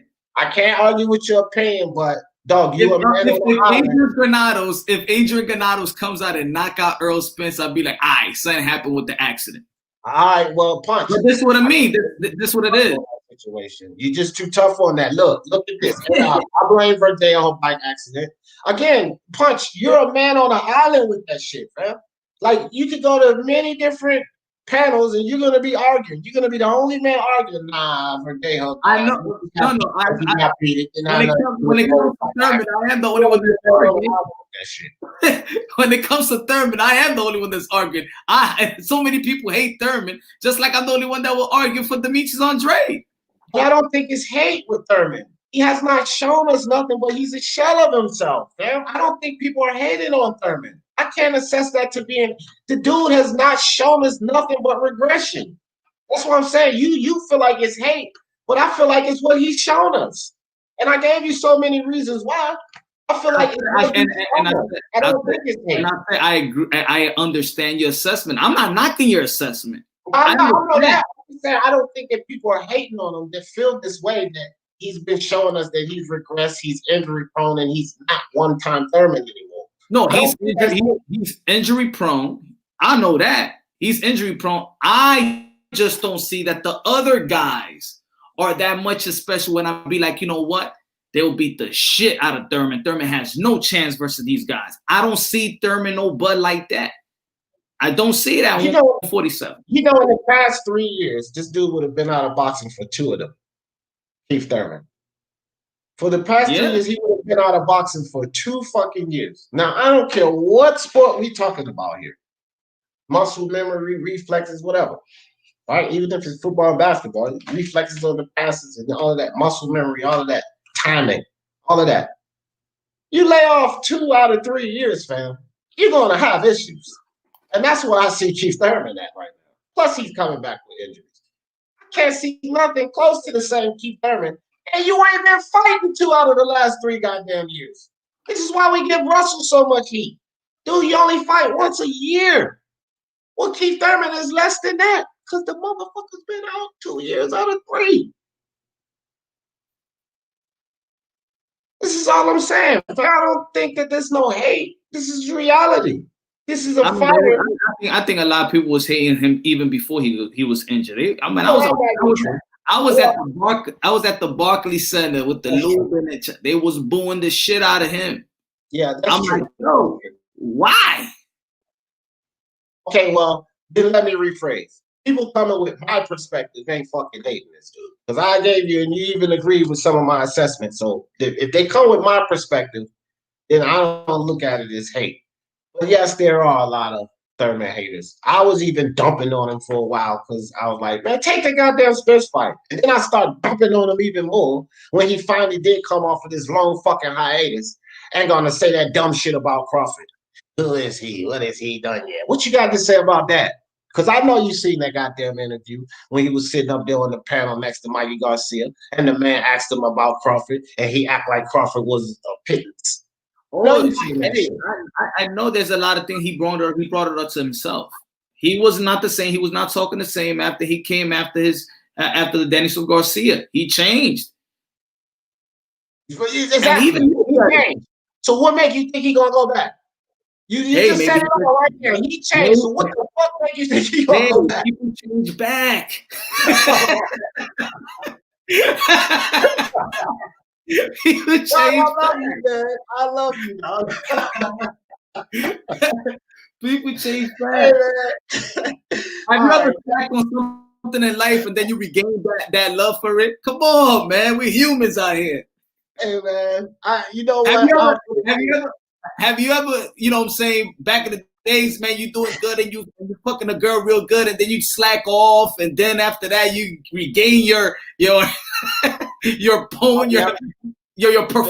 performances. That happens, right? I give Keith Thurman as much chance as returning to Keith one-time Thurman in 2016 and 17 as I give LeBron James as returning to the LeBron James in 2016 and 17. Ain't neither one of them motherfuckers gonna be the guy they used to be. Neither one of them. We'll see. That's all I said. Look, man, give me some closing thoughts, man. We over 4 hours now. I appreciate all of y'all. This is a good stream. You gotta give the 8 hours, man, the 7 hours. Man, you know I'm not fucking with you on that, bro. Hell no. I've been I can't do that. I did. Only time I can do like really more than 4 or 5 hours is if we have a real good conversation like this one, or if I'm doing a fight card. If I'm doing a fight card, I've been over 6 and 7 hours before, but that's because I do the whole card. A lot of times when I do fight cards, I don't just do like the main event or the 2 fights. I generally try to do the whole card, right? Like this last PBC card, I did the whole card. I think that one ran like 6 hours and 14 minutes or something, right? That's the only time I really get into those real long lives. Today was just exceptional because we talked about politics, which is probably gonna get me in trouble. We talked about, a lot of stuff. So now you just gotta use codes, man. You just gotta use codes. Captain Orange. Man, fuck these codes, bro. This shit. Fuck these codes, bro. I'm telling you, I don't even care anymore. I found a way to counteract what YouTube is doing to me. Self-notification. The one thing that I did that was smart, I believe, on my behalf is first I researched before I started this damn channel. But Robert Blake is a guy that tells you about how to start your channel and the techniques. And then Darrell Eves, he's another one that kind of shows you. So I did a lot of research, listened to those guys a lot, and the one tip they gave me is, before you start your channel, go on to other social media platforms and become active. And I was like, okay. So I did that. I went on to Instagram, Facebook, Twitter, and I became active. Like I got a ton of followers on all of those other sites too, right? Mm-hmm. And they said, don't just put your page up, be active on it. Put tweets, respond to people, let the community begin to know you. And I did that on Instagram, Facebook, and Twitter. And so when YouTube started attacking me, snatching subscribers away, sometimes y'all will come in here and be like, man, I subbed to you. Why is it red? You just got to sub again because YouTube did that. This is what they're doing to me right now. Not sending out any notifications. The blessing in me attaching myself to those other social media platforms prior to starting my channel is because now I can do self-notification. I will literally be sitting in here hovering with 8 or 9 people until I get in there and send it out to Twitter. We live now, come join us. Send it out to Discord, Hangout, Instagram, Facebook, and then people will start coming in, right? So I'm just like, to hell with YouTube.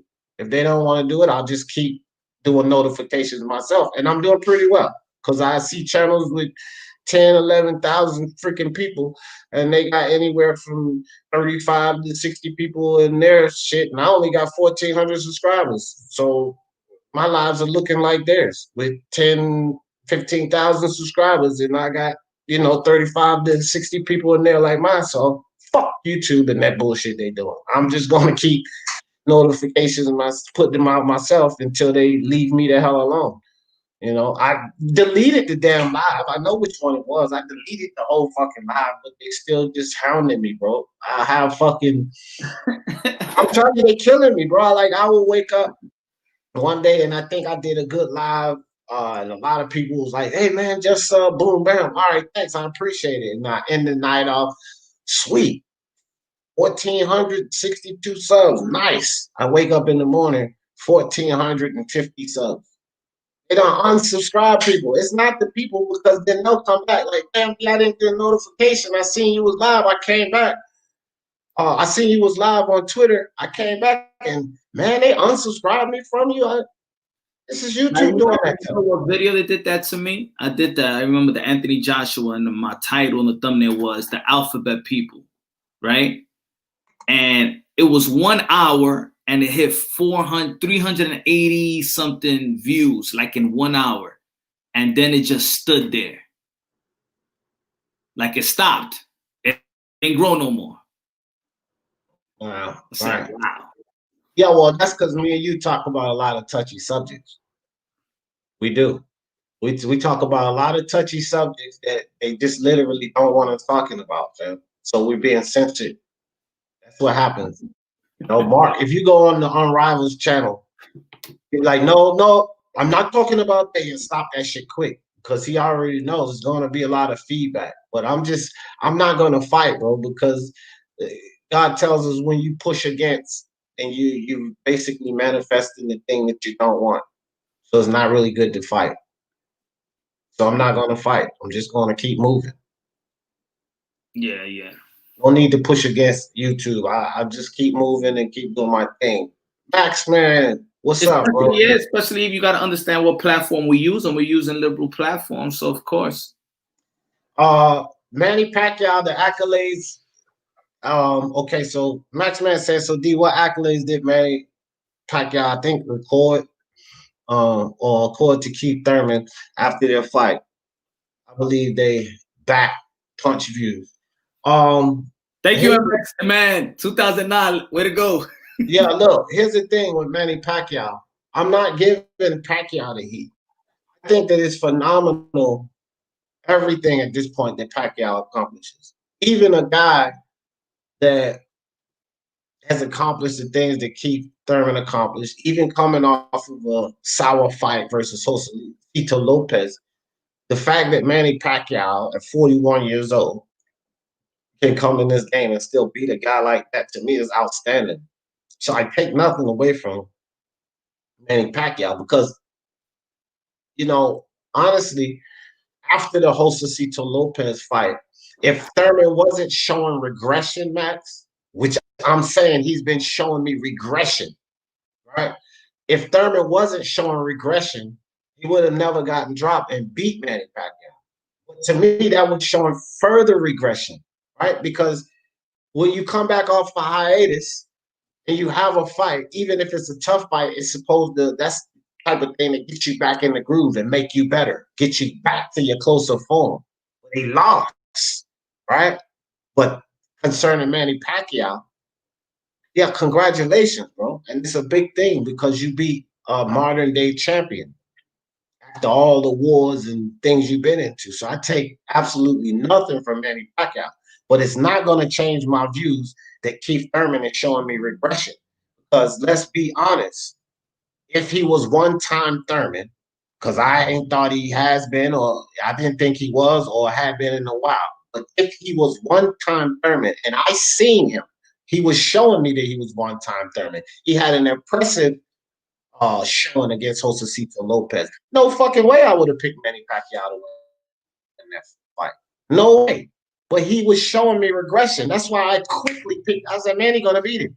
Because I know what Manny is. Manny gets the respect. He's proven what he is even to this point.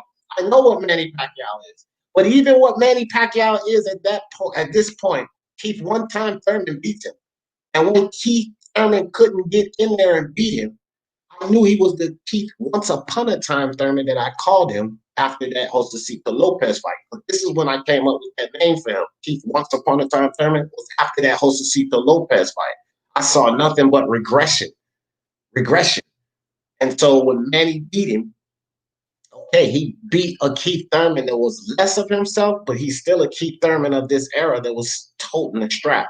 So Manny Pacquiao gets all the credit from me, and I don't take anything away from him. That doesn't mean we're seeing a fighter that's less of himself. Man, I think I think not you, but I'm just saying, if Keith Thurman would have knocked out Manny Pacquiao on some Marquez type of stuff, people will still say he knocked out an old man, and people will still say that Bud and Spence will beat Thurman. Not me.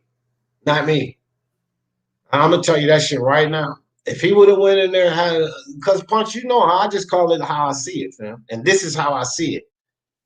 And I pick. You got to understand this too. Because of the Josesito Lopez fight is why I picked Manny Pacquiao. So if Keith Thurman would have came in there and beat Manny Pacquiao, especially in the fashion you're talking about, then I would step back like, okay, all right, Keith, that's what I'm talking about. That's how I would have been with it. So let me ask you a question. So let me ask you a question. So don't you think his last performance with with Sean Porter, Earl Spence, I'm talking about, doesn't give you almost the same type of, analysis that he's gonna that is gonna be a tough fight versus Danny Swift Garcia, just because of the last fight that Earl Spence had with Sean Porter and the fight that Sean Porter had with Danny? No, Danny Garcia's regressed. Anybody in the chat with a wrench? Anybody in the chat? A lot of racist things going on in that comment box. No. Real quick, anybody in the chat with a wrench? Please remove P Boxing LGBTQ from the channel. Block him. Click it and push block. Do that for me real quick. Get him out of here. Because that's not P Boxing. It's a fucking counterfeit. And the element that he's bringing here, I don't want it. So one of you guys put him out of here. Block him. Get him off this channel. Fuck him. That type of shit I don't want here. And all of you guys with wrenches, that's the type of idiocy I want eliminated from here. That's why, use your wrenches for what it's for, man. Get this idiot out of here. That's the kind of element that brings things that we really don't look. It's no good for the people. Thanks, IBT. It's no good for the people that come to listen and talk boxing. It's not even good for our community. So if y'all see somebody like that, it can't be P Boxing because I gave P Boxing a wrench. So P Boxing is blue, right? So kick him the fuck out because that's one of my main rules here, bro. My family is so diverse, I cannot stand racism at any level. That's why I am the way I am. I can't stand it, man. Right? So if you don't stand it, then you're a coon. Well, fuck it. I'll be a coon. And I'll happily be a coon. Fuck that. It ain't gonna happen here, bro. Kick those fuckers out of here. Dead ass, man. That shit is just stupid. I just was seeing all of his dumbass comments. And whoever it is running around doing this, they're selecting other people's accounts so that they can come start trouble. Right? But I ain't gonna be that stupid and start yelling at my people. Boston Nick got a fucking wrench. He's from Boston, right? So it's a narrative that people from Boston are racist. So if somebody fucking comes in here with Boston Nick's icon spewing all of that nonsense, if he's gray, kick him the fuck out. Because guess what? If he's blue, you can't. Only I can kick him out. All right? So if y'all see somebody that IBT comes in here with that bullshit, kick him the fuck out, bro. Yeah, matter of fact, I was listening to y'all earlier. I picked up. I was in the highway, but I was listening to. I think was Two Hands was saying, right? Because I didn't know what y'all was talking about, but what he was saying made a lot of sense. Yeah, but I'm glad. That's why I was telling Intangible and Mark both. Like, I don't want to dismiss those conversations because initially Mark got mad. He's just like, "Fuck it, I'm out." Right? No, don't get mad. Tell me what you're feeling, because then we can get to the bottom of this, right? And then now I can guarantee you next time, knowing what he know now, because we talked about it, Two Hands might not feel that he's being condescending because he knows that it's associated with his issue.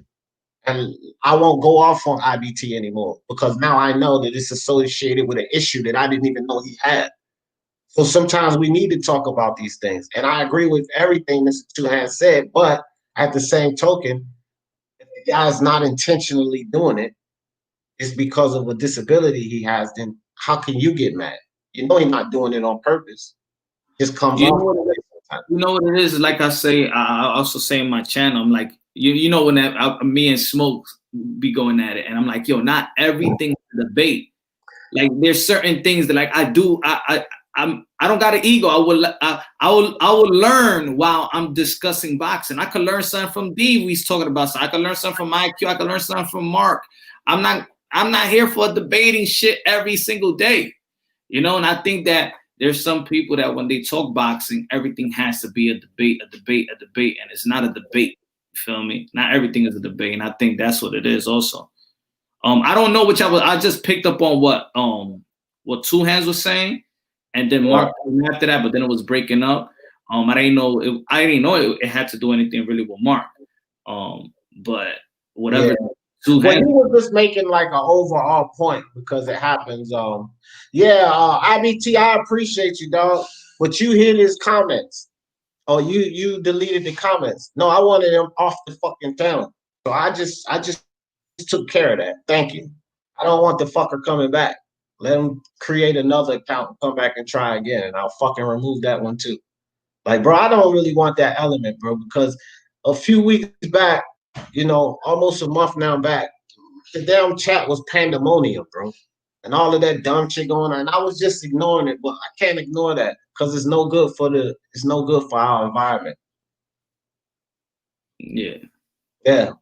So it's toxic, man. It's toxic. Nobody want to come to your channel and you know, I'm always one to say if somebody's bothering you in the channel, and I've done it, like I practice it, you know. I've been on your channel before, just in the chat chilling, Punch, and some idiot was coming at me saying D. Jefferson is a racist. I know because he said this, that, and the third, and I'm like, look at this idiot. So I clicked the 3 dots next to him. I have a wrench on Punch Drunk's channel. I clicked the 3 dots next to him. I didn't delete his comments. I didn't block him off the channel. I chose the selection that says mute. Mm-hmm. Therefore, I didn't see none of his comments anymore. Even if he kept saying that shit, guess what? I didn't see him anymore. And this is what I say, like, we all fucking grown. Y'all act like y'all gotta respond to that bullshit. Just go over to the 3 dots and click mute. You won't see it anymore. So if you don't see it, how can it fucking bother you? Yeah. I'm not on most people. I don't really block or hide people on other people's channels unless they're like really out of line. I've done it like 3 times total. On all the channels I go to, I've only blocked someone 3 times. But it was the channel host, they gave me the rules. Like, if you see somebody doing this, get them the fuck out of here. And I was going to do that, and it most racism, and I put them the fuck out. But other than that, I just push the mute button. Therefore, you can't see their comments. But people sit up here and they're like, no, because he fucking said this, he fucking said this. Why didn't fucking mute it? Because if you would have put mute, you would have never seen them say that. Like, we fucking grown people here. You gotta respond to every fucking thing you see and get mad about it. That's you making yourself mad. It's not what he said. I didn't see the comment box like that when you know, on my channel. But then when I saw a couple of times people be like, oh, I'm out of here, man. It's too toxic. Once you do that, then it's almost like, okay, they effing up probably a new subscriber or a new person that just want to enjoy the channel, or they messing up and maybe they want to donate to the channel and they mess that up for you too. You know? Oh yeah, hold on for a second. 819 Warrior, no the fuck, that's not true, fam. Not only I can block them, y'all can block them. I can't really figure out to tell y'all how, because like I said, I think it's just hide user from channel. I think that's what the option is or something like that. But I'm gonna tell you for a fact, I know that you can block them because El Jefe, when that motherfucker had a wrench, that motherfucker had about 18 people blocked. I didn't know it was blocked off my channel. Nah, you could block, because I remember you could block it. I checked my setting the other day and I saw a whole bunch of people block. I'm like, I ain't never blocked all these people. Thanks, RBT. Yeah, like, yeah. I ain't never blocked my worst enemy like on this thing. They'll block you and then I have to unblock you. That's what it is. No, I did block Mr. Sheldon. I did block him. You blocked Mr. Sheldon? Yeah. I didn't even block Mr. Sheldon. See, that's the thing. Like, I don't care about trolls. Mr. Sheldon trolls me all the time. I didn't block him. I banned him from the panel. Now I'm cool. We could disagree. And people could come at me and have a dialogue, but the panel is open. But if you're just gonna be on the comment box all day, just trolling and shit, trolling. Yeah, the panel's open. You could come up. That shit don't even bother me. That's what I'm saying. Like, and again, it's just to each his own. To me, it's just like I don't get upset, offended, or angry at that shit. I see the trolling sometimes, but sometimes the guys get up here like IBT or Intangible, or, you know, sometimes the guy be like, yeah, Uriocas Gambo or fucking Spark Teofimo Lopez, and I'm gonna tell you why. That's trolling, but I laugh at the shit. So trolling is one thing, but enough racial tension in this world, bro. And yo, how you like my? You talking fucking boxing, and you talking about P is a fucking racist. He said this, he said that. I don't give a fuck what they said where, bro. It don't happen in here. I don't want to hear that shit. I don't care what he said to you on Punch Drunk's channel or Mark's channel or Unbiased's channel. I don't give a fuck, bro. Is he doing it in here? Is he saying that in here? If you got that much problem because he called you a nigger on another fucking channel, then remove yourself and come back when he's not on the channel. Because he ain't calling you that here. And I know he's not calling you that here, because if he calls you that here, the motherfucker's getting blocked. Even if they got a wrench. I ain't taking a wrench, I'm gonna block him off the goddamn channel because I'm not having that, fam. So I don't need to hear about that shit all in my chat. That this dude's a racist, that dude's a racist. And it's something I respect, even though I think Black Power is being funny, but I got more. I'm saying I'm a proud racist. At least I know what their angle is. Don't do the racism here because you'll still get blocked. But at least I know where your angle is. These undercover racists that act like they really like you and they're your boy, but deep down inside they fucking racist. I can't stand that shit. Be who you are, bro. If you gay, just be yourself. You know, ain't no problem with being gay if that's what you want to be. Don't fucking act like you're not gay. If you want to be a racist, hey, to each his own. But don't fucking sit up here and act like be cool and you're not a racist. That shit I don't respect. And I don't care if you are racist or you're not racist. You won't display or push that fucking racism shit here. Period. I don't care. That's what you gave me $500 in super chat. You fucking put that shit in here, you getting the fuck out. That's why I open up the platform for that. You know what I'm saying? Like I want to talk about that, but on a respectable level, so we can understand why things are said, why things are, you know, the prejudice that people have against each other or whatever towards each other. I think those platforms should be open. You know, it should be some platform, but not this one, because I don't want to talk about that bullshit. I want to talk about sports. I agree. There should be some platforms where you can go to, and they actually have them all around YouTube. They do, and it's labeled that, and that's what they do. Here we talk about sports. Yeah, I'm just saying because it seems like it does trickle down to sports. That's why. And then put it for example, it's all over the comment box. Yeah, let me say this right quick, Punch. Yes, there is a problem with homosexuality, D. In your opinion. Okay, Eldo? That's your opinion. I have a brother, RIP. He's passed now.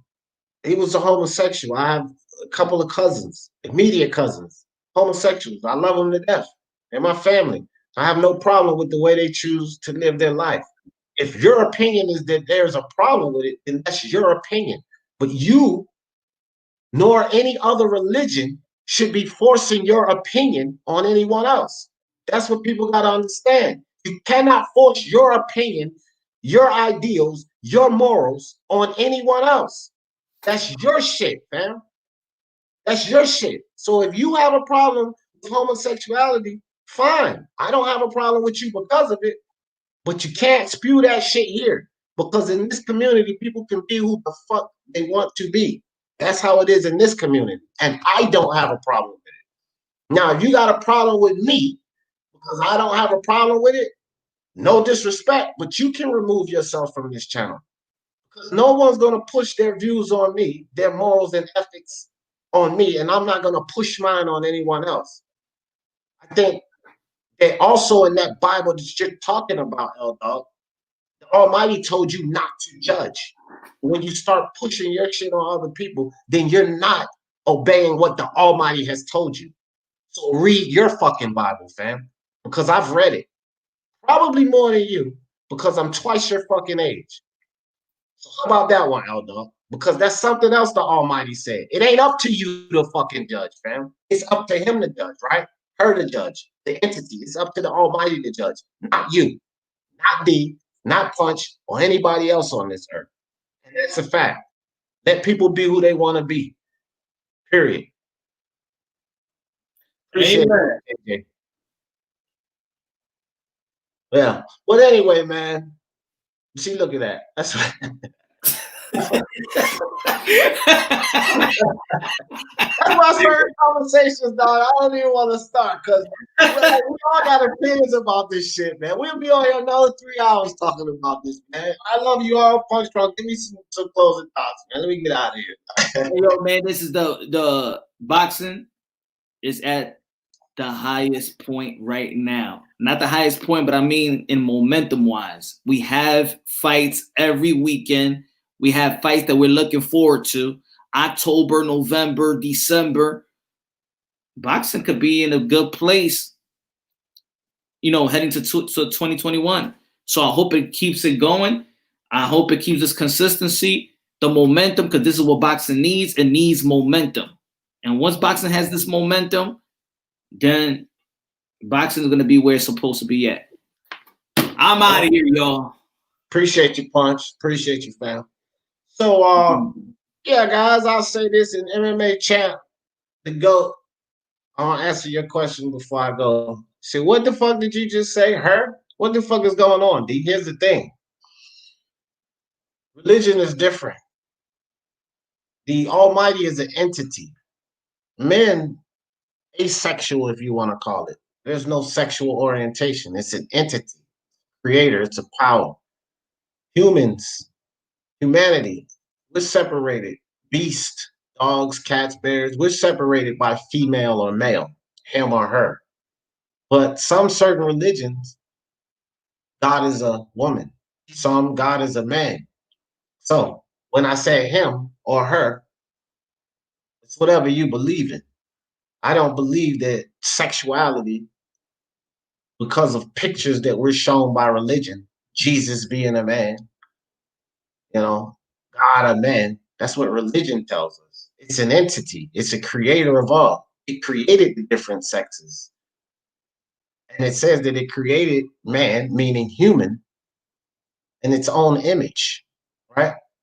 So when I say her or him, however you see it, I say the Almighty, and I don't sexualize what the Almighty is. So that's what I meant by that. Now, guys, with that being said, great conversation, especially thank every one of you guys that actually stuck with us for 4 hours and 47 minutes. Really great live, really long talks. Talked about a lot today. Sometimes I wonder when we have lives this long, what the fuck am I going to talk about tomorrow? And then we find something else to talk about and do it all over again, which we will. Appreciate all you guys. Love all you guys. And y'all know how I always in this thing. For the love of sports, let's talk about it. Peace.